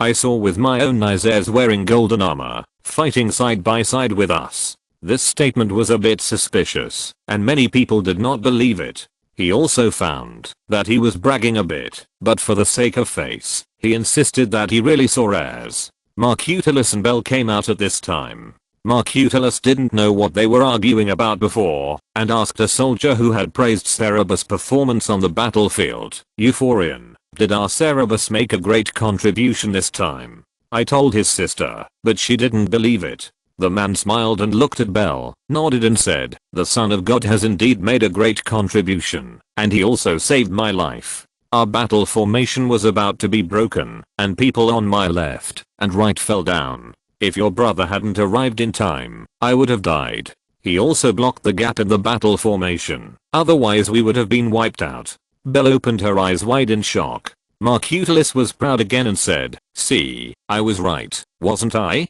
Just like the oracle said, he saved Athens." He was not happy when I praised him and insisted that it was the credit of all the soldiers working together. Of course, everyone contributed to the victory, but I'm his father, so what's wrong with praising him? Everyone praised him. The son of the gods is too humble. The bragging warrior took the opportunity to say, maybe heirs came to the battlefield to help the son of the gods. The gods love him so much. Mercutores was also shocked this time. The gods came to the battlefield to help Cerberus fight. Cerberus had no idea that in just a short while, the outside world helped him make up a rumor. Rumors always spread faster and are more popular than the truth, especially rumors involving gods and ghosts. Soon the new rumor spread throughout the city like the wind, and many people believed it. When this rumor reached Themistocles' ears, he was talking to Miltiades. After this battle, Miltiades' prestige soared to the top.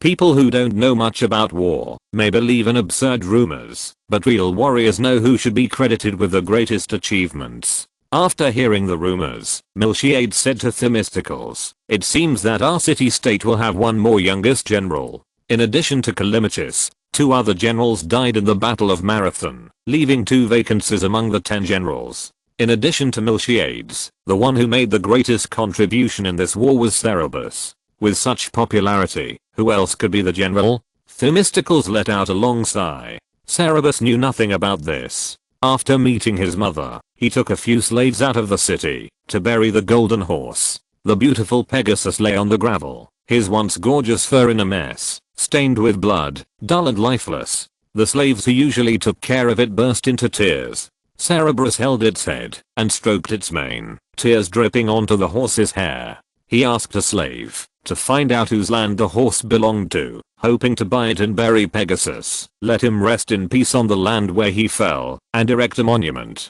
The slave ran back to the city. The horse slave and he cleaned and combed Pegasus's fur, but did not wash away the blood on his body. It was the blood of the enemy that splashed on it, and it was its glory. The slave was gone for a long time, and when he came back, he not only brought back the owner of the land, but also many other people, including Leonidas and Aristides. It turned out that when he arrived, they were discussing post-war matters together. Leonidas came over and squatted down, touching Pegasus' mane with regret, saying, "Cerberus, please accept my condolences." Aristides sighed and said, "We saw it lying here when we returned to the city, but we didn't have time to stop at that time. Pegasus was only 10 years old, in the prime of his life. It's such a pity." The owner of the land said, "Cerberus, I will give this land to Pegasus as a cemetery. You don't have to buy it. It died of exhaustion for the city-state. It has made great contributions to Athens."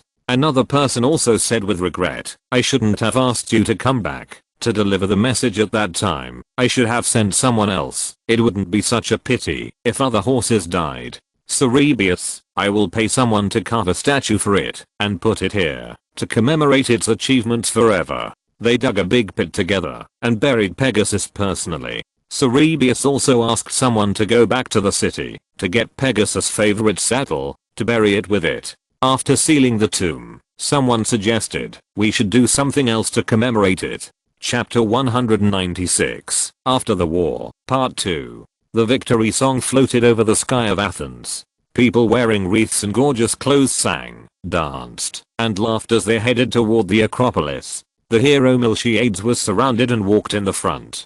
The most noble, beautiful, and pure girls in the city walked behind him, holding holy fire, olive branches tied with wool, water bottles, and incense burners. Behind him were the warriors who were fully armed with swords and shields. Some of them rode on horses, while others walked on foot, holding armor, swords, and other spoils captured from the Persians. Then came the ordinary people who came out of the city, carrying the old and the young, some carrying baskets full of sacrifices, some carrying cocks, and some leading sheep and goats with ribbons wrapped around their horns or even painted with gold powder.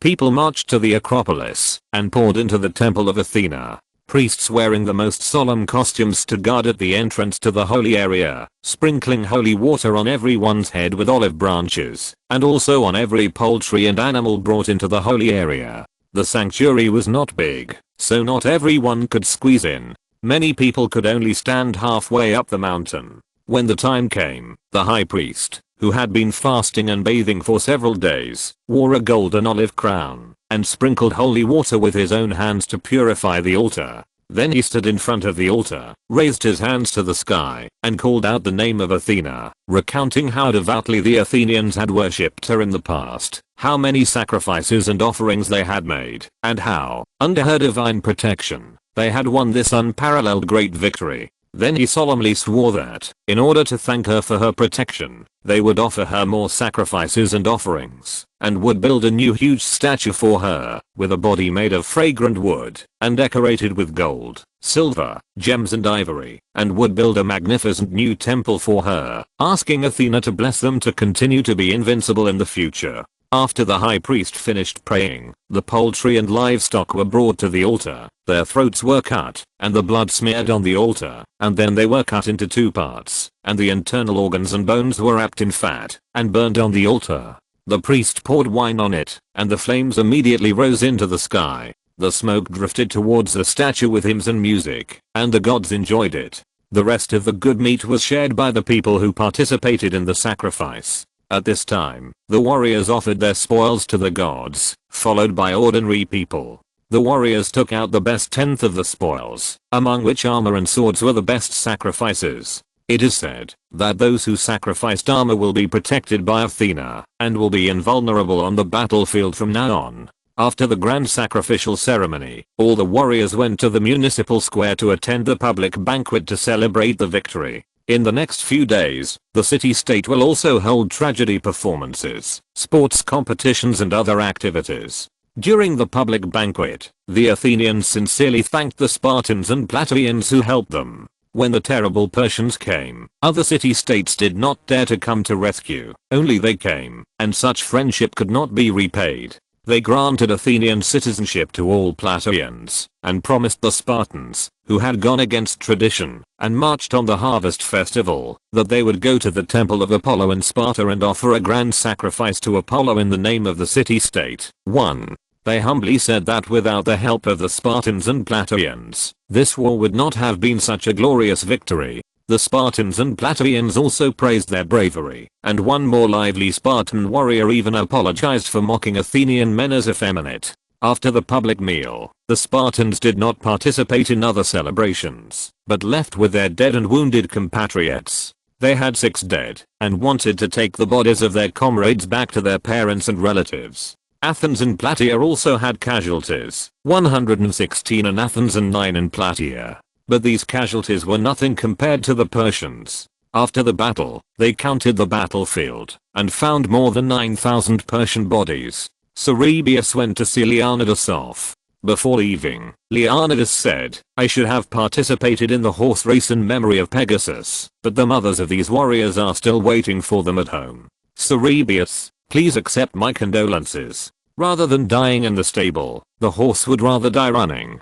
The Athenians were going to hold a horse race to commemorate Pegasus. Leonidas loved horses, and regarded horses as his best friends, so he comforted Cerberus in this way. Cerberus nodded his thanks, and said with some worry, "I hope you won't be blamed for violating tradition when you go back." Leonidas said, "As you said in your speech, Athens and Sparta are like lips and teeth. If Athens is gone, there will be fewer people who can fight against Persia with Sparta, and Sparta will surely perish. So what's the point of us insisting on not violating tradition? If Sparta is gone, this festival will no longer exist. What's the point of being blamed for protecting Sparta?" Leonidas and his companions carried their dead compatriots away with shields, while the Plataeans stayed and celebrated with the Athenians. Defeating the Persians was such an extraordinary feat that even many foreigners came to celebrate. The Athenians had a new understanding of their own strength, and at the same time, their respect and love for Miltiades, who led them to victory, reached its peak.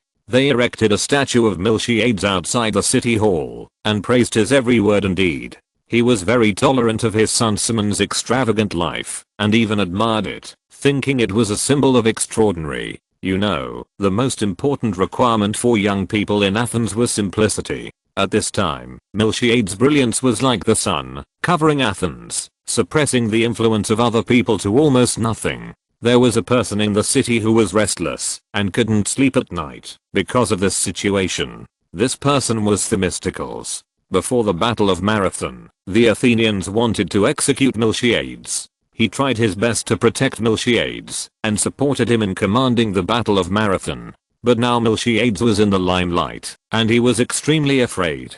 Not only because of jealousy, but also because of Miltiades and his political ideas. Miltiades' military talent is needless to say, and the Battle of Marathon is proof of it. His outstanding personal charm and leadership made Themistocles particularly uneasy. Miltiades used to be a tyrant, and he had such a reputation. Themistocles was worried that he wanted to be a tyrant in Athens. He conspired against Miltiades and found Cerberus, intending to let him help him. He brought Cerberus to the square, and showed him Cimon riding in a luxurious chariot pulled by 4 horses. The onlookers cheered and said, "Cerberus, Cimon's 4 horses are better than yours. You have never been willing to use such good horses to drive a car, right?" Cerberus replied, "They are indeed rare and good horses. How do you feel when you see other young men enjoying themselves so much? The Athenians now pay more attention to Cimon than you, just because he is the son of Miltiades. Cimon himself is also outstanding. He is young and there is nothing wrong with him enjoying legitimate wealth. Look at all the people in the square. No one is disgusted by his extravagance. If you were like this, would the citizens be so tolerant? Cerebius smiled. What do you want to say? In the Battle of Marathon, you persuaded the stubborn Spartans to go against tradition to help us, and you also made great contributions on the battlefield. It is said that the gods descended to the battlefield because of you. Why does no one in Athens remember your contribution now? Do you know that this is because Miltiades bribed people to promote himself in the city-state and attribute all the credit to him? Miltiades did secretly have people guide public opinion in Athens, and Cerebius had noticed it a long time ago, but he deliberately said, Miltiades is indeed outstanding in his contributions. The descent of the gods is a ridiculous rumor. The Spartans are willing to help us out of their own will. Themistocles said helplessly, Cerebius, your attitude makes it impossible for me to continue. Don't you want to talk to me? Cerebius said, I don't want to be used as a sharp knife to stab others. Themistocles calmed down, and after a while, he said, okay, let's put aside other things. Cerebius, where do you think the future of Athens lies? Cerebius was also silent for a moment and said, in the ocean. Themistocles looked at him in surprise, clapped his hands vigorously, and said, yes, I think so too. I thought you were so close to Aristides that you would limit your sights to the land of Athens like him. Then did you know that Miltiades was calling on citizens to buy more heavy armor and let more people become heavy infantry? The population of Athens is only so large, and there are only so many citizens who can afford heavy armor. Moreover, even if we increase the number of heavy armored warriors, how can we compare with Sparta, where all the people are warriors? Moreover, heavy armored infantry cannot go on expeditions. No matter how powerful they are, their influence cannot go beyond the Peloponnese Peninsula.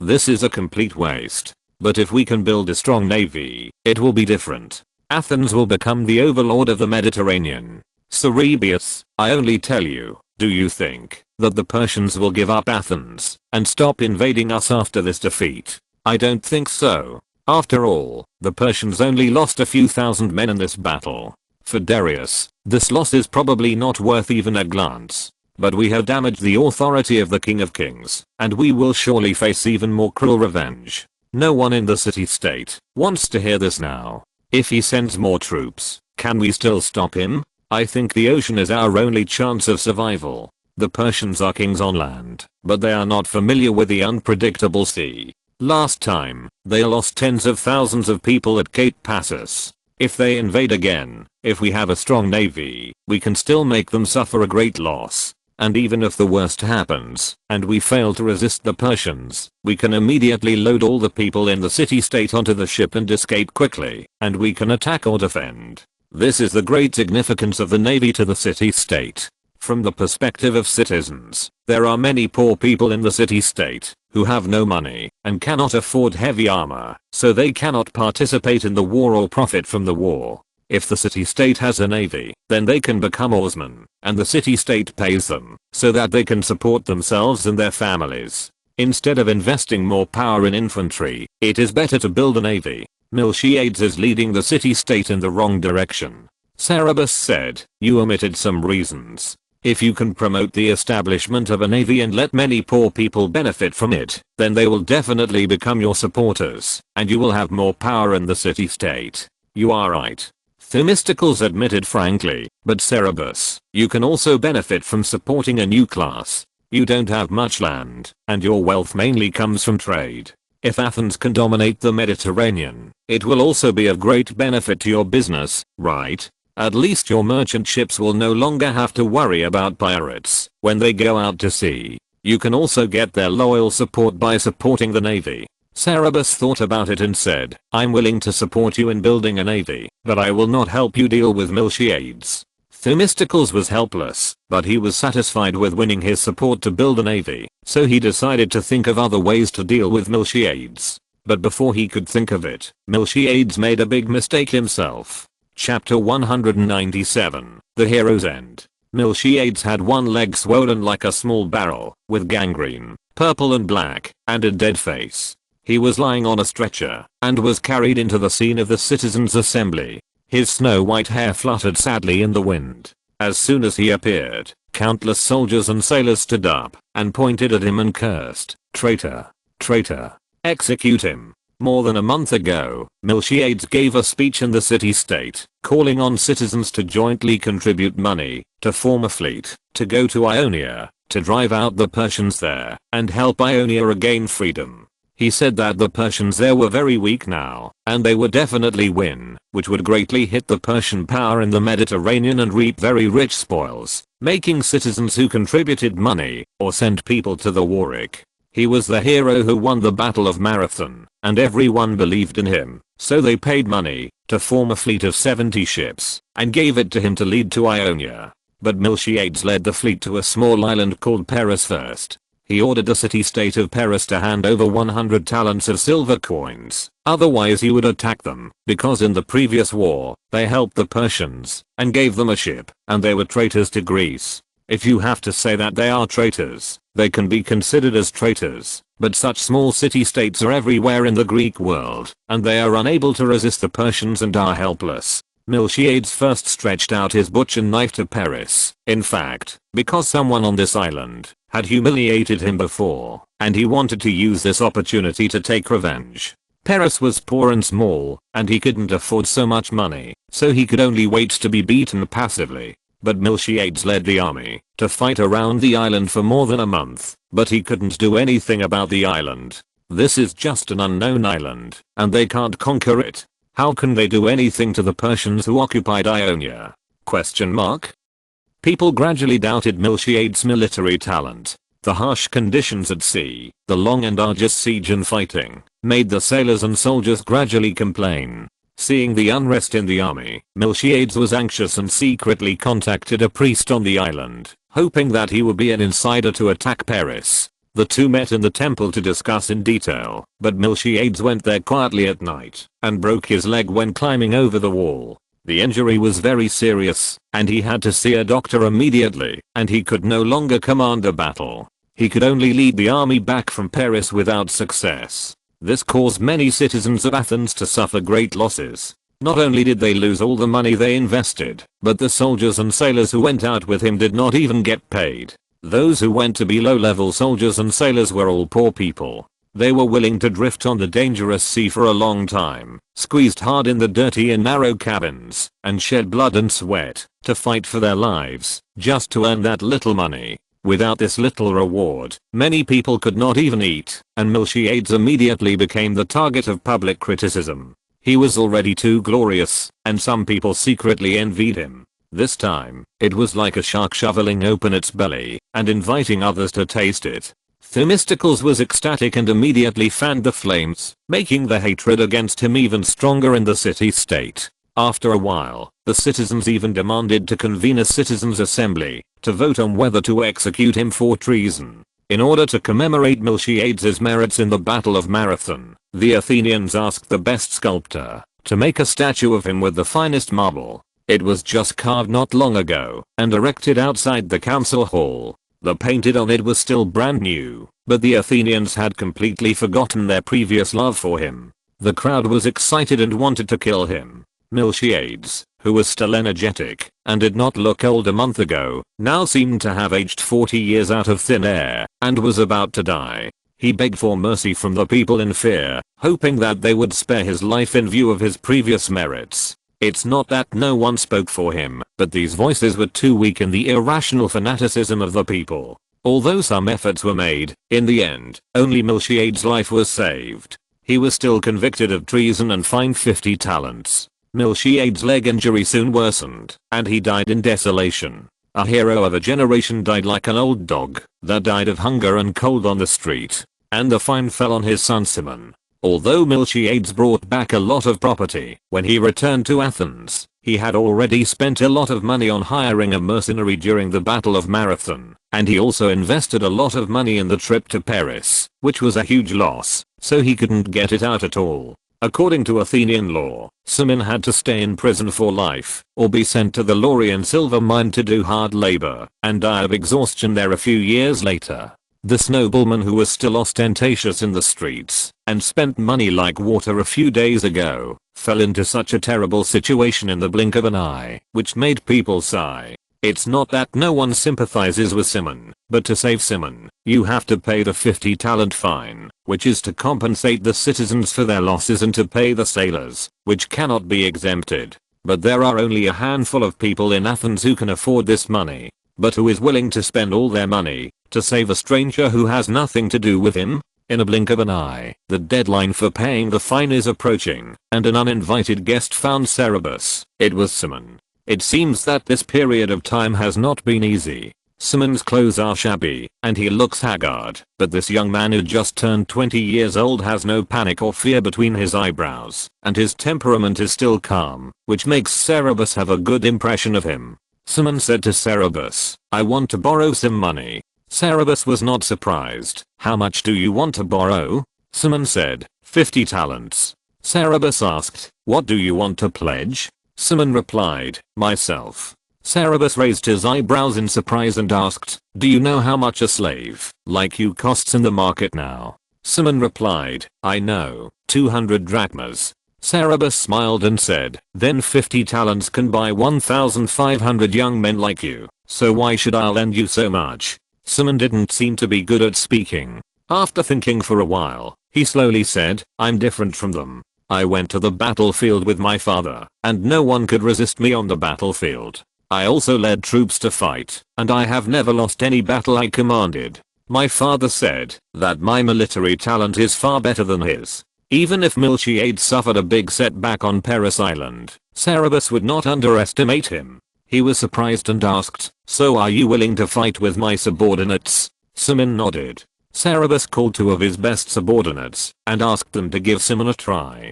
Several people came to the stadium together. Simon did not lie and knocked the 2 men to the ground in a few moves. These 2 were warriors who had fought in blood and fire. They had few rivals. They were unwilling to accept the defeat and took out their weapons again, wanting to fight him again. But after a few rounds, they lost again, and this time they lost with conviction. They praised Simon highly, praising him for being as brave as a lion and as strong as Hercules. The fight attracted many people to watch. Several boys who were familiar with Simon also cheered for him excitedly. It turned out that during the time Simon came to Athens, he had conquered all the boys of the same age. They knew how powerful Simon was earlier than the adults. Cerberus was also very impressed to see such a warrior, and said happily, "Well, you didn't lie about your skills. Let me see your military talent again." He took Simon to his private dock at the seaside, pointed to a ship and asked him, "How many people do you need to seize this ship?" It was a 50-odd ship. Simon estimated it and answered cautiously, "It depends on where the ship is, and whether there is a time limit for seizing the ship." Cerberus said, "It's right here. There is no time limit." Simon looked around the surrounding terrain and observed the guards and patrols here for a while and said, 20 people are enough. When Cerberus's 2 subordinates heard this, they were immediately angry. Although they admired Simon's skills, they were responsible for the deployment of the defense here. There were soldiers and crew members nearby, and there were warehouses nearby. There were guards in the warehouses, and there were at least 200 or 300 people in the logistics responsible for their food, clothing, housing and transportation. They thought that the garrison of the camp was very strict, and Simon was so shameless that he dared to say that 20 people could seize a 50-odd ship here. One of them said, "Boy, you are so arrogant. You want to seize the boat here with only 20 people. Even if you can take it away, can you drive it away?" Simon said, "It is because this kind of boat needs at least 20 people to move, so it needs 20 people." Cerberus laughed, stopped his subordinates from arguing with him, and said, "Okay, I will give you 20 people, and see how you can seize the boat." The 2 subordinates made up their minds and immediately raised the alert to the highest level, to see how he would take it.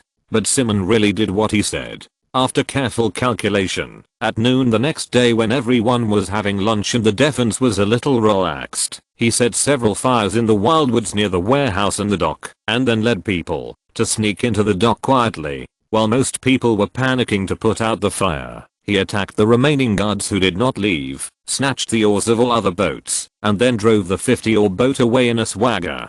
The guards were so angry that they jumped up and down, but there was nothing they could do. This was a wonderful victory. It seemed like just a simple trick to lure the tiger away from the mountain, but in fact he calculated all the variables very accurately. There was no wind when he chose to set the fire. If he ignored the fire, it would threaten the warehouse, but if he tried to put it out, it would not burn down the warehouse and cause damage. But if he wanted to put out the fire, most people had to work together. He was very decisive when he robbed the boat. He was invincible with 1 against 10. He also cleverly took away the oars of other boats, making it impossible for the guards to chase him, and making the guards run away in disgrace. Cerberus laughed and admired it very much. He keenly noticed how accurate Simon's grasp of timing was. Although this was a small fight, that was almost a joke, and Simon was still restrained, and did not dare to really burn down his warehouse. He did it so cleanly and beautifully.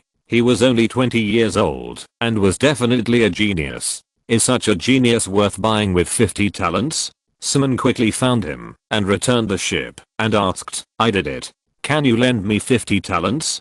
Cerberus said, "You are indeed very talented. But I'm a businessman, Simon. What can your talent do for me?" Simon was prepared for this question and said, "I'm familiar with the city-states in Thrace, Aeolide, and Ionia. My father helped Ionia resist the Persians, and I have always been with him. I know the rulers, road traffic, products, and languages in these city-states. Aristides said you want to do business there, and I'm useful." Cerberus smiled and said, "Did Aristides suggest you come to me? Why didn't he come with you?" Simon said, "Aristides thought that you would be willing to lend me money if he didn't come." Cerberus laughed and said, "He does know me. Such talent is worth 50 talents. I will lend it to you." He lent out this unprecedented huge loan. This was not a small amount of money, and even Plato spent several days raising funds. Many people in the city-state of Athens were very puzzled by this, but Aristides was not surprised at all. Cerberus had never been very enthusiastic about the affairs of the city-state, but was very interested in overseas affairs. Aristides admired Simon's talent very much, and could not bear to see him ruined, so he pointed out this bright path for him. He knew that Cerberus was the only one in the city-state who was willing to spend such a huge sum of money to save Simon. With this, the story of Miltia came to an end, and Simon temporarily fell into the hands of Cerberus.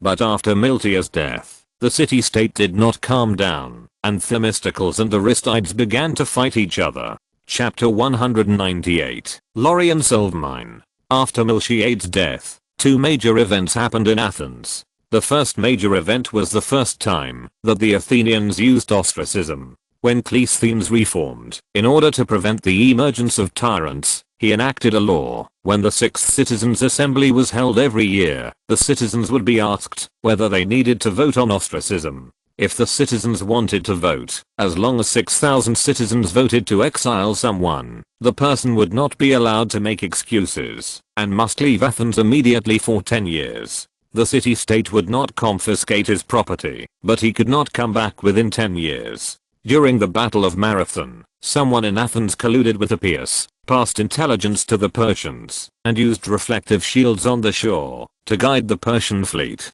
Athens interrogated the captured Persian prisoners, but never found out who it was. So in December of that year, when the 6th Citizens' Assembly was held, they voted to exile Hipparchus, the most prestigious of Hippias's relatives and friends who remained in Athens. This was the first time this law was used in more than 20 years, since it was enacted. The second major event was that Aristides was elected as the chief archon of the year. This was also unprecedented. The chief archon of Athens had never been held by a citizen whose annual property income was less than 500 bushels of wheat. Those who have been elected to this position have always been nobles with both status and money. Aristides' family could barely afford to eat, let alone an annual income of 500 bushels of wheat. But after Miltiades' death, his prestige in Athens was so high that he broke through the class restrictions unprecedentedly. During the Battle of Marathon, Aristides set an example and helped Miltiades establish his prestige, allowing him to smoothly control the army. After the Battle of Marathon, the Persians fled in a panic, leaving countless baggage, food, and gold and silver treasures looted from other Greek city-states on the battlefield. When the Athenian army returned to Athens to help, it decided to leave a team of people to guard the spoils, and after much selection, Aristides was chosen. Because only his integrity and morality could make the citizens believe that he would not steal from the public. As expected, Aristides lived up to everyone's expectations. The spoils were the same when the citizens left, and when they came back to take them. Not only did he not take a penny, but he also suppressed his subordinates, and did not take a penny. Such integrity made everyone admire him. When Miltiades was still there, his brilliance was overshadowed by Miltiades' great achievements. Without Miltiades, no one in the city-state could compete with him. Aristides was elected as the chief consul, which made Themistocles very angry. He led his followers to sing against Aristides in every matter, disrupting him and making it impossible for him to implement his policies. Of course, Aristides would not just endure without fighting back, but also opposed every political proposition of Themistocles. Sometimes, even when Themistocles' proposition was obviously correct, he would oppose it and make it impossible to implement it. Some people blamed him. Aristides, are you not distinguishing between public and private? But Aristides said, if Themistocles and his party members gain more power, the damage they cause will be greater. Even if the public interest is slightly damaged temporarily, it is much better than letting Themistocles take control of Athens. The two fought fiercely. After another conflict between the two citizens, Aristides even said directly, unless you throw Themistocles and myself into the abyss, Athens will never have peace. This struggle lasted for several years. Although Themistocles had many followers, Aristides was a morally perfect man. He could not find any handle on him and was helpless. At the same time, Aristides' reputation became more and more prosperous and unshakable year by year. Seeing this situation, Themistocles began to brew a conspiracy. He asked his accomplices to temporarily stop their actions. Not only did they stop opposing Aristides everywhere, but they also joined the ranks of those who advocated for Aristides. For a while, praise for Aristides could be heard everywhere in Athens. At this juncture, a person returned to Athens. It was Cerebius, who had left Athens for several years. After the Battle of Marathon, the Athenians were anxiously waiting for the Persians to retaliate. Who knew that Egypt, seeing that the Persians could not even suppress the small Athens, also rebelled? Darius was furious. Egypt was much more important to the Persian Empire than Athens, so he immediately put Athens aside and prepared to lead the army to Egypt to quell the rebellion. But who knew that he hadn't gone yet? He died of illness first. After his death, Xerxes and his brother Artabaxene fell into a dispute over the throne. After some turmoil, Xerxes won. Later, he decided to clean up Egypt first, and personally led his army to Egypt to quell the rebellion. He had no time to take care of Athens for a while. After Cerebus's spies brought back the news, he went out to sea without any worries, focusing on developing his power overseas, establishing branches of Plato in several important and prosperous city-states, and even secretly forming a private army at sea. He was urgently recalled by several letters, written by Marcutullus and his subordinates. As soon as Cerebus's ship docked at the port, his subordinates who had been waiting for him at the dock day and night, and looking forward to his return hurriedly came up to him and said, "Master, you are back.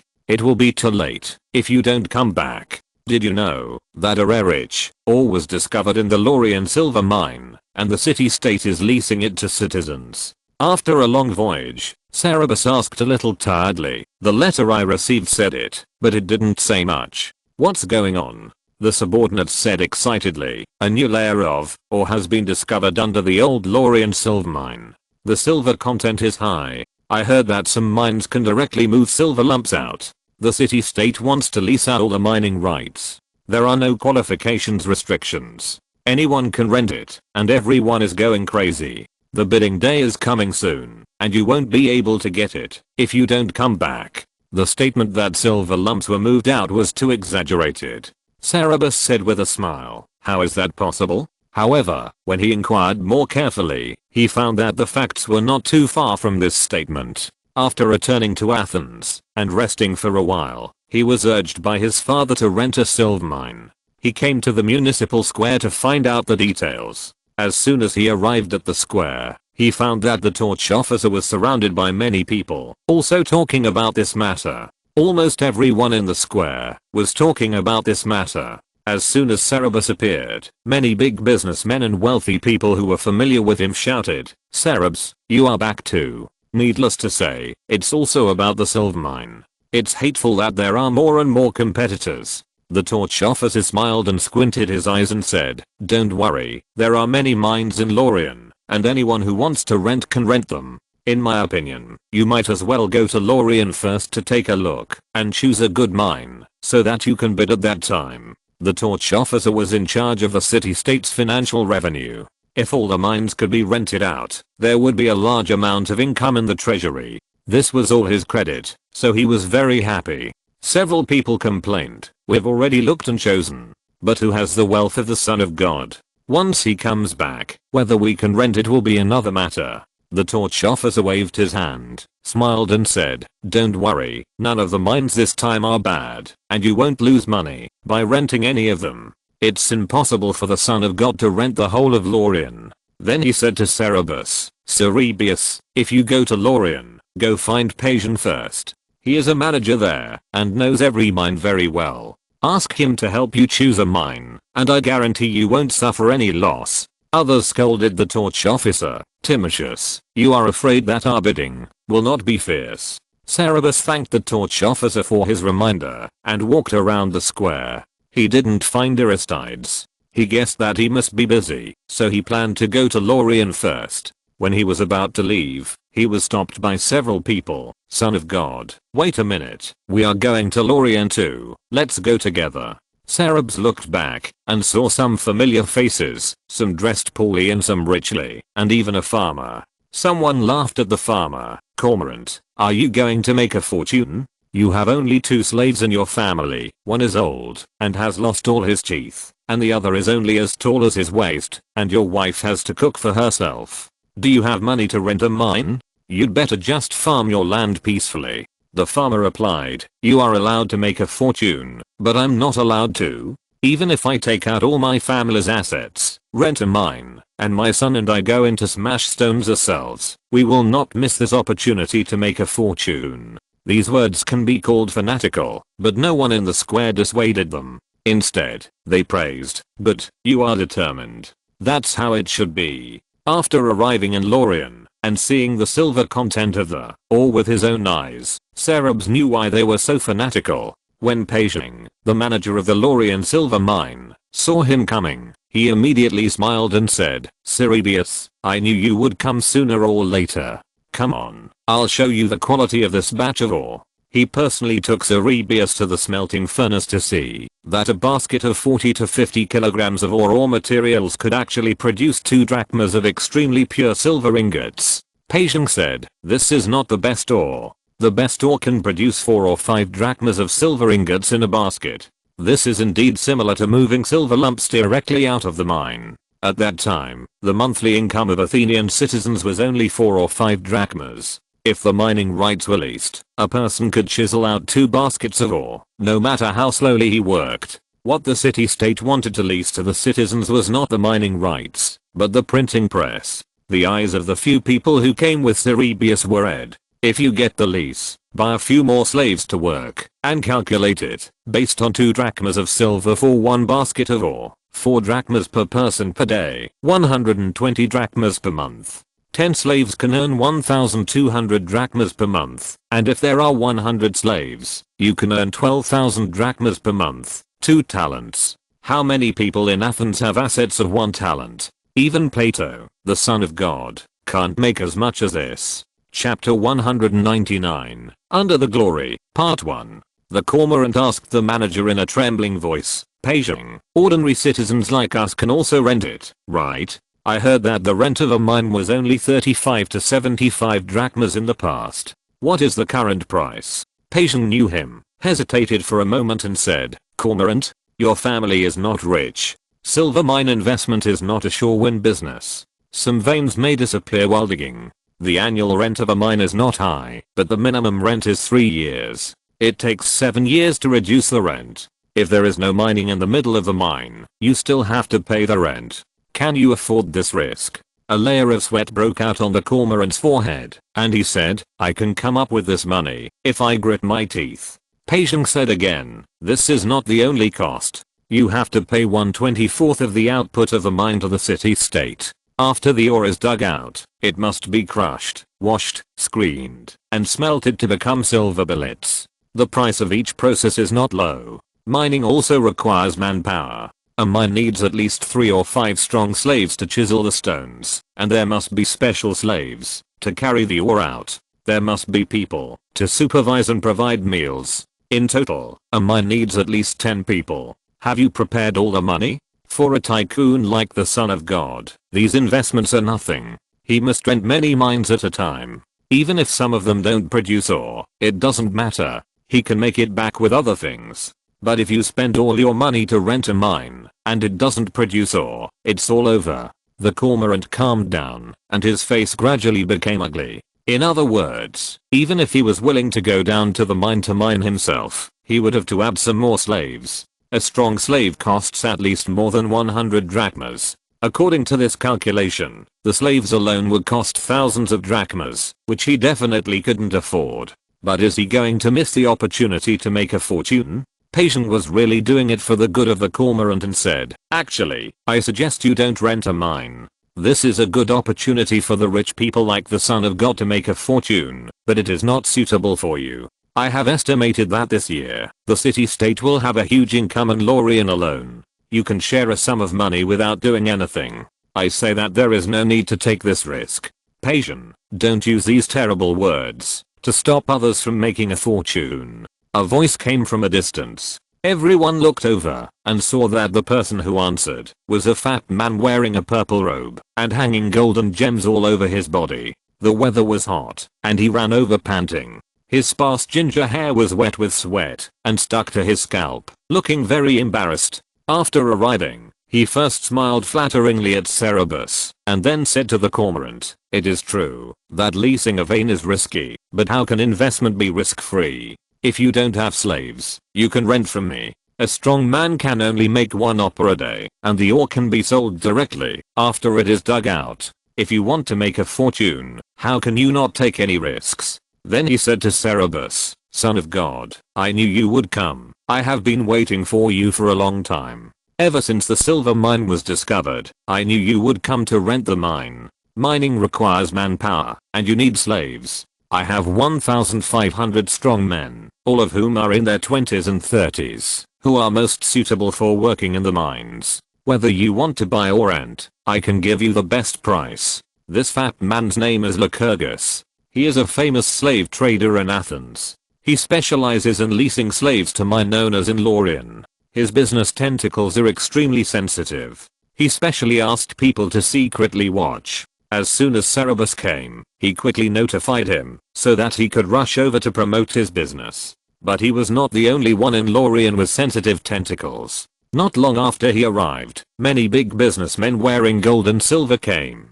Some of them were his colleagues, some were smelter owners, some were crushing plant owners, and some were merchants who bought and sold ore. They surrounded Cerberus and his companions and promoted their products eagerly, especially to Cerberus. Because everyone knows that Plato is now the largest buyer in the gold and silver market in Athens, with an astonishing daily throughput. If Cerberus intervenes in the silver mine, it will definitely be a big deal. Whoever can get his business will be rich. Cerberus was surrounded by people, even Pageant was squeezed out, and he had to stop them and said, everyone, I haven't been to the mine yet. How about I talk about this after I see it? These people were unwilling to leave and let others take advantage of them, and hurriedly said, of course, we will go with you. So a group of people surrounded him and his companions and crossed the mining area and headed towards the mine. The Lorien mining area is not small, with dozens of large and small crushing plants, ore washing plants, and smelting plants. These are jobs that require a large number of people. There are at least tens of thousands of people working in the mines, plus managers, bosses, their families, servants, and vendors who provide these people with food, clothing, housing and transportation. It is like a prosperous town. You can even see prostitutes with heavy makeup on the roadside. Most of the people here know these merchants. They are important figures in the town. Seeing their posture of being the moon surrounded by stars, they all cast surprised eyes. After leaving the ore processing area and walking towards the mine, there is a constant stream of people on the rugged road. Everywhere there are people who are hunched over and carrying baskets full of heavy ore, mostly old people, women, and children. Many of them had heavy shackles on their feet, making a clanking sound when they walked. Their ankles and shoulders were rubbed with bloody scabs, their clothes were ragged, and they were skinny. Their bodies and faces were black and dirty, and their sweat washed out grooves one after another. From time to time, they were whipped by the overseers, who scolded them loudly and trembled under the whips. They were completely different from the people of the world like Cerberus and others who were dressed in bright clothes. Except for Cerberus, others turned a blind eye to this scene. Some were even satisfied that the overseers saw them coming and supervised the slaves to work harder. From time to time, Patience and Emily grabbed a handful of ore from someone's basket and asked Cerberus to see the quality. Cerberus said nothing. The group came to the middle of the mountain. There was a square vertical shaft here, which was bottomless. People kept climbing out of it with ore on their backs, and from time to time people carried empty baskets down from the wellhead. A skinny boy in his jeans came out of the well and didn't expect there were many people standing at the well mouth. He happened to meet Cerberus' eyes and got scared. His foot slipped, and he almost fell down again. A lot of ore in the basket spilled out, and one piece hit Cerberus' foot. He was so scared that he immediately knelt down and begged for mercy, crying and saying, "Please forgive me. Please forgive me." The supervisor was so angry that he cursed and came to take him away and beat him. Cerberus stopped him, put the ore back in his basket and let him leave, asking, "Why are there so many children carrying ore?" A businessman who mainly engaged in the business of renting slaves hurriedly replied, "You don't know, some of the mine tunnels below are very narrow, and only children can get through." Cerberus said, "I want to go down and take a look." He and his companions who came from Athens rushed to say, "We also want to go down and take a look." As the manager of the mining area, Patience said, "I'll go down with you." The merchants who came to sell their products knew that the conditions down there were terrible. If these pampered people all went down, many places would be crowded. So they said, "Then we'll wait here for you to come out." Led by Patience, Cerberus and others each took a torch and entered the mine. The Laurian silver mine has been mined for hundreds of years. The mine tunnels are deep and complex and dark. Only the light of the oil lamps around the workers, who are chiseling stones, and the light of the torches in their hands, can illuminate the small area under their feet. The air in the mine is not circulated, it is extremely stuffy, and the dust is very heavy, mixed with an unpleasant smell and high temperature, which makes it almost impossible to breathe. Every time Patience passed a mine, he would lead them in to see the color of the ore and the veins, and tell them the output and quotation of the mine. When they came to a large mine where 20 or 30 slaves were chiseling stones, a foul smell suddenly hit them, and several people almost vomited. Even Patience himself retched several times. Patience cursed. It must be some damn mine owner who was lazy again. He thought it was too deep here, and he was too lazy to carry the dead slaves out, so he secretly threw them into some abandoned mine. Even if they throw them away, they have to bury them. Otherwise, who will be choked by the fumes when they rot? People eat, drink, defecate and urinate here, and they still throw corpses around. Can we still enter this mine? I'll go and ask who threw them away. I'll punish him severely. He went over to interrogate the supervisor, and sure enough, a slave had died in the mine a few days ago, and they were lazy, and didn't carry the bodies out for burial. Patience asked them to carry the bodies away immediately. Several slaves with slave marks on their shoulders and chains on their feet walked to a crack and actually took out 3 corpses from it. The slaves carried the corpses out, and Patience frowned and asked the supervisor, "If I remember correctly, several people have died in your mine in the past 2 months. Why have so many people died recently?" The supervisor explained, "Recently, the master has urged us to produce more ore, so we asked them to drive them away a little." Patience scolded, "Don't be too harsh. Slaves are also money. How are you going to explain if so many people die?" The overseer smiled and said, "My master agrees with these losses. The ore from our mine has been of excellent quality recently. The master said that, as long as we can produce more ore, it doesn't matter if a few people die. As long as each of them can produce one more basket of ore every day, in less than 2 days, the value of a slave will be earned back. It won't be a loss. If each person digs one more basket of ore every day, his master can earn an extra 60 to 70 drachmas every day. A slave can earn more than 100 drachmas, which is indeed earned back in less than 2 days. Patience nodded and reminded, he really knows how to do business. But now it's different from before. Everyone wants to rent a mine, and every mine is short of people. Be careful that all your slaves die, but you can't buy them, which will delay making money. The overseer didn't expect this, and he was shocked and hurried to thank him. After Patient dealt with this matter, he led them to move forward. Cerberus finally couldn't help asking, Patient, how many people are there in this mine? Passion said, are you talking about the slaves working in the mines? There are about 10,000 of them now. Once the new mines are rented out, the number will probably double. So whether you want to buy people yourself or rent slaves, you have to hurry up and be careful of the price going up. Cerberus glanced at the numb miners, looked around at the endless darkness, and asked, how many people die here every month? Chapter 200, Under the Glory, Part 2. Nicias was walking through the dark mine tunnel carrying the rotten corpse on his back. He did not find the corpse on his back scary at all, because he could not tell whether he was dead or alive. He had not seen the sun in the daytime for too many days. He had to go down to the mine to work before dawn every day, and could only leave the mine when the moon came out. He kept hitting the hard rock with a chisel, waiting anxiously for the supervisor's snake-like whip to fall on his body. His life was full of endless fatigue and pain. Only in hell would it be like this. He must have died on the battlefield early, and his soul fell into hell to suffer. He was originally the son of a nobleman in a small city-state. He would not wear anything but embroidered clothes, and would not eat anything but rich food. He had a group of slaves at home. He only needed to learn poetry and music and exercise in the stadium every day. He was no different from the high-ranking masters in the mine just now.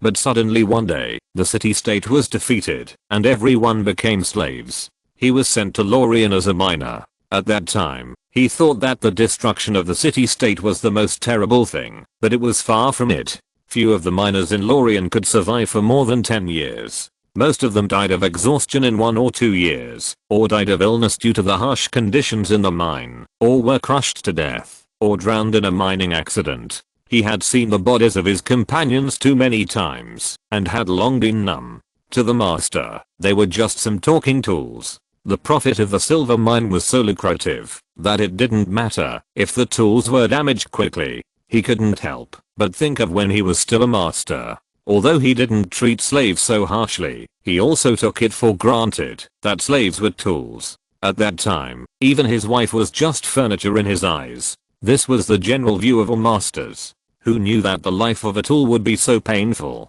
The moment he poked his head out of the mine, the dazzling sunlight immediately made him cry. Feeling the wind blowing on his body, he almost wanted to lie down immediately and never get up again. Even if he died, let him die on the ground. If we die silently in the dark mine, will our souls be trapped there forever? Patient answered Cerberus, only 100 people die every month, but the scale will surely increase in the future. Slaves are hard to buy now, so you should all use them with care. When these new mines are rented out, there will definitely not be enough slaves in Lorien for you to snatch. The other said regretfully, it would be great if the city-state could quickly go to war with other countries, so that there would be many cheap captives. Cerberus remained silent. Patient led them to visit most of the mines, and then returned to the surface. The others were discussing which mine to rent with great interest. Cerberus squinted his eyes, and looked back at the huge mine, and remained silent for a long time. Patient noticed it and asked, Cerberus, what are you thinking about? Cerberus raised the corner of his mouth and said, I'm thinking about how to drive you all away and monopolize Lorien. Everyone didn't take it seriously, and laughed and said, who doesn't want to monopolize this treasure mountain? We wanted to. Patient said, don't dream. You see, we started mining hills with silver veins hundreds of years ago, but the part that has been excavated now is still so small compared to the areas that have not been mined. We have been digging for so many years, and the hills available for mining have not decreased at all. On the contrary, they have become larger due to the continuous discovery of new silver veins. Even if your Prato is rich, you can't rent such a large mining area. Cerebus exhaled lightly and said, yeah. Then you said that our mining volume has suddenly increased so much. Will silver become worthless? Patience reproached. You are the owner of Prato. How can you ask such a question? Does anyone know how popular owl coin is better than you? I have never heard of any merchant who came to Athens unwilling to exchange for owls. I think it must be the same in your Plato in other city-states. Even those who are unwilling to buy any goods want to exchange for some owls to take home. Because no matter how bad they are at doing business, as long as they exchange their money for owls and take them back, they can always make a profit. This is an absolutely sure win business. Therefore, I have never heard of a time when there are enough owls in the market, and I have never heard of a time when there are enough silver billets. Even if it is not minted into owls, silver is nothing else. If your house is big enough, you may not want a new house. If you have enough furniture, you may not want new furniture. But who would complain about having too much silver at home? If there is extra silver, if we can't spend it all, we will store it. If it doesn't flow into the market and no one wants it, how can it become worthless? Cerebus smiled bitterly and said, you are right, I'm confused. No matter how large the storage of Laurian is, it cannot satisfy the thirst for silver in all of Greece, and perhaps not just the Greek world. Even if more silver can be produced here, it can definitely be digested. As a businessman, he knows that this is the best business, and it is definitely a huge profit. But as a human, he feels unprecedented powerlessness. He can't save anyone in this purgatory under his feet. It can be predicted that the mine owners will continue to invest more slaves here to make profits. People's desire for silver is endless, and Laurian's desire for manpower will also be endless. He can't buy all the veins here, so he can't stop others from opening mines. He can't buy all the slaves in the world, and he can't stop slaves from entering the mine. Even if he can buy all the people who are suffering in the mine now and save them, it will only change a group of people to suffer here. But is it nothing to do? Cerebus returned to Athens, mobilized funds, and tried to lease all the high quality mines that could be leased. At least the slaves in the hands of the slave traders in Laurian are better off in his hands than in the hands of others. In a blink of an eye, the day for the public lease of the Laurian silver mine arrived. After the lease ended, all of Athens was shocked. Because of the rent alone, the treasury received 20 talents that day, of which Prato took out 15 talents. Rent is a small part of the silver mine's income, and the big part is the commission from future output. According to the previous ratio, wouldn't the treasurer's income this year exceed 100 talents? The treasurer's income from only 1/24 of the commission will be so high, so how high will the private income from leasing the mine be? Cerebus, who got most of the mines, once again attracted everyone's attention, and even Aristides found him. Since Aristides took control of the real power of the city-state, in order to be less affected by emotional tendencies, he rarely had private contacts with people, the only exception being Cerebus. He always hoped that Cerebus would enter politics to help him after he came of age, but Cerebus had never been interested in public affairs and was unwilling to hold public office. After the meeting, he scolded, Cerebus, you made a lot of money again. You are more obsessed with your private business. I thought you would be my helper, but you only care about your private affairs. If all citizens are like you, who will take over our city-state? Cerebus was very happy to see him. They had not seen each other for several years, since they left Athens. After returning, he was busy and Aristides was also busy. It was not easy to meet each other. He hugged Aristides and said, Aristides, it's a rare opportunity for us to meet, so don't say such things. There are many talented people in the city-state who are ambitious and willing to devote themselves to public affairs. You know I have no patience and my personality is not suitable for public office. Aristides did not think he was unsuitable, but he was unwilling, and there was nothing he could do about it. He sighed and said, alas, you know that Themistocles has been advocating that the power of the city-state should be equally distributed to every citizen. But how many citizens have received qualified political education and are willing to put aside their private affairs and pay attention to public affairs? Even you are unwilling. Every time the city-state convenes a citizen assembly, the guards have to go to the market with sticks to drive people into the council hall. How can such people figure out what policies should be implemented to benefit the city-state? Handing power to them is equivalent to handing it over to those who are best at inciting and speaking the best, rather than to talented people with noble character who can make the most beneficial choices for the city-state. Cerberus raised his eyebrows in surprise. Themistocles wants to distribute power equally to every citizen? Aristides said with disgust. He has bad intentions and wants to take this opportunity to please the people so that he can seize power for himself. If he really does that, he will lead the city-state into the abyss. Cerberus said, but this may be difficult to stop. It is human nature to want more power, more wealth, and higher status. If you want to stop it by force, you are going against the trend, and will definitely be hated by everyone. Aristides said, I'm not afraid of being hated. I can't watch him lead the city-state astray. Let's not talk about this. Cerberus, you have been to Lori. How much income do you estimate Lori can increase for the city-state this year? Cerberus said, 100 to 150 talents. Aristides asked, will there be higher returns in the future?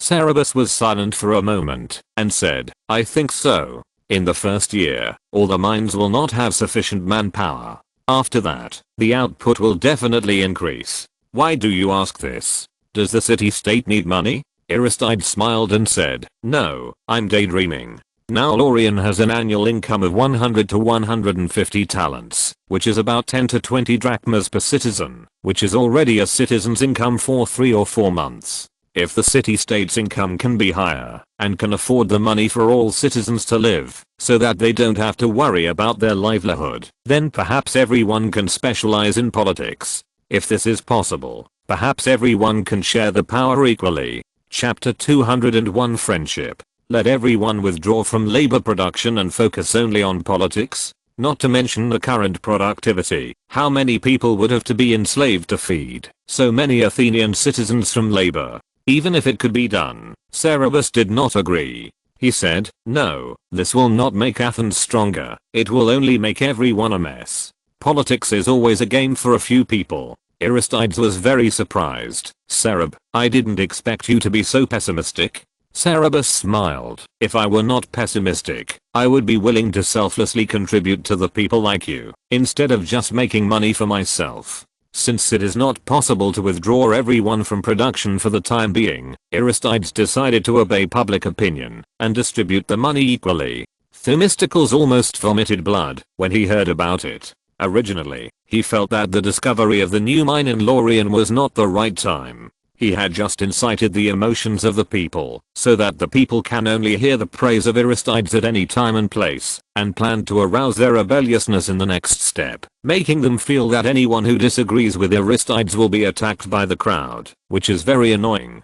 Unexpectedly, a new mine was suddenly discovered in Lorien, which diverted the attention of all the people, and made it impossible for him to proceed to the next step. Moreover, Themistocles believed that the income from the Lorien silver mine should not be distributed like this, so that the people would spend it in vain. This money is not much, but not little. If it is distributed equally, every household can't do anything big, but just eat a few more good meals, buy a few more clothes, and a few luxury goods. If the city-state can be unified, then it can do a big thing: build a navy. Themis has always wanted to build a navy, but the city-state has no money, and has never built it. For the people, building a navy will not see any effect in the short term. It is dispensable, or it is better to get a sum of money that can be actually in hand. Aristides' disposal is just what they want. Few people support Themistocles' suggestion. Themistocles was unwilling to give up, so he found Cerberus and asked, Cerebius, do you remember your previous promise? Cerberus was a little confused. My promise? Themistocles reminded him, support me in building a navy. Cerberus remembered. When Miltiades was there, he did promise to support Themistocles in building a navy, but later the city-state could not afford it, so it had to be shelved. Until now, the Athenian navy is still very weak, with only some 50-odd ships for both military and civilian use, and not even a trireme. The huge unexpected income from the Lorien silver mine is indeed the most suitable choice for building a navy. Themistocles emphasized, 100 talents can at least buy 200 triremes. If the city-state can have 200 triremes, we can be invincible in the Mediterranean. Even if the Persians come again, we will have the strength to fight. This is Athena blessing us, and it is the gods who want Athens to rise. We can't let such an opportunity go to waste. But Cerberus didn't speak for a while. After Miltiades' death, Aristides still advocated his military ideas, attached importance to heavy infantry, and devoted himself to developing the army. If he supported Themistocles in building a navy, it would undoubtedly contradict Aristides' military ideas, which was equivalent to taking a political stand. Cerberus did not want to take a stand. Political standing is not like children playing house, where they can play with this one today, and with that one tomorrow, nor is it like friends having different opinions, and seeking common ground while reserving differences. Political standing is black and white. Once you take a stand, you cannot jump back and forth, otherwise you will be regarded as a traitor and the other party will look down on you. Sometimes you will even be jointly hostile by both sides. Aristides supported heavy infantry, which only nobles and wealthy people could afford, so his main supporters were the nobles in the city-state. If Themistocles formed a navy, the navy would undoubtedly become his supporter in the future. Only poor people are willing to work hard on the sea as sailors, and he will undoubtedly be the spokesperson for the poor in the city-state in the future. Plato of Cerberus had many clients in Athens, both the poor and the rich. The number of poor people might be much larger than the rich, but more than 90% of the money flowing in Plato belonged to the rich. So his main clients were actually the rich. There is no doubt that building a navy is beneficial to the city-state. But if he supports Themistocles, he will offend a large group of clients. And how would Aristides view this matter? Aristides is his best friend and the friend he values most. He and Themistocles are incompatible. If they have different opinions on other things, Aristides may be calm, but when it comes to things related to Themistocles, he is usually very radical. How would Aristides react if he supported Themistocles? He was slow to speak, and Themistocles became anxious and said, "Cerberus, why are you hesitating? Is there anyone in Athens who understands the importance of the navy better than you? Isn't the rise of the city-state a good thing? And although the Persians did not come in the past few years, Xerxes has conquered the Egyptians again, and will come again sooner or later. His revenge will be more fierce then. If we have 200 triremes, even if the battle situation is unfavorable, we can load all the people in the city-state onto the warships and escape. If we don't have a navy, we can't even run away." Cerberus said, "The current situation is very different from what it was before. I have to think about it again, Themistocles." Themistocles asked in disbelief, "The situation is different now? You don't dare to support the construction of a navy, because Aristides is now leading the city-state and his position is contrary to mine. For such an important matter for the city-state, you still have to consider the personal feelings between friends, and your interests are completely inconsistent with Aristides' interests. Your current business focus is overseas. A strong city-state navy will be more beneficial to your business at sea. If you really don't dare to insist on the right choice because of Aristides, then you make me despise you. I always thought you were a smart man." Cerberus said firmly, "Let me make my own decision, okay, Themistocles." A new tragedy was about to be performed in the city-state, and Cerberus invited Aristides to watch it together. Aristides was busy with work, and he was not willing to get too close to others due to personal feelings. He was biased in handling official business and rarely participated in entertainment activities. But he hesitated for a moment, and went anyway because of Cerberus, the person who invited him. The weather was very good that day, with bright sunshine and a cool breeze. The two walked along the boulevard along the Ilissus River to the theater. Everyone they met along the way would come over and say a few words to Aristides, respecting and loving him. There was a vendor selling jasmine crowns at the entrance of the theater, which were fragrant and white. Cerberus had been influenced by the habit at this time and bought two, one for him, and one for Aristides. Aristides smiled and recited a little poem. "You and I drink, have fun, love, and wear crowns together. You are crazy when I'm crazy, and you are sober when I'm sober."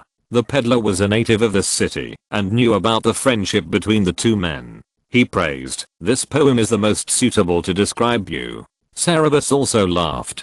When they arrived at the theater, the performance that day was the Seven Against Thebes, which told the story of King Polynices of Thebes, who was driven out of the kingdom by his younger brother, and in order to regain the throne, he attacked Thebes with 6 other heroes. The actors on the stage sang a hymn to one of the 7 heroes, Amphiaraus, the god of medicine and divination. The lyrics were, the surface where the eyes rest, the other side, where the heart reaches, the facts are before our eyes, the goals should be born from the heart, watered with wisdom and hard work, the heavy fruits are growing. The audience all turned their eyes to Aristides at the same time, including Cerberus, because everyone felt that the noble conduct and virtues praised in this poem belonged entirely to Aristides. The chief archon of Athens was a 1-year term, but since Aristides became the chief archon, people trusted and respected him, and had allowed him to be re-elected for several years. He has never been complacent because of his high position, nor has he ever belittled himself because of adversity.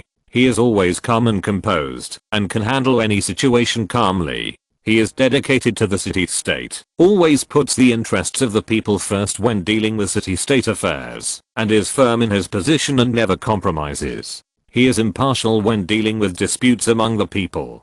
He will not dare to pursue the mistakes of the wrong party, because they are rich and powerful and difficult to mess with, nor will he be biased, because the weaker party is too pitiful. The results of his rulings always convince both parties. He neither sought promotion or wealth, nor fame, but only impartially and selflessly dedicated his wisdom to the city-state, so that everyone, including foreigners, willingly admitted Aristides is a representative of justice. Many people even felt that what he agreed with must be right, and nicknamed him Guardian of Justice. Cerberus experienced 2 lives, and Aristides was also the most virtuous person he knew. He respected this friend. After watching the play, the two went for a walk by the river again. Aristides asked Cerberus, "How long will you stay in Athens this time?" Cerberus replied, "At least 1 year. I have to sort out the matter of the Laurian silver mine before I leave. I don't trust others." Aristides couldn't help but propose again. "Cerberus, stay and work for the people. You are the most profitable person I have ever seen. If you are willing to stay, I will find a way to make you the treasurer of the city-state." Cerberus was surprised. Although Aristides had always wanted him to hold a public office, he had no intention of giving him such an important position from the beginning. Aristides explained, "I have been thinking about what you said. It is human nature to want more power, more wealth, and higher status, and it cannot be stopped. But I still think that, if people are given enough and correct guidance, they will not be easily fooled when they get power in their hands. You stay and help me. If you are the treasurer, it will not be difficult to increase the city-state's annual income by another 100 talents. Cerberus stared at him for a moment and asked, "Aristides, do you still think that only with enough and strong heavy armored warriors can Athens be protected?" Aristides said, "Yes. But you have been drifting overseas for so many years. You think the ocean is more important, right?" The two had talked about their views on the direction of the development of the city-state's military power before, and their opinions were different. Cerberus smiled and said, "Themistocles wants to form a navy." Chapter 202, Breakup. Aristides was a little puzzled. Build a navy? But he understood. After thinking about it, he is planning to use the income from the silver mine in Laurel. "Do you want to support him?" Cerberus said sincerely, "I don't want to support Themistocles, but now is a good time to build a navy. I still think that the future of Athens lies in the sea. On land, we have a powerful neighbor, Sparta. All their citizens have received military training since birth, and are natural warriors. We are no match for them. But now Laurel has an annual income of at least 100 talents. If we use this money to build a fleet, we will soon have the most powerful fleet in the Mediterranean, and we will become the overlord of the sea. The ocean will bring endless wealth, far more than land. Besides, the Persians will come again sooner or later. The ocean is not only the source of our wealth, but also our best barrier." Aristides retorted, "Cerberus, the last time the Persians attacked, it was the warriors with spears and shields who protected Athens. Will the Persians invade only from the sea? If all the citizens of Athens are turned into sailors and boatmen, how can we resist the danger from the land?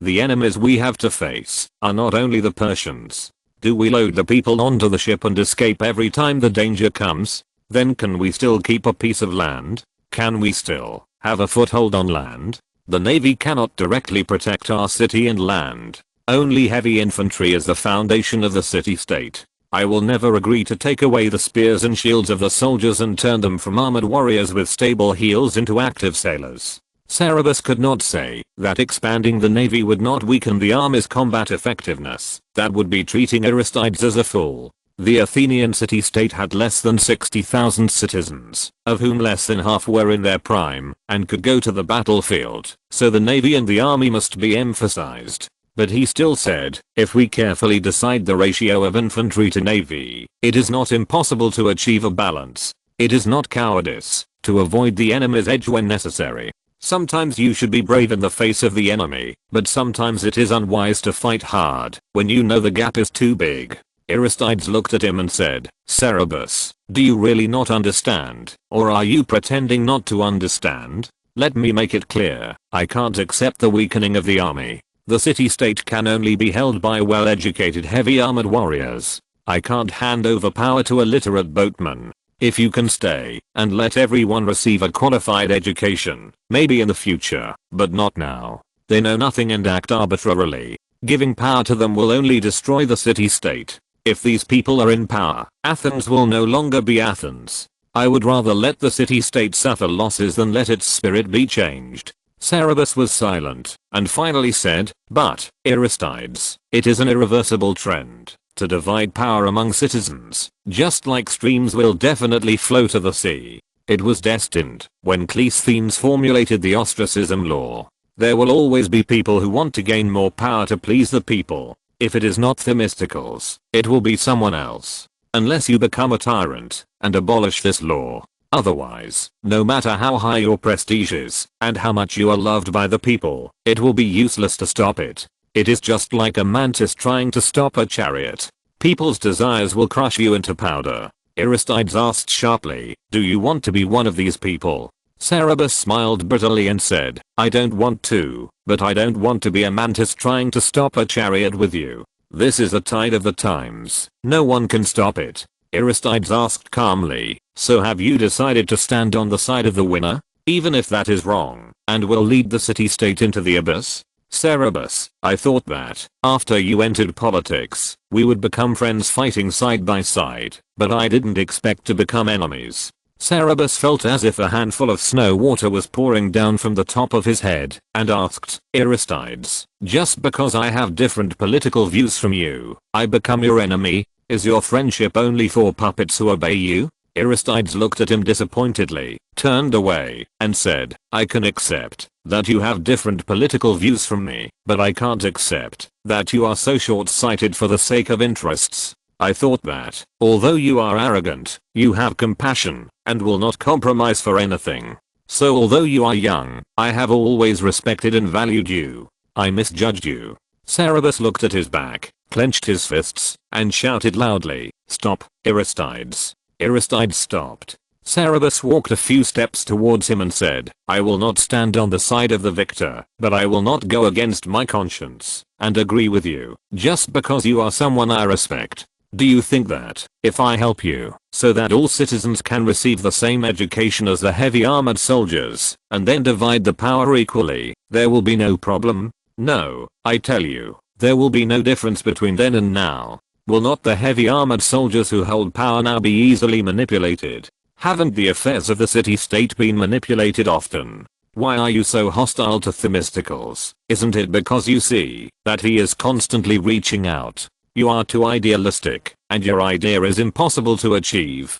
Aristides paused and said, then let us become political opponents and fight for our respective ideas. After speaking, he was about to leave again. Cerberus called him again, am I still your friend? Aristides said, you no longer need me as a friend.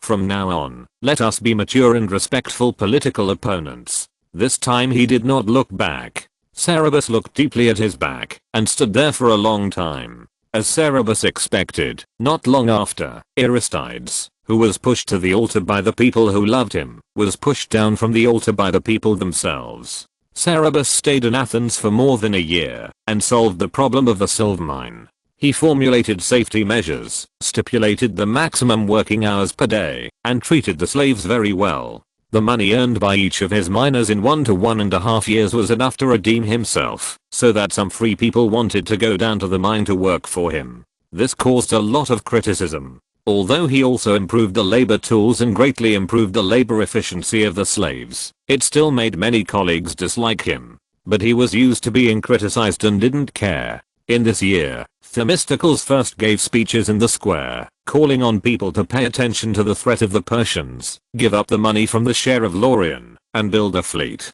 But no one listened to him, so he changed his strategy and called for the construction of a fleet to kill the enemy Aegina. Aegina and Athens are across the sea, and it is Athens' eternal enemy. The two sides have been fighting for decades. Aegina's navy was stronger than Athens, so Athens always suffered. After defeating the Persians, Athens' citizens gradually became arrogant and thought they were the most powerful city-state in Greece. Only Sparta could compete with them. How could they bear being suppressed by Aegina? So this time they immediately agreed to his suggestion and a fleet was built. When Cerberus left, the fleet had already taken shape. This time, Cerberus hurried back not long after leaving the city-state, because he heard a rumor that Aristides was tyrannical and secretly arranged for his trusted followers to hold important positions and wanted to be a tyrant. This was a very bad rumor. You know, the Athenian Citizens Assembly can judge whether a person is guilty or not without looking at the evidence, but only looking at how inciting the accuser is.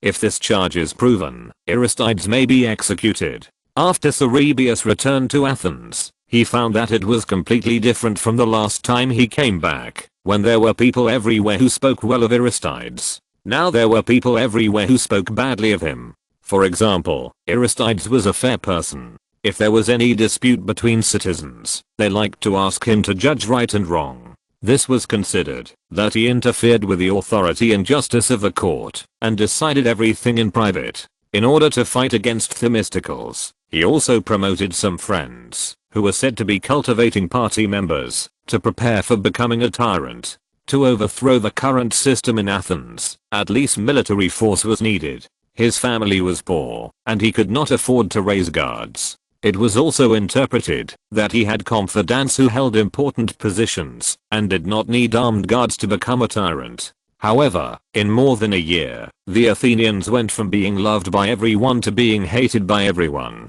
At first, Cerberus and some of his friends tried to clarify the explanation for him, but no one wanted to listen. Moreover, as friends of Aristides, they themselves were also affected. Especially Cerberus, who had private soldiers, was even guarded, so that after Cerberus found out, he did not dare to speak for him anymore, fearing that it would bring him more negative influence. Amidst the criticism from the entire city-state, Athens once again convened a citizens' assembly to vote on ostracism to decide whether to exile Aristides. Chapter 203, Occult Exile. The pride of Athens, the newly built temple of Athena to commemorate the victory over the Persians in the Battle of Marathon, stands under the blue-purple sky, adorned with gold and magnificent. The huge bronze goddess Athena in the temple can be seen from the surging sea dozens of miles away, and people standing next to her are as small as ants. The goddess holds a spear in one hand and a shield in the other, and the tip of the metal spear reflects the dazzling sunlight. There is a square at the foot of the hillside, where the temple is located, and countless Athenian citizens are gathering here. Some of them come from the mountains, some from farms on the plains, and some from this city. Today they come here for a common purpose, to vote on the ostracism law to decide whether to exile a great figure in the city-state Aristides. This person's name has been lingering in people's ears for many years. In the past, everyone who mentioned him would praise him, fair, brave, honest, and outstanding in military exploits, as if he was the most virtuous person in all of Athens, and no one could compare to him. But now this person's true colors are exposed. It turns out that he deceived everyone. In fact, he was tyrannical and secretly planned to seize the city-state and become a tyrant. Sure enough, how can there be such a perfect person in the world? His good qualities in the past were all pretended. They are the masters of the city-state. They must protect the city-state and exile this evil man to prevent his conspiracy from succeeding. An old man with a hunchback took a piece of black pottery and wanted to carve a name on it. When he votes later, he just needs to throw this piece of pottery into the basket, and the person he hates may be exiled. But there is a problem, he can't read. The old man came from the mountains. He looked around and saw that everyone around him was arrogant and a little timid. He didn't dare to disturb him. Finally, he picked a man standing in the corner with the oldest clothes, patted him on the shoulder, and asked, "Can you help me?" The young man standing next to the man turned his head first. He was so handsome that the old man couldn't help but step back half a step. The man asked gently, "Old man, what's the matter?" The old man handed the pottery over and said uncomfortably, "Please write a name for me." The man took the pottery and the stylus and asked, "Who do you want to write?" The old man replied, "Aristides." The man was startled and looked at him. The young man's eyes also fell on him at once, which made him even more uncomfortable. The man asked, "Did Aristides offend or treat you wrongly in some way?" The old man replied, "I have no entanglement with this man. I don't even know him, but people everywhere call him the protector of justice. I'm really tired of hearing it." The man listened and said nothing. He carved a name on the pottery and gave it back to him. After he left, the man said to the young man, "Cerebius, you really shouldn't stand with me at this time. It's not good for you." It turned out that the man was Aristides. Cerebius smiled, said nothing or moved, and obviously disdained the threat. He no longer worried that he had a private army and would have a bad influence on Aristides, because once the ostracism vote began, Aristides would no longer have the right to defend himself, and this could not change anything. The two watched from afar as Themistocles flew around the field in triumph, talking to this and that. Cerebus said, "He is the one who is doing this. I have someone check, and it is he who spread the rumor." Aristides did not respond. When the sun moved to the zenith, the voting officially began. People walked to the big wicker basket one by one and threw the black pottery shards in their hands. After the votes were cast, the counter counted the names on the spot. Tens of thousands of pieces of pottery were piled up in several large baskets. Just as the counters were busy counting the pieces of pottery, a man walked up to Aristides and Cerebus and said triumphantly, "Aristides, I just looked around the square and 7 out of 10 people have engraved your name on the pottery. You are in trouble." Cerebus said, "Themistocles, isn't it you who instigated all this?" Themistocles said gloatingly, "Cereb, whether you believe it or not, even if I'm not here, this scene will happen sooner or later. Some people in this square believe that Aristides is plotting to subvert the democratic system, but how many people are just tired of the reputation of our guardian of justice and want to see him fall from the altar? People should not be so noble, otherwise not only will the gods be jealous, but even mortals will not tolerate him." Cerebus and Aristides were silent when they thought of what happened just now. In the end, the pottery pieces were counted. Among the 60,000 citizens, far more than 8,000 agreed to exile Aristides. Aristides was announced to leave Athens within 3 days, and not to return within 10 years. The crowd in the square cheered, and the sound reached the sky. The people were proud of their successful protection of the city-state, and cheered for thwarting the careerists' conspiracy. They cursed the careerist, and praised the great system of the city-state. Aristides turned silently, and walked out of the venue. Wherever he passed, everyone avoided him. The faces that used to respect him now changed into contempt and hatred, and some even spit at him. Cerebius walked beside him, and looked at him coldly, scaring the man to take several steps back. Cerebius didn't know what Aristides felt at the moment. He protected Athens wholeheartedly, but 60,000 citizens were so disgusted with him that almost everyone hoped that he would have a bad end. Abandoned by his own city-state and the people he protected, would he regret his previous efforts? Aristides' expression was still as calm as before, not revealing his feelings at all. After leaving the meeting and returning home, Aristides' wife had already received the news, and someone ran back to tell her in advance. She did not complain or cry, but just held back her tears and said, "I'm going to pack my things. Do you want me and the children to go with you, or not take us?" Aristides' face only showed some implicit guilt at this time. His wife had not had a good day since she married him. He held great power, but sometimes the family was so poor that they could not eat enough and suffered from hunger and cold. Now they were implicated by him. He said, I will leave first, and when I settle down, I will send someone back to pick you and the children up. The exile of ostracism only targets the exiled person himself, not his family. But Aristides' family was too poor, and they had no way to make a living by leaving his wife and children at home for 10 long years. The wife wiped her eyes and said, well, I'll bring you all the money in the house. Cerberus quickly stopped her and said, Madam, there's no need for that. Then he said to Aristides, Aristides, come with me and help me. Now Prato has several branches overseas. I want to check the accounts, and there is no one more suitable than you. Aristides did not answer immediately. Cerberus observed his expression and said, what are you still shy about at this moment? Don't worry, I won't take special care of you. I will pay you according to the market price of this job. Aristides curled his lips and said, yes, there is no need to be shy now. It doesn't matter if you take care of me. The city-state doesn't need me now. Cerberus couldn't bear to see his expression anymore, so he stood up and said, then I will pick you up in 3 days. You don't need to prepare anything. My ship is fully equipped. After that, he walked away. Aristides' wife hurriedly chased him to the door and whispered, thank you. Although Aristides was extremely honest and unwilling to accept any monetary gifts, she knew that her family was taken care of by Cerberus. In order not to affect Aristides, Cerberus never gave money directly to their family, but often sent people to work for the women in their area. She earned a lot of money by doing these odd jobs, which saved the whole family from hunger and cold. Cerberus replied humbly, it should be, Aristides has also helped me a lot. I don't know whether it was fortunate or unfortunate. Aristides' family was so poor that they had nothing to pack, and they quickly prepared everything they needed to go out. In a blink of an eye, the 3-day deadline passed, and Aristides and Cerberus came to the port of Piraeus to go to sea from here. Many people guessed that they were going to leave from here, and some of Aristides' friends came to see him off in a low-key manner. They voted against it at the meeting that day, but it was useless in the face of the overwhelming public opinion.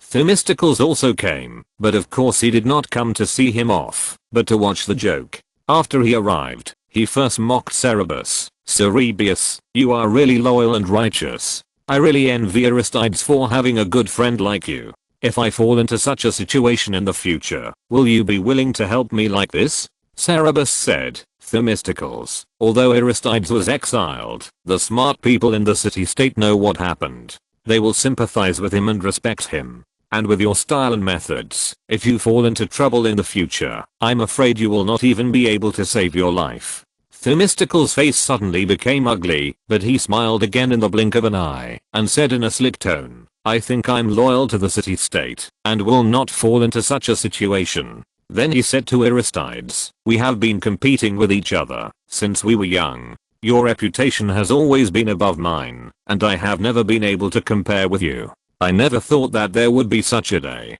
When you come back 10 years later, will anyone in the city-state still remember your name? The people are so ruthless that they abandon you as a guardian. But in the future, the city-state will be protected by me, Themistocles, so you can rest assured. Aristides lightly reminded Themistocles, the people may be deceived for a while, but they will not be deceived forever. Themistocles did not hear the reminder in his words, but thought he was still trying to turn the tables, and said, but the people are also forgetful, especially good at forgetting heroes. Look at Miltiades. You expect them to admit their mistakes, that's a dream. If you still expect the city-states to revoke your exile, it's even more ridiculous. Aristides said nothing more, said goodbye to other friends, and got on the ship. The merchant ship slowly sailed away from the dock. He stood on the deck and looked at the city-state with nostalgia, listening to the familiar Attic accent and the familiar port scenery gradually fading away. Looking at the towering temple on the Acropolis in the distance and the reflection of the spear tip of the statue of Athena, he finally revealed deep pain. He raised his hands to the sky and prayed, may there not be any crisis that would attack the Athenians, forcing them to miss Aristides and regret what they had done. Neither he nor Themistocles had expected that he would return to Athens just over 2 years later. He came back because the city-state called him, and also for one person, Cerberus. Chapter 204 Goodbye Xerxes. Cerberus disappeared.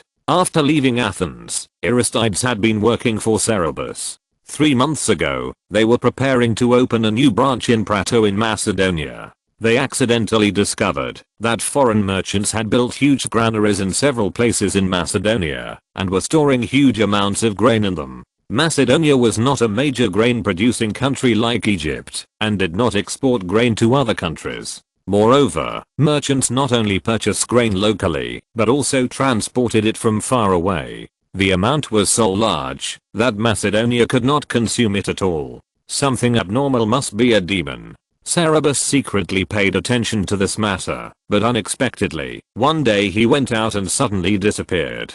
All his followers were killed on the street. Aristides was shocked and angry. He mobilized all his forces to look for him everywhere, but he could not find him. Fortunately, his body was not found either. Aristides immediately sent a message to Cimon, who now controlled all the military forces of Cerberus. Cimon was originally far away in Sicily to deal with some things. He hurried over after hearing the news and put everything aside to investigate the matter. As a result, he only found some clues, which seemed to be related to the Persians. The businessman who built the warehouse had the shadow of Persia behind him, but unfortunately Cerberus was not strong on land. Cimon followed the clues and found that Cerberus might have been kidnapped to Persia, but he had no power to rescue him. Cerberus had a huge connection. Not only did he control the private army, but there were also tens of thousands of people in Athens who worked for him directly or indirectly and lived on him. If he made a mistake, it would cause great turmoil in Athens, and his industry was too coveted, so Aristides had to return to Athens to take charge. Originally, Aristides had no right to return to Athens before the 10-year exile period was over.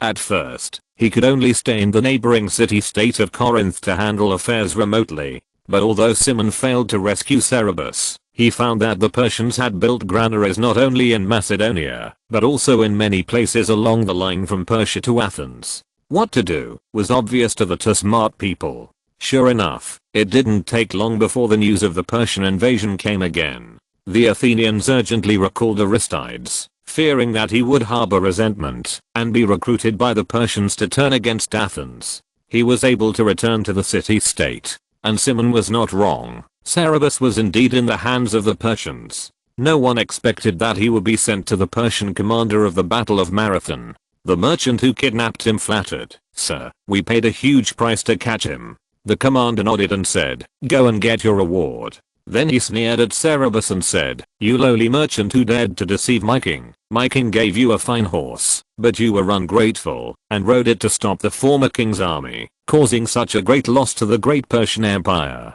I will cut off your eyes, ears, nose, mouth, and tongue, and cut off your limbs and hang them on the city gate." After the defeat at Marathon, the commander was severely punished. He believed that, if it were not for Cerberus, Persia would probably not have been defeated, and he would not have been punished, so he held a grudge and wanted revenge. But Cerberus had always been very careful. After the Battle of Marathon, he never went to the Persian forces. He was helpless. It was not until Prince Xerxes succeeded to the throne and carried out a big plan. He captured Cerberus with the help of the merchants who implemented this plan. Cerberus slightly widened his eyes. He had been guessing who had captured him since he was captured, but he never expected that it was the man in front of him. The deception mentioned by the commander should refer to the fact that he pretended to be a Cretan to come to Persia. In fact, Xerxes had exposed his identity at the time, but outsiders did not know. Cerberus explained, "My lord, I did not deceive the king. His Majesty Xerxes knows everything.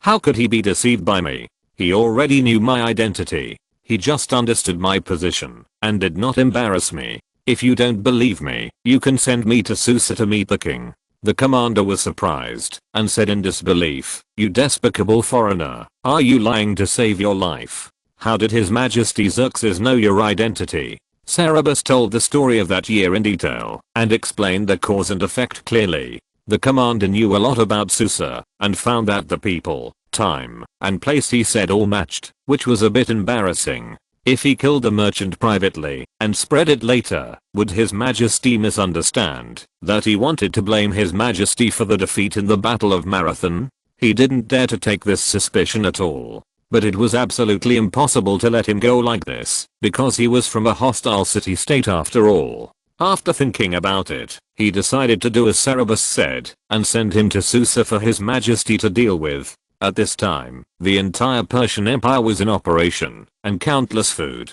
weapons, and supplies were being transported to Greece like flowing water. Xerxes made very adequate preparations for this war. He sent countless spies to Greece a few years in advance to investigate the affairs, terrain, roads, and transportation of the Greek city-states. He also ordered the national shipyards to build the most advanced warships, and to build granaries along the road from Persia to Greece, to store food in advance for the army, to use when passing through. The one that Cerberus found in Macedonia was one of them. The commander also captured Cerberus with the help of those spies. The new emperor, who easily quelled the Egyptian rebellion less than a year after ascending the throne, was bold and cautious, and ambitious to establish a great achievement that surpassed his father. Athens had defeated the invincible Persian army on the front battlefield, which frustrated the King of Kings. It was undoubtedly the best object for him to prove his ability. As long as he could successfully punish Athens, he would establish a higher authority than his father.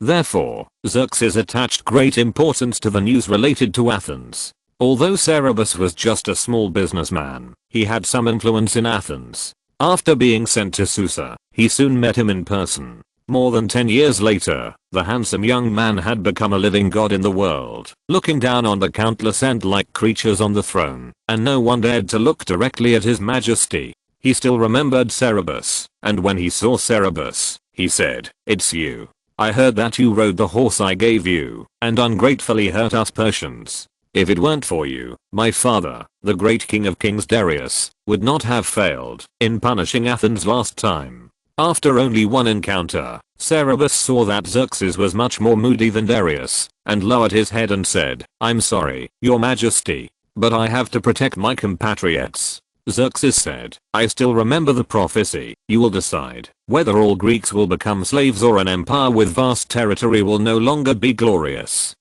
You really decided the outcome of a war, but my Persian empire is still as glorious as ever. You should have known that I will use troops against Greece again. Which side will you stand on this time? I admire you and give you another chance to choose. Help me conquer Athens, and I will give you unlimited power and wealth.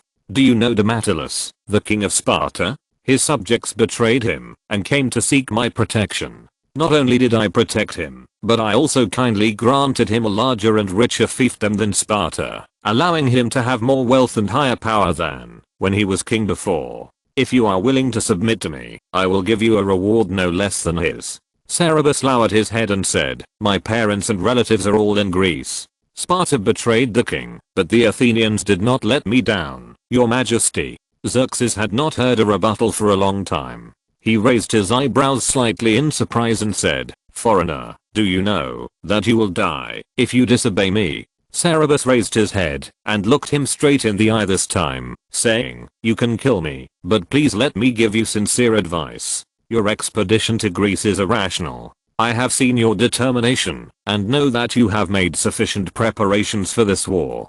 But although Greece is small, especially Athens, it cannot be conquered, just as no matter how strong the hammer is, it cannot kill an ant in the cracks of the stone. If you want to conquer Greece, both the land and the sea will stop you." Xerxes laughed and said, "Well, I will show you whether land and sea can stop the will of the king of Persia. I will show you how I conquer Greece. I will lead the expedition myself and take you with me. I want you to see with your own eyes how my army destroys Athens, and then I will kill you." Chapter 205 Expedition to Rang. Cerberus was put in prison again. As an Athenian, he came to Persia twice and was imprisoned twice. This fate is unique, and this time in prison is different from the last time. He was isolated, penniless, and a prisoner of the king. No one could save him. He suffered a lot from being kidnapped from Macedonia to Persia. The spies who kidnapped him did not speak the same language as him, and many people died in the fight with his guards. In addition, he was chased by Aristides and was very rude to Cerberus. He was half dead when he arrived in Persia. When he was sent from Sardis to Susa by the commander, he was not much better on the road. He fell ill as soon as he entered prison. After traveling through a long journey, he did not surrender in front of the Persian king. It would be ridiculous to die silently in a dark prison. Cerebus was unwilling to accept his fate. He called the jailer and asked for a doctor, saying that Xerxes would see him again. The Persians were extremely respectful of the king. When they heard that Xerxes wanted to see him again, they really didn't dare to let him die like this, and they really found a doctor for him. However, Cerebus didn't trust the doctor's medical skills. Darius' ankle was dislocated, and the Persian royal doctor almost killed him. You can imagine how good his skills were. He knew that he was actually mainly overtired and malnourished, so he didn't take the medicine prescribed by the doctor, but asked the jailer to let him live in a cell alone and eat some nutritious food. The jailer did the former, but he didn't have money for the latter, so of course the jailer couldn't pay for it. Fortunately, he was afraid that he would really die, so he didn't deduct his food. After all, Cerebus was young and strong, and his physical foundation was good, so he slowly recovered. But he was in prison for a long time. The prison was dark, and he couldn't get any information from the outside world. There was no one to communicate with in the single cell. As time went by, Cerebus felt that he was forgotten by the whole world. He drew a line on the wall every day to mark the days. After he had drawn more than 200 lines, the jailer told him that the Persian army was going to go to war. However, when the army went to war, Xerxes did not ask anyone to take him out. Cerebus had to doubt that Xerxes had forgotten him. If Xerxes had forgotten him, would he be locked up here for life? Cerebus felt cold all over when he thought of this possibility. He would rather die on the battlefield. But he could do nothing, and could only wait passively. Another month or two passed. One day, the jailer suddenly came over and said to him with a strange expression, "Foreigner, do you know that our army was blocked at the Hellespont?" The Hellespont is a strait located at the boundary between the Eurasian continent. The narrowest part is only more than 1 kilometer. People with good swimming skills can swim across it. The Persian army must pass through here to enter Greece. It should not be difficult for the army to pass through here. Why was it blocked? Cerebus asked. What stopped them? The jailer was so excited that he gestured. It was the sea. I heard that the king ordered the Phoenicians to build a bridge with horse ropes and the Egyptians to build a bridge with papyrus so that the army could pass through. But after the bridges were built, a storm suddenly blew up, and after the storm, the 2 bridges disappeared like foam. Why was he so happy when his army was frustrated? Cerebus was puzzled. He followed up the topic and asked, how did His Majesty Xerxes punish the shipbuilders? The jailer danced with joy and said, His Majesty the king ordered all the bridge builders to be executed, and their heads hung on spears. Then he lowered his voice and said what he really wanted to say. Do you know what else His Majesty the king did? He ordered the messenger to punish the Hellespont, whipped the strait 300 times with a whip, threw a pair of shackles into the sea, and put a red-hot iron into the sea. It is said that the executioner shouted to the sea while executing the sentence, "You poisonous sea water. Our king punishes you like this. Whether you like it or not, Xerxes will cross over you." The jailer's face was full of shock and fear, and Cerebus was also a little shocked for a moment. A human emperor actually punished nature because his will was blocked? How arrogant must he be? When they met last time, Xerxes' IQ was still normal. Cerebus thought of the first and second times he met Xerxes. Although Xerxes was obviously more arrogant than when he was a prince, when they met for the second time, he was not so arrogant. He asked doubtfully, "Is this true? Who told you that?" The jailer said confidently, "Everyone says so." Whether it was true or not, the floating bridge of the Hellespont was soon built for the second time. It is said that this time the craftsmen used 700 warships connected together. First laid a layer of logs, then a layer of branches and leaves, and then a thick layer of mud, which made it very solid. After the bridge was built, Cerebus finally waited for the long-awaited king's messenger. The messenger took him out of the cell. Seeing the sunlight again, Cerebus was almost in tears. He wanted to surrender immediately, just to avoid returning to the dark prison, but he held back in the end. The Copis River flows down from the mountains and flows west of the Susa Palace. The clear, cold river water was so sweet that the kings of Persia only drank from it. Even when they went to war, the army had to carry jars of river water. On the artificial platform by the river stood a Babylonian-style palace, majestic and magnificent. The outer walls were covered with exquisitely made glazed bricks, painted with lions, flying bulls, griffins with goat horns and eagle claws, and heraldic patterns of lions hunting golden-hoofed white bulls. The huge wooden palace door was wrapped with bronze plates, which were also decorated with elegant rose patterns. The entire floor of the palace was painted in the light red color that the king liked. On the wide road under the platform, the endless escort of baggage and pack animals were in the front, followed by 1,000 of the empire's best cavalry, and behind them were 1,000 of the most elite spearmen. Behind the spearmen came 10 holy horses, each as good as the golden horses of Cerberus, and they were richly decorated, pulling a chariot even more magnificent. Behind the chariot came another chariot, pulled by 8 white horses, on which was placed the image of Ahura Mazda, the supreme god of Persia, a chariot that no mortal could ride. The charioteer held the reins and led the horses on foot. Behind this chariot came another 1,000 spearmen, the best and noblest of the empire, and behind them came another 1,000 elite cavalrymen. Behind the cavalry came 10,000 infantrymen, each of whom was dressed in shining golden armor and gorgeous robes, with bows and quivers hanging from their shoulders, and spears in their hands, with the silver points of their spears pointing downwards, standing in front of their feet. Among them, the handles of the spears of 9,000 infantrymen were decorated with silver pomegranates, and the handles of the spears of 1,000 infantrymen were decorated with golden pomegranates. The golden pomegranate soldiers were at the outermost edge, and they were all officers. These 10,000 infantrymen were the king's personal guards in the core combat force of the empire. They were selected from the bravest soldiers in all armies, and were known as the Immortals. It was said that nothing in the world could resist them, and no one could kill them. Behind these 10,000 people, there was another cavalry team that was as far as the eye could see.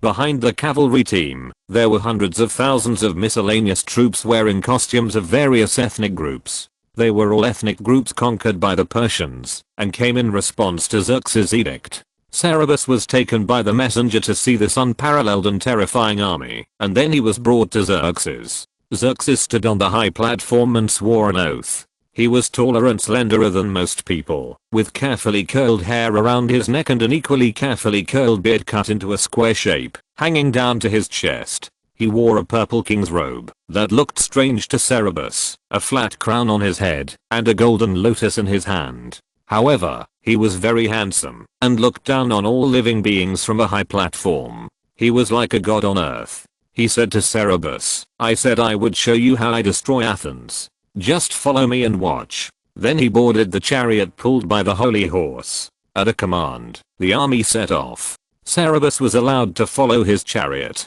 After nearly 5 months of arduous journey, passing through Lydia, Sardis, Argia, and Troy, the army finally arrived near the Hellespont. Before entering Greece, Xerxes decided to review the army. The Persians built a white stone throne for him on a hill. He sat on the throne and looked down at the army on the plain and the navy in the sea. What a scene it was. Assyrians wearing bronze helmets, Scythians holding battle axes, Caspians wrapped in animal skins, Medes with quivers hanging on their backs, Indians holding rattan bows, Arabs riding camels, Egyptians driving chariots, Phoenicians riding warships. Hundreds of thousands of troops composed of 58 ethnic groups under Persian rule densely filled the plains.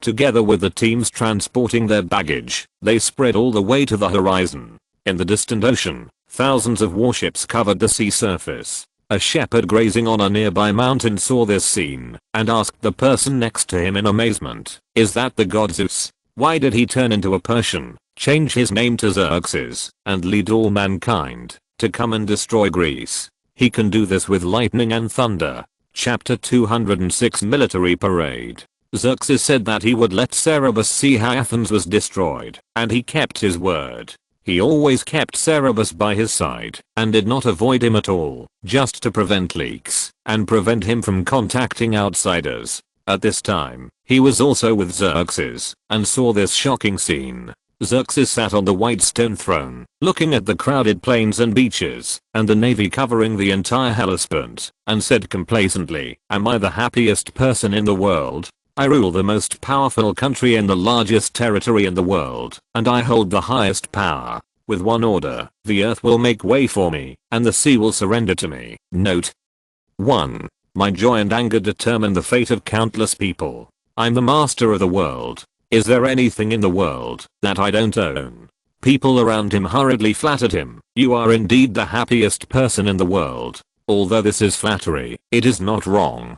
Cerberus, who was considered by the Athenians to be the most favored person by the gods, was far inferior to him. Xerxes was originally very happy, but when he heard the flattery, he suddenly burst into tears. Cerberus. Here it comes again. Here it comes again. After following this king for a while, he found that Xerxes' biggest problem was not his arrogance, but his moodiness. He could be smiling in the last second, and furious and killing people in the next second. When the army passed through Lydia, the richest man in Persia, Petas, took out all his property to entertain Xerxes and the entire army, and announced that he would donate all his property to Xerxes. His assets alone were 2,000 talents of silver and nearly 4 million stater of gold. Note 2. Making him the richest man in Persia except the king.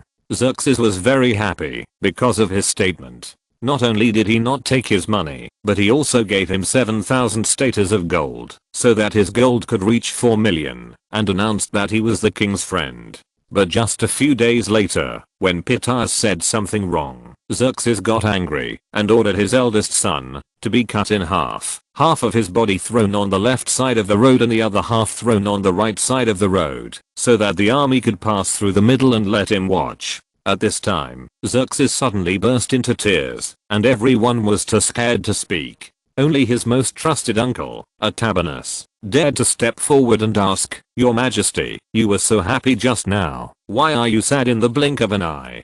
Xerxes replied, "Look at these people. Although there are many of them, no one can live more than 100 years old. When I think that a person's life is so short, I can't help but feel sad." Cerberus. You are really sentimental. In addition to the Persian elite, most of these people are civilians of various nationalities who were forcibly conscripted. They were whipped to come here. The wind, frost, rain, and snow were difficult along the way. I don't know how many of them died on the road. Some people may not even live to tomorrow, let alone 100 years old.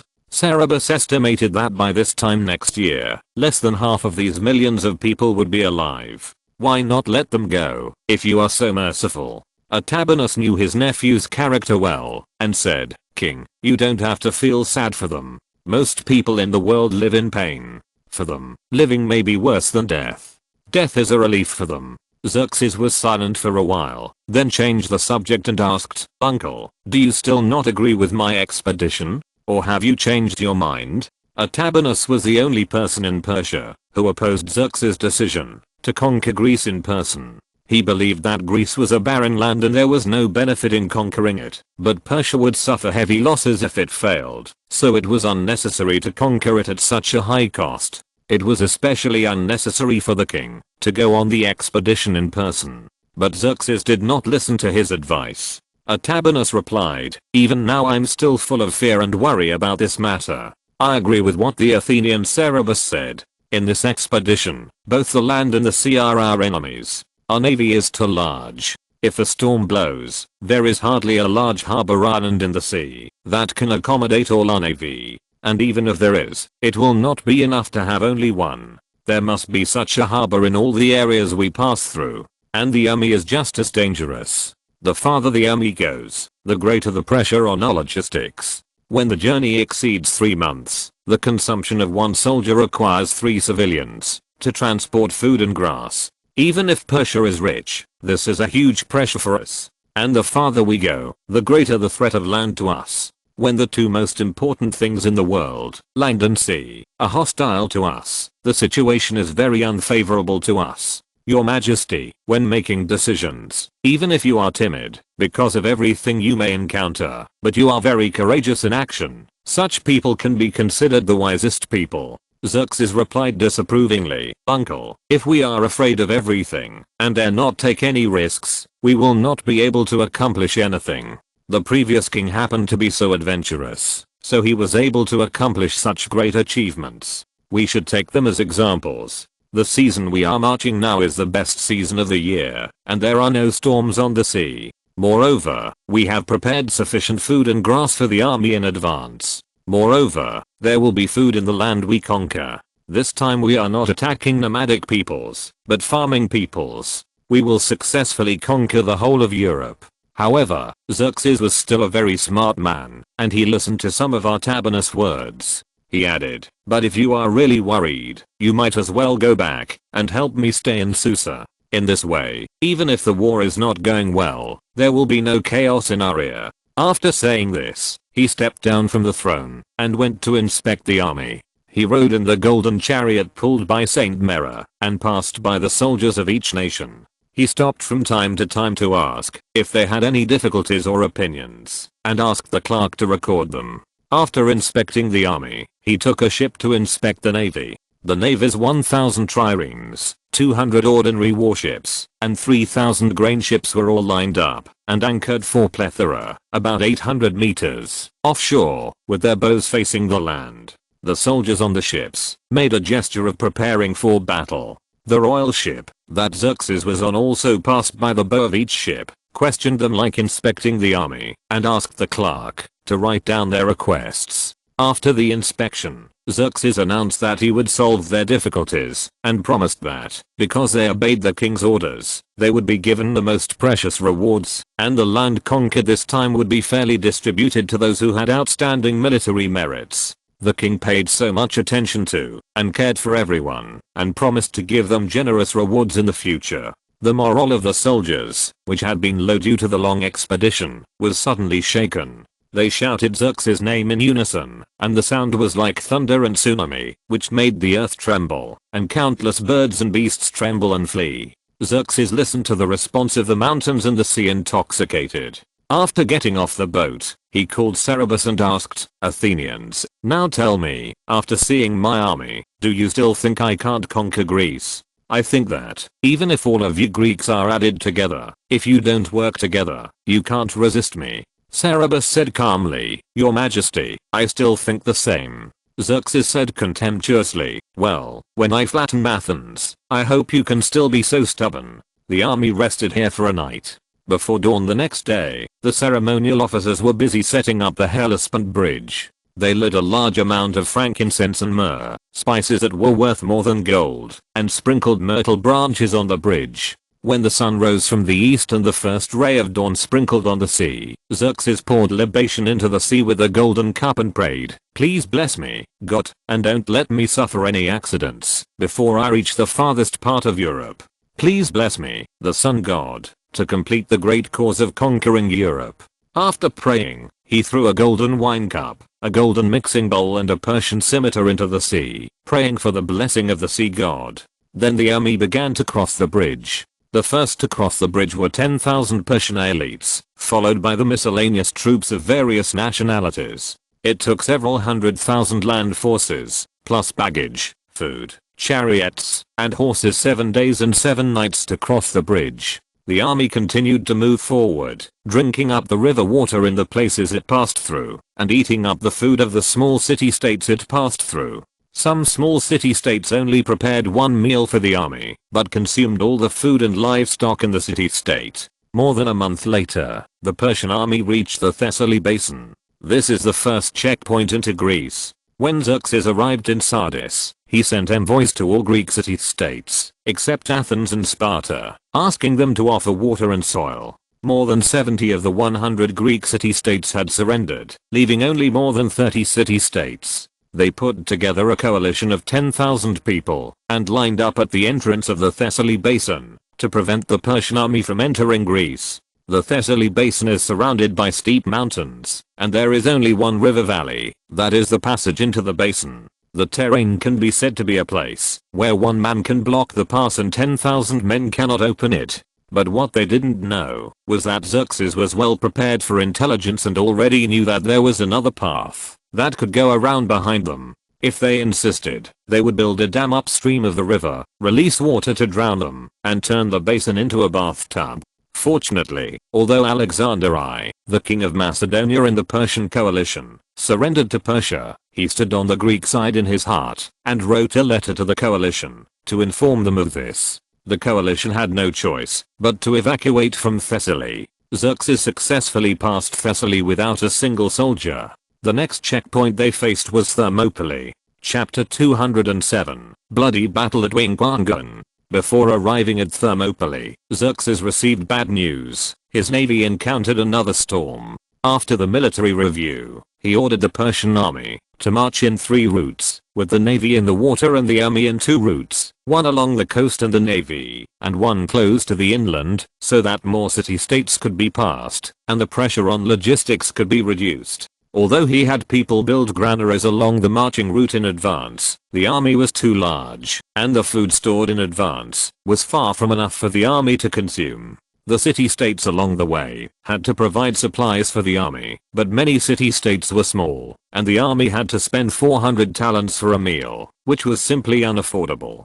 The army went separately, and more city-states could share the burden. Until the Thermopylae, the Persian army's march was very smooth, and all the city-states surrendered wherever Xerxes' troops went. However, after the navy came out of the canal at Cape Athos, it avoided the sea area, where the navy was annihilated more than a decade ago. It thought that it had passed the dangerous area, and would have smooth sailing ahead, but it encountered a storm that lasted for several days and nights. The navy was too large, and just like last time, it could not find a port to take shelter, and was blown to pieces. After the storm, the commander checked the losses, and found that 400 ships were damaged, tens of thousands of soldiers were buried in the belly of fish, and the loss of food and supplies was countless. Xerxes was very unhappy when he got the news, and ordered the ships to be replenished. The logistics department tried every means to draw out some reserve ships, and then collected them from the city-states that surrendered, and then replenished them with 120 ships.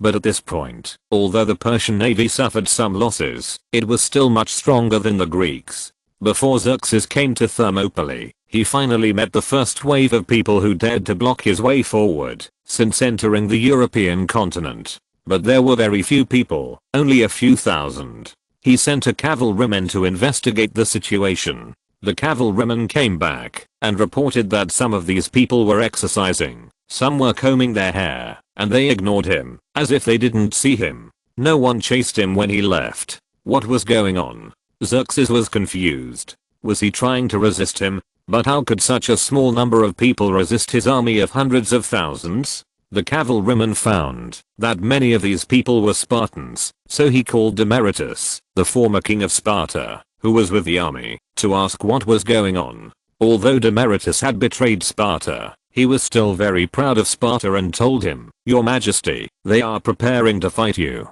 Whenever the Spartans are about to risk their lives, they will solemnly arrange their hair. They are the best and bravest people among the Greeks. As long as you can conquer them, no one in Greece will dare to resist you." Xerxes asked Cerberus again, "Cerberus, is Demaratus right?" Cerberus glanced at Demaratus and said, "Your Majesty, Athens and Sparta are both the best peoples in Greece. Even if you defeat Sparta, Athens will still resist you. But if you defeat Sparta, even if Athens still resists you, there should be no other city-states in Greece that dare to follow." He tactfully pointed out the difference in influence between Athens and Sparta in the Greek world. Xerxes didn't understand. No matter how good they were, what use were a few thousand ants in front of the iron hoofs of hundreds of thousands of troops? He believed that any rational person could correctly judge the disparity in power between the two sides, so he sent an envoy to send a letter of persuasion to the other side, which read, "I will give you a few days to consider and hand over your weapons." The other side's reply came back quickly, with only one sentence, "Okay, come and get it." This reply was even more arrogant than Xerxes's. Xerxes was surprised and asked, "Who is the leader of the enemy army?" The envoy replied, "It is the Spartan king Leonidas." Cerberus and Demaratus looked at each other when they heard the familiar name, with mixed feelings. Xerxes asked Demaratus again, "Who is Leonidas?" Demaratus replied, "He is a warrior as brave and good at fighting as a lion." There are no words like retreat and fear in his mind. Xerxes did not believe it, but still decided to keep his promise and wait a few more days to give them a chance to surrender.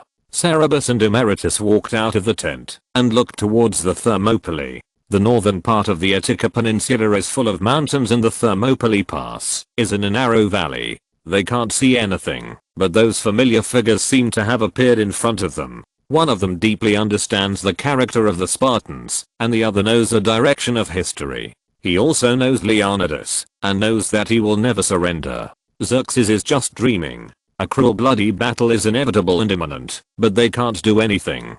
Sure enough, after the first day, there was no movement from the opposite side, and no one surrendered. The second day passed, and it was still the same. The third day, the same. The fourth day, still the same. On the fifth day, Xerxes finally understood the other side's firm determination, and ordered an attack. Thermopylae Pass is located in a steep canyon that is 5 or 6 miles long. The narrowest place can only accommodate a large cart. As the name suggests, there are hot springs here. The ambush of the Greek coalition forces is a pass in the middle of the canyon, with a steep cliff on the left and the sea on the right. This place is located at the junction of the two city-states of Thessaly and Phocis. Phocis built a wall here, and diverted hot spring water to turn the outside of the wall into a swamp. It is also a dangerous place, where one man can block the pass and 10,000 men cannot open it. It was July, and the temperature on the seaside of South Europe was already high. Many springs in the hot spring swamps were bubbling, like a hot pot, and like water boiled in a pot, emitting the smell of rotten eggs. The smell could not be dispersed in the narrow valley bottom, not to mention it was suffocating. Under the order of Xerxes, the armies of the Medes and Scythians, who were most trusted by him, launched the attack first. They had high combat effectiveness, well-trained soldiers and sufficient food. They were uniformly dressed in bright robes, embroidered trousers and shoes, and armor on the outside.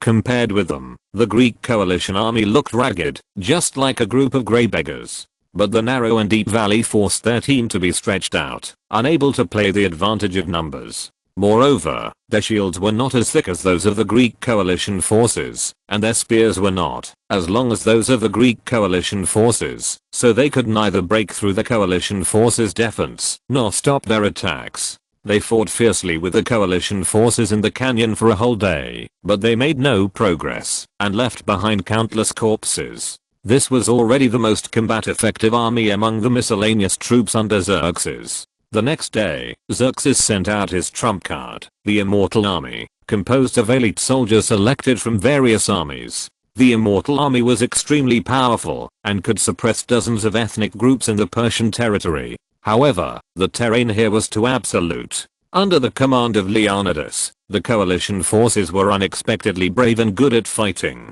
The Immortal Army's one-day attack did not gain any advantage. The Persian army of hundreds of thousands was actually wedged in the valley like a nail by these thousands of people. This is the only passage to the Attica Peninsula. If you can't pass through here, the plan to conquer Europe will be in vain. Xerxes was so angry that no one dared to face him. They all trembled at his feet. However, on the third day, a turning point suddenly appeared. A local man coveted a big reward and secretly came to report that he knew a small road that could go around the back of Thermopylae. Xerxes was overjoyed and immediately sent troops to go around that road and attack the coalition from behind. The Greek coalition was attacked from both sides. Even though Leonidas was brave and invincible, he was powerless to turn the tide. In fact, Leonidas also knew the small road and sent 1,000 soldiers to defend it, but there were too many Persian attackers and the defenders failed to stop it. If he had more people in his hands, perhaps this small coalition could really stop Xerxes outside Thermopylae. The Persian army's expedition of thousands of miles seemed unstoppable, but in fact, the logistical pressure was huge. One of the reasons why the army and navy went hand in hand was to get food and grass supplies from the sea. If it could be delayed until winter, the Aegean Sea would be rough and traffic would be cut off, and Persia would not be able to get supplies, so it would have to withdraw. But unfortunately, although Leonidas was brave and unparalleled in battle, he lacked strategy. After the coalition forces abandoned the Thessaly basin, he made a wrong decision. After the coalition forces left the Thessaly basin, they discussed again whether to retreat to the Isthmus of Corinth. If they retreated to the Isthmus of Corinth, it would be equivalent to giving up the Attica Peninsula. Athens is on the Attica Peninsula, so what is the point of Athens' resistance? Athens firmly disagreed. After a fierce argument, Leonidas decided to divide the coalition forces into two, leading 4,000 people to defend Thermopylae, and letting others retreat to Corinth. This was a very fatal mistake. The allied forces had only 10,000 people, and they had to stop hundreds of thousands of people. They had to divide their troops. They were simply worried that the enemy would have a hard time biting dessert, so they took the initiative to cut it and sent it to the fork. But it was useless to regret it at this moment. After discovering that the Persians had gone around Thermopylae, Leonidas knew that Thermopylae would definitely not be able to be defended, and the coalition forces would be surrounded. So he ordered 300 Spartan heavy infantrymen and 900 serfs, helots, to stay with him as a cover, and the others retreated. There was no doubt that those who stayed behind had no chance of survival, but the Spartan warriors who had received military training since childhood accepted the king's orders without complaint, quietly sorted out their weapons, and waited for the final battle. The same was true for Leonidas. When Leonidas led his troops to leave Sparta, he knew that he could not go back. Before he left, Gorgo asked him with tears if he had any words to say. He said, "Marry a good man and raise your children well." Before the war, Sparta sent messengers to the temple of Delphi to seek the oracle. The oracle given by Pythia was, either Sparta will be destroyed by the Persians, or their country will mourn the death of a king. Their enemy has the power of Zeus, and bulls and lions cannot compete with him. But he still went to the battle without hesitation. The other Spartan warriors were equally fearless. A soldier from another city-state said to a Spartan soldier, "I heard that the rain of Persian arrows can block the Sunday." The soldier calmly replied, "That's good news. We can fight in the shade."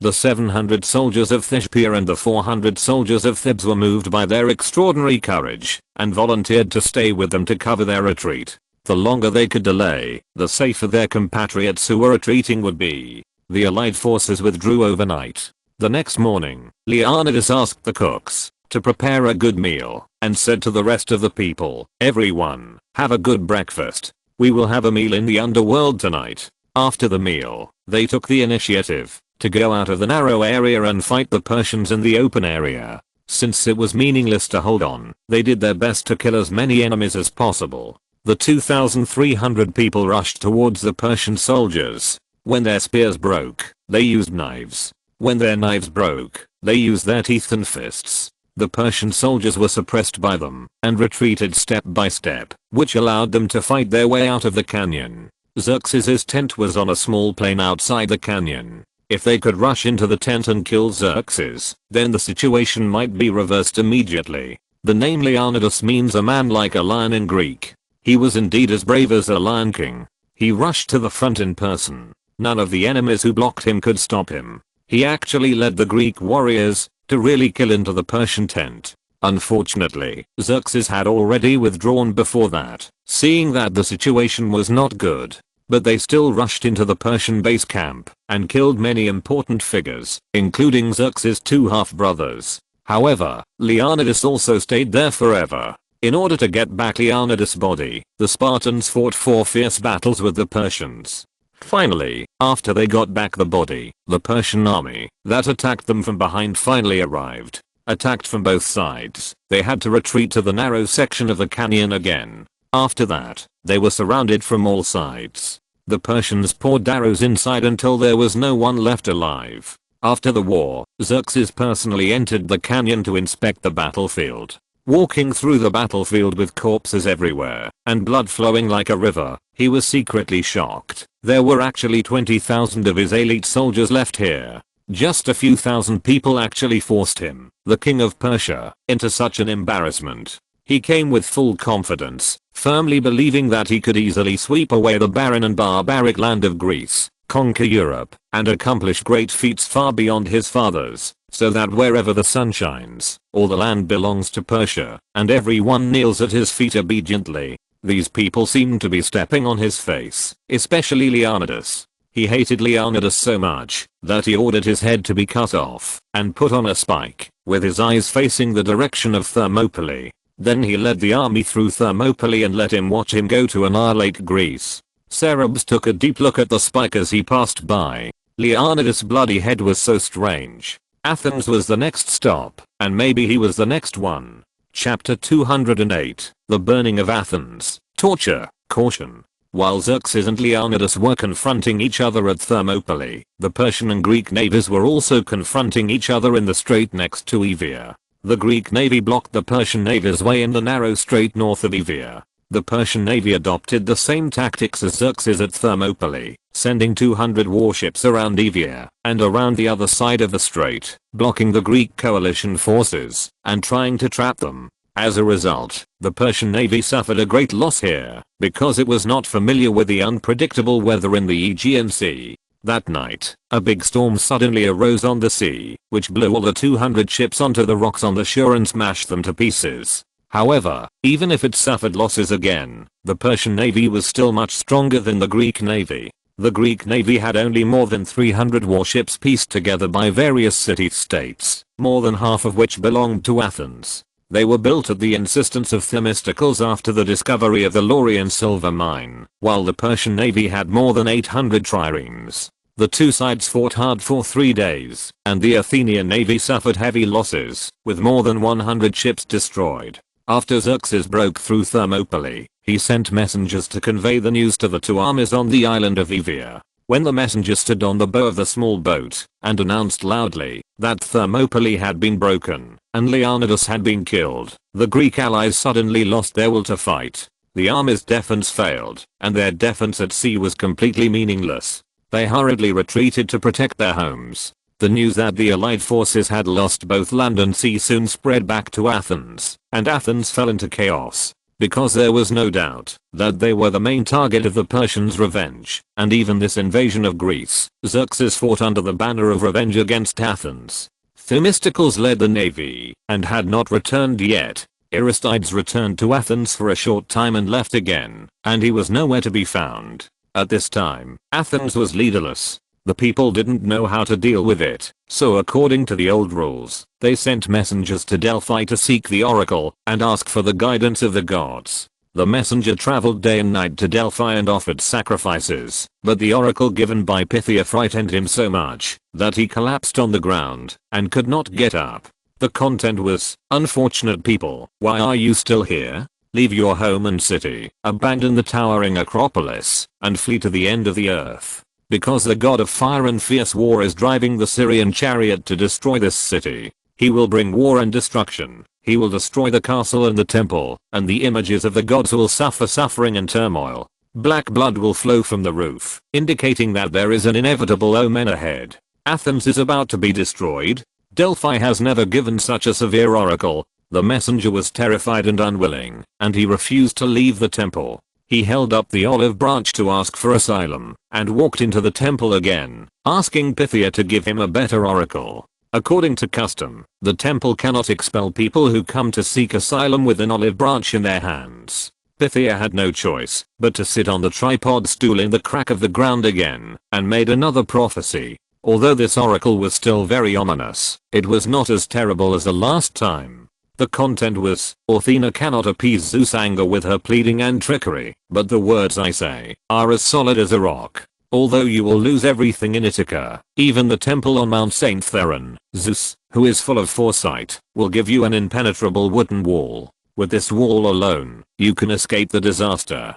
Turn around and flee, turning your backs to the enemy. But one day, you will still fight with them. Oh, sacred salamis, you will kill many women and children when sowing or harvesting grain. The protector will weigh the fate of the long-haired lords and the Greeks in the balance." The messenger returned to Athens with this difficult oracle, which caused a huge debate in the city-state. What is the impenetrable wooden wall? What does the protector will weigh the fate of the long-haired lords and the Greeks in the balance mean? Many people think that the first sentence refers to the wooden fence outside the Acropolis. The oracle meant that they should all hide on the high Acropolis and fight the Persians there. The second sentence is really difficult to understand, so I have to ignore it for now. At this time, Themistocles rushed back to the city-state in a dusty manner. When he heard this stupid interpretation, he almost exploded. Although the Acropolis is high above, it is easy to defend and difficult to attack. But how big is the place? How much supplies? And how many people can it accommodate? And how long can they hold on?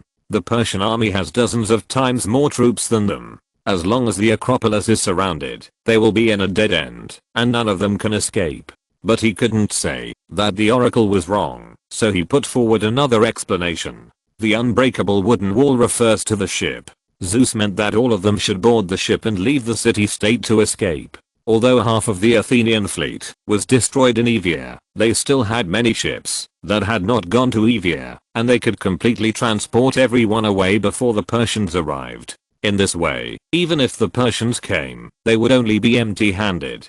But it was so difficult to get the people who had lived here for generations to give up their homes, the temples they worshipped day and night, and the tombs of their ancestors. To this end, Themistocles used a trick to build momentum. In the temple of Athena on the Acropolis, there lived a big python, which was said to be the incarnation of the gods. The priests would feed the python with honey cakes every day. Themistocles sent someone to secretly release the snake, and then when the priests found that the snake was gone, they preached that the gods had abandoned Athens. They said that this city was no longer protected by the gods, and everyone had to leave. The python's departure was the guidance of Athena. But even so, many people were still unwilling to leave. When the fleet docked at the port, waiting for people to board the ship, but not many people were willing to leave, a young man brought many young people to the temple of Athena on the Acropolis. He held the horse bit in his hand, and presented it to Athena in public, then took out the shield hanging in the temple and calmly boarded the ship first. This young man was Simon. He didn't know how he persuaded many young people in the city to follow him, and under his example, others finally boarded the ship one after another. Just as the Athenians fled the city-state, Xerxes led his army to conquer the Attica Peninsula. He sent a team to occupy the Greek holy land of Delphi, and led his army to Athens himself. He allowed his soldiers to burn, kill and loot all the city-states along the way, which was a reward for the soldiers' hard work in following him to Greece. The Persian soldiers were very tired and depressed because of the long and arduous march. After getting the permission to plunder, they immediately vented their anger and turned the road into a purgatory on earth. When the army arrived in Athens, it was already September. It was autumn, and the grass and trees all over the mountains and fields were dressed in new clothes. The maple trees were red, the oak trees were yellow, and the fields were colorful. What was even more attractive was the vineyards that could be seen everywhere, with abundant fruits and bunches of purple grapes hanging on the branches, sweet and tempting. In previous years, these grapes would have been picked by their industrious owners, crushed in large jars with bare feet, and made into intoxicating wine.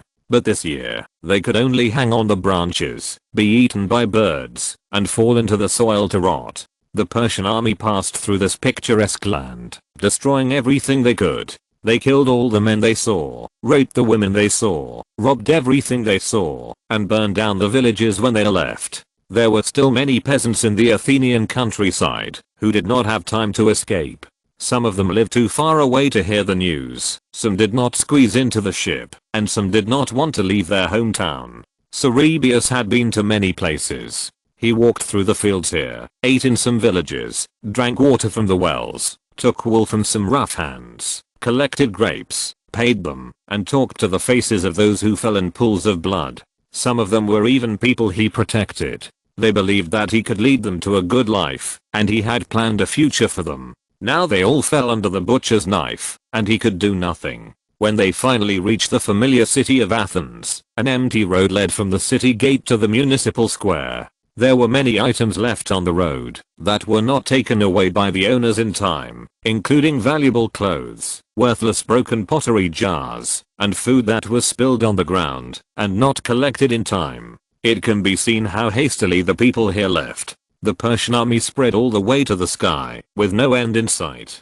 The cavalrymen with the sound of horses' hooves like thunder surrounded Xerxes, and stepped into the city of Athens, like dark clouds and thunder pressing down from the sky. Xerxes was full of pride, and entered the city that his father had never conquered. Cerberus followed his chariot with heavy steps, silently in fear. He was afraid that he would see people who had not left in the city, and see familiar faces. Xerxes' chariot drove all the way to the municipal square before stopping. This is the most spacious place in the city center, which used to be always bustling. But now there is no one under the beautiful colonnade, only the statues of heroes covered in sunset, standing lonely in the sunset, one of which belongs to Cerberus. Further away, the stadium where Athenians love to spend time is also empty. This city was once a trading center for Mediterranean merchants, full of vitality, but now it seems dead. Xerxes got off the carriage and looked at this place that once brought shame to the great Persia.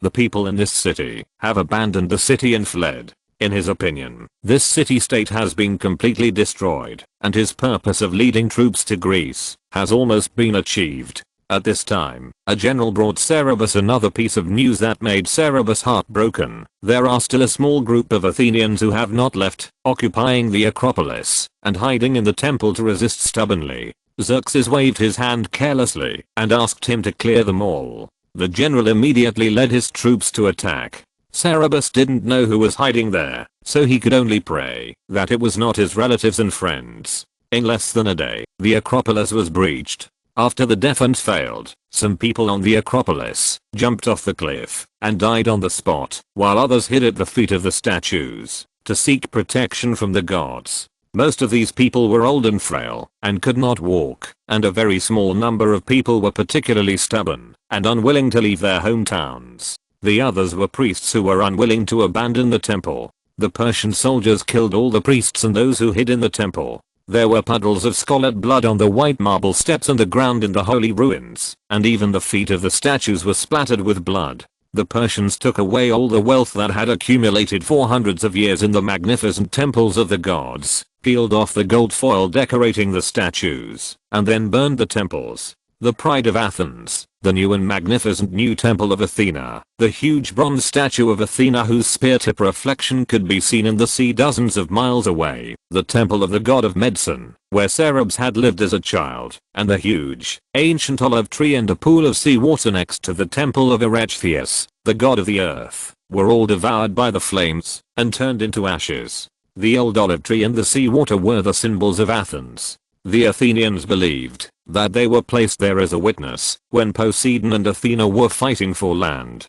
Cerberus had wandered under the tree countless times when he came to the temple, staring at its leaves that seemed to be shining with silver light. Xerxes smiled, then withdrew from the city, ordered his soldiers to plunder the city's wealth, and then shot flaming arrows into the city. It was as if the gods had rained fire from the sky, and Athens was also engulfed by the flames. Cerberus stared at this scene in a daze. Even the Spartan king, who had only been here once, could not bear to watch and looked away. Xerxes laughed at the burning city. He enjoyed the look on Cerberus' face, savoring the sweetness of victory, and almost felt pity for this foreign young man who always remained calm and composed no matter what torture he suffered or what situation he was in. In fact, he liked this young man very much. If he were not an Athenian, if he had not always refused to submit to him, he would be willing to forgive him, even if he committed any crime. Now, he would wait until the fire in the Athenian temple was extinguished, then he would take him up and publicly execute their favorite in front of their gods. Chapter 209, The Decisive Battle of Salamis. The magnificent temples turned into broken walls, the statues carved from fragrant wood turned into ashes, and even the huge bronze statue of Athena, shining with golden light, melted into a twisted lump of metal. The elegant and graceful columns fell to the ground in all directions. Standing on the high hill, where the Acropolis was located and looking down, the whole city of Athens turned into a black ruin, and some places were still smoking. Athenians, what's wrong? Your city-state has been destroyed by me. Now it's your turn to pay the price for your contempt for the king of Persia. Xerxes bent down and looked down at Cerberus and said. Cerberus was forced to kneel at his feet, and next to him was the altar. In the past, the Athenians would bring living animals such as cattle, sheep, and roosters here, press them on the altar, cut their throats, and sprinkle their blood on the altar as a sacrifice to the gods.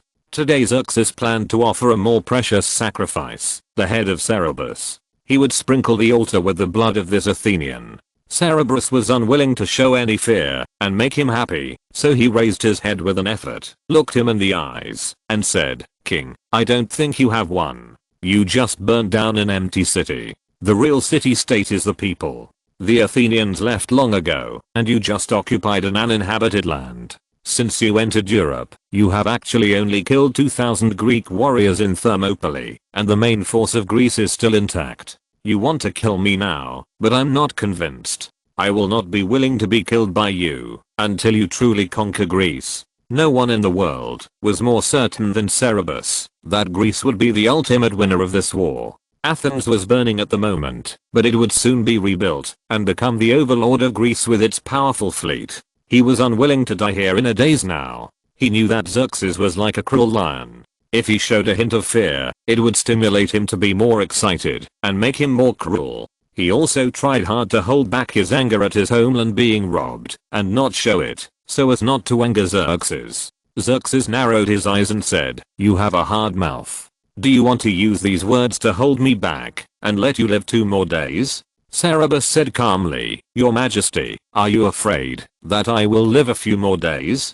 Your Majesty, I know why you rejected Demaratus' suggestion yesterday." Xerxes' face changed. After conquering Athens, Xerxes gathered his generals and asked them what suggestions they had for the next step of the battle. Demaratus proposed that the navy send 300 ships to attack Sparta. He said that the Spartans would definitely return to the city-state for defense, and the Greek allies would be divided into pieces, making it easier for them to defeat them one by one. This was a vicious and effective strategy, and Demaratus really hated Sparta. However, Xerxes' favorite Mardonius jumped out to object, saying that Demaratus' suggestion was not well intentioned, and he actually wanted to instigate them to divide their forces, so that the Greeks could defeat them one by one. He believed that they should take advantage of the enemy navy gathering together and use overwhelming force to wipe them out in one go. The strength of the Greek army was so small that it could be ignored. The plan was over.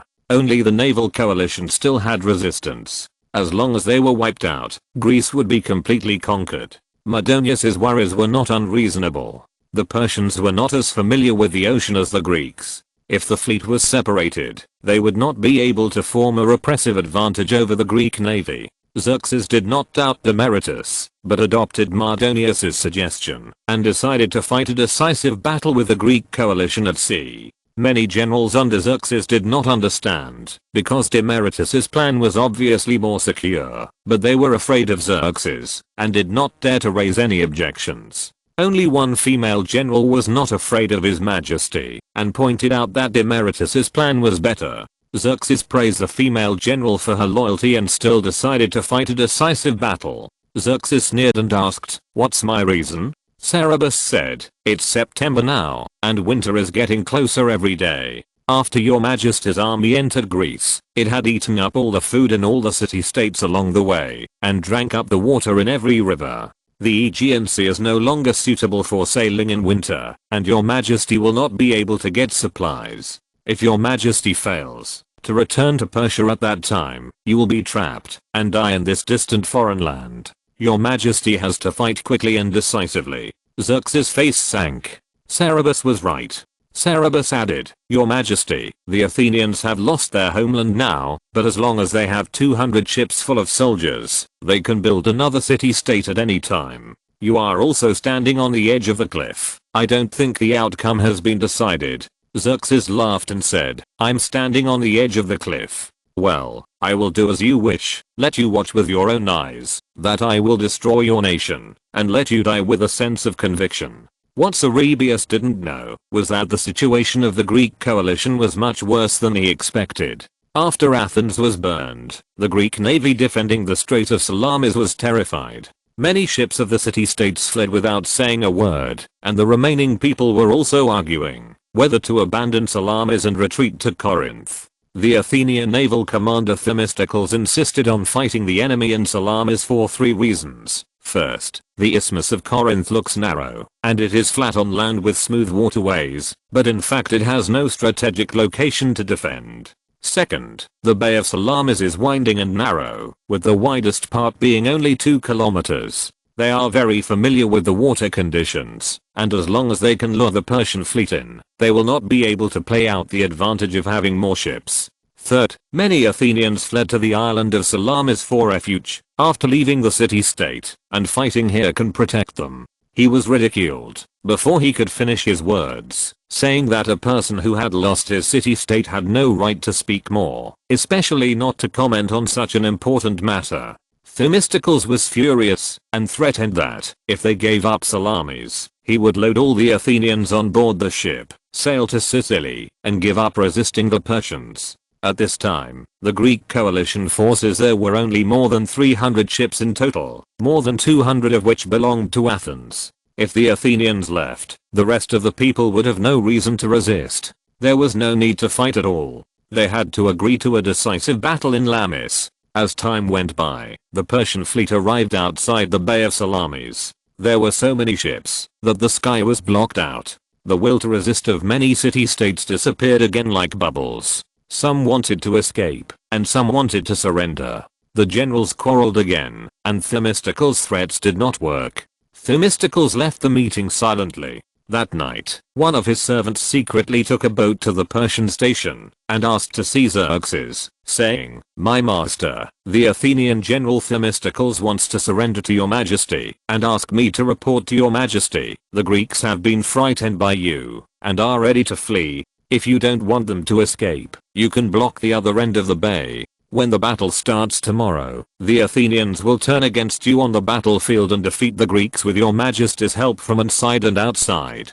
Xerxes laughed so hard that he couldn't straighten his back. He called Cerberus and said, "You would rather die than submit to me for the sake of your city-state, but Athens surrendered to me. What should I do? I originally wanted to destroy them. Should I accept it?" Cerberus was speechless for a moment. He knew the messenger who came to deliver the letter. He was the tutor of Themistocles' children, and was very trusted by Themistocles. He had met him several times. It was definitely not fake. He also knew Themistocles very well. Given his character, maybe he could really do such a thing. It is said that most of the Athenian ships are still there, so why would they surrender? If Athens surrendered, how did it become the winner in history? Xerxes accepted Athens' surrender request and ordered the navy to divide its troops overnight to block the other end of the strait. Cerberus asked, "Your Majesty, aren't you afraid that there is a trick?" Xerxes replied nonchalantly, "It doesn't matter if there is a trick. I don't intend to let any ships go. As you guessed, I want to make a quick decision." In the darkness of night, the Persian fleet quietly split up and blocked the other end of the bay. The Greek navy was still unaware, and the generals were still arguing fiercely about whether to go or stay. A man drove a small boat and secretly crossed the Persian blockade at great risk and came to the tent of Themistocles. It turned out to be Aristides, who had not been heard from for a long time. Aristides had no idea that the strait was blocked by Themistocles, and said to him, "Themistocles, if we have a little bit of reason and conscience, at this critical moment, we should stop boring and childish arguments and entangled past grievances, and let us embark on a glorious and sacred competition in the cause of saving Greece, to see who can make a greater contribution to the defense of Greece. Do you know that the surrounding sea and our backs are already full of enemy warships? The only way out at present is to boost morale, go all out, and fight to the death."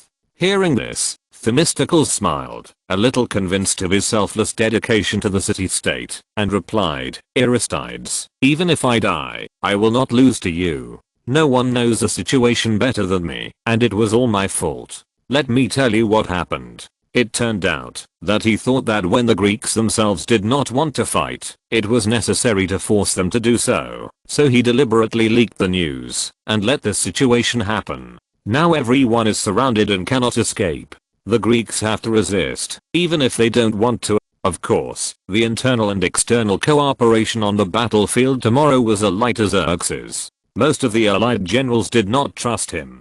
If he said that the retreat was blocked, not many people would believe it. He asked Aristides, who had a better reputation, to tell everyone the news. Aristides went to tell everyone, but many people were still skeptical. At this time, a small city-state that had already surrendered to Persia, a ship also quietly broke away from the Persian fleet under the cover of night and fled to Athens, bringing the news that the strait was surrounded. This time, the Greek naval generals had to believe it, even if they didn't want to. No longer holding out for luck, finally decided to fight Persia to the death. Themistocles took the opportunity to tell him his battle plan. As soon as the sky broke, the Greeks placed a golden throne on the corner above Heracleum, where only a narrow passage separated the island from Attica, overlooking most of the Bay of Salamis. Xerxes sat on the throne, surrounded by officials on both sides, waiting to watch this unprecedented battle with their own eyes, and asked the secretary to accompany him to record this grand scene. He allowed Cerberus to stand beside him and wait with him for the outcome of the battle. When the morning light was dim and the fleet in the strait could be seen clearly, Cerberus was stunned and understood why Xerxes was so confident. It turned out that after 2 shipwrecks, the Persian navy was still much stronger than the Greek navy. After conquering a city-state, Xerxes would ask them to offer ships and sailors to supplement the navy. So when they arrived at Salamis, the Persian navy was even larger than when they first set out. And although the main warships of both sides were triremes, the Persian warships were obviously more advanced than the Greek warships. They had taller hulls, larger bodies, and could carry more people. Once engaged in battle, Persian soldiers could easily jump onto Greek ships, but it was difficult for Greek soldiers to climb onto their warships. The two fleets confronted each other across the sea, one like a peacock with brilliant feathers and a proud attitude, and the other like a flock of dusty chickens.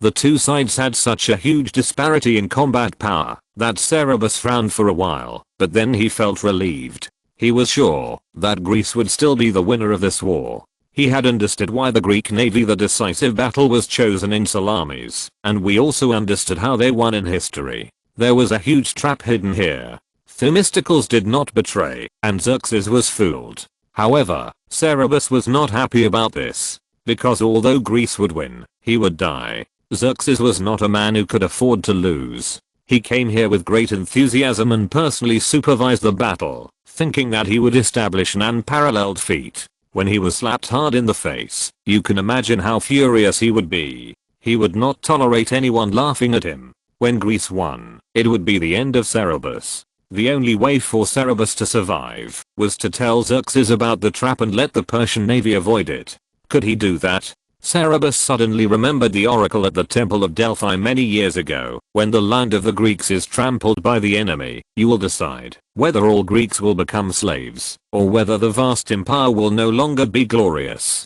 It turned out that the oracle was referring to this moment. But what he decided was not the fate of Greece and Persia, but his own fate. If he told Xerxes about the trap, he would not be able to save his life, and he would gain wealth and honor, but Greece would lose. Could he watch these compatriots who were connected to him by blood die? Many of them were his relatives and friends. But did he deserve to die? He only lived to the age of 30 in his previous life. Would he die so early in this life? Why was it always him? He stood there in a daze, motionless, making a cruel struggle that only he knew. The morning mist in the strait was dissipating little by little, and the trap was approaching little by little. He looked in the direction of the Greek navy, as if trying to see through the mist. Unlike what Cerberus expected, someone knew the choice he was facing at this moment. At this time, on the command ship of the Greek navy, Themistocles was also looking in this direction, wanting to see him very much. After Themistocles told his battle plan last night, Aristides was shocked. He didn't dare to say a word in front of everyone for fear of shaking the morale of the army. After the people left, he told Themistocles that Cerberus was with the Persian king Xerxes. Cerberus was very familiar with this sea area, and he could see the trap at a glance. If he betrayed Greece, this trap would not work at all. But at this moment, the Persian encirclement had closed, and it was too late to escape. Aristides could only leave in a hurry to make an emergency plan. They all silently prayed that Cerberus was still loyal to Greece, otherwise the Greek navy could only fight the Persians head on, and the battle would be extremely tragic. Perhaps this trap would become the end of Greece. Themistocles looked at the shadowy figures on the top of the mountain, and remembered Delphi's prophecy about this war. The protector will put the fate of the long-haired masters and the Greeks on the scales. Persian soldiers all have long hair, and the long-haired master should refer to them. Would the protector refer to Cerberus? Since the oracle said he was the protector, did the god stand on the side of Greece? He also couldn't help but think of the oracle that Delphi had given to Cerberus before. He will decide whether all Greeks will become slaves, or whether that vast empire will no longer be glorious. So which side will he put the weight on the scale? The seawater was dyed red little by the morning glow, and the sun slowly emerged from the sea. Cerberus never moved and did not say a word, so the Persian ship quietly confronted the Greek ship and never moved. Themistocles understood his choice. When the red sun jumped out of the water and thousands of rays of light shone into the strait, the commanders of both sides ordered to kill each other at the same time. Hundreds of thousands of people roared at the same time, and tens of thousands of oars beat the sea at the same time. The seawater was boiling. Looking down from the top of the mountain, it was like two tides colliding rapidly together. It was spectacular. At this moment, a sudden strong sea breeze blew over from the island of Salamis, raising the ship's height and center of gravity. The Persian ships were blown askew and gradually lost control and turned sideways. The Greek ships were short and had a low center of gravity, but were not affected. They took this opportunity to use their bronze rams to ram into the Persian ships. In just a few moments, dozens of Persian ships were damaged. Seawater poured into the cabins, and the ships capsized and broke. The soldiers on the ships wailed in fear and fell into the sea one after another. The Greek soldiers took the opportunity to kill them, and their blood dyed the sea red. This was a wind that seemed to be controlled by a god, a wind that should not have appeared at all, helping the Greeks and pushing the Persians to the tip of their swords. Xerxes stood up suddenly, the corners of his robe and hair dancing wildly in the wind, like an angry god. Everyone trembled and dared not speak. Cerberus also lowered his head.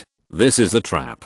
There is such a strong wind every morning in the Bay of Salamis, and only those who are very familiar with this sea area know about it. This wind blows from the South Aegean Sea and is blocked by the island of Salamis. It does not blow close to the sea surface. It has no effect on ordinary passing ships, but it is a complete disaster for the Persian warships with a high center of gravity. The terrain of the Strait of Salamis emerged in Cerberus' mind, and he had deduced how the next battle would be fought, but he still said nothing. The fighting in the strait continued. The Persian Navy and the Greek Navy have different combat habits. The Greek Navy likes to use rams to ram enemy ships, but the Persian Navy is accustomed to jumping onto enemy ships by boarding. Fighting. The fierce sea breeze made it impossible for the Persians to operate their ships, and they could only passively wait for their ships to be destroyed. What was worse was that most of the soldiers on their ships did not know how to swim. Before long, the bay was full of floating broken wooden boards and floating corpses. If the strait was not too narrow and the ships behind could not squeeze to the front, perhaps this wave of Persian losses would be even greater. Fortunately, the sea breeze stopped after a while. There were more Persian ships, and everyone felt that the king was watching their performance on the mountain. They did not dare to show cowardice, and slowly stabilized their position, and even forced the Greek warships to gradually retreat. After they stabilized, Greek ships began to be damaged continuously. Xerxes sat back with peace of mind. By noon, the Greek warships were gradually at a disadvantage, and were forced to retreat again and again. The Persian fleet advanced vigorously, and chased into the depths of the strait. The commander did not notice that their fleet was getting longer and thinner in the narrow bay. When the Greeks retreated to a small island called St. George, a terrifying war song suddenly came from behind the island. A large number of warships suddenly rushed out from behind the island and crashed into the left wing of the Persians. The Persian warships suffered a great loss again, and dozens of them were destroyed in succession. Then another group of Greek warships rushed out from their right side and crashed into them. The Greek ships were obviously fewer than the Persian ships, but their indomitable momentum, orderly formation and amazing combat effectiveness actually formed a siege on the Persian navy. Many of the Persian warships were pieced together from various city-states. There was no coordination at all. Many of them did not even want to be enemies with their Greek compatriots. When they were attacked, they immediately disobeyed orders and became a mess. Many ships turned around and tried to escape, colliding with their own ships. They completely lost their combat effectiveness and were harvested by the well-trained Greek fleet. Xerxes watched this scene on the throne and was speechless for a long time. In such a complex terrain and battlefield situation, the commander could no longer turn the tide. He knew that his expedition had failed. 7 years of preparation, countless money and food, countless objections, countless efforts, all in vain. As wise and great as he was, he would fail so ugly. He stood up and looked at Cerberus, and after a moment he drew his sword and stabbed Cerberus in the chest with his own hand. Cerberus hurriedly dodged, but was still stabbed in the chest. Fortunately, when Xerxes was about to stab him, an arrow suddenly flew out from the nearby forest and shot at Xerxes. The guards were startled and immediately pulled him away. Xerxes' hand was crooked, and he did not stab Cerberus' vitals. Cerberus took the opportunity to break free from the sword, rushed in the direction he had chosen in advance, and rolled down the mountain. Xerxes said angrily, "Bring him back." At this time, shouts and screams suddenly came from the nearby forest, and the grass and trees rustled. I don't know how many Greeks rushed out. They actually took advantage of their familiarity with the terrain and touched the nearby area, killing towards the throne. The guards were worried about Xerxes' safety and hurriedly protected him to retreat. Xerxes looked at Cerberus' direction unwillingly, but the assassins were so powerful that they killed his guards and retreated step by step. The guards did not dare to stop, and no one cared about Cerberus. Cerberus rolled to a place and hit a tree and stopped.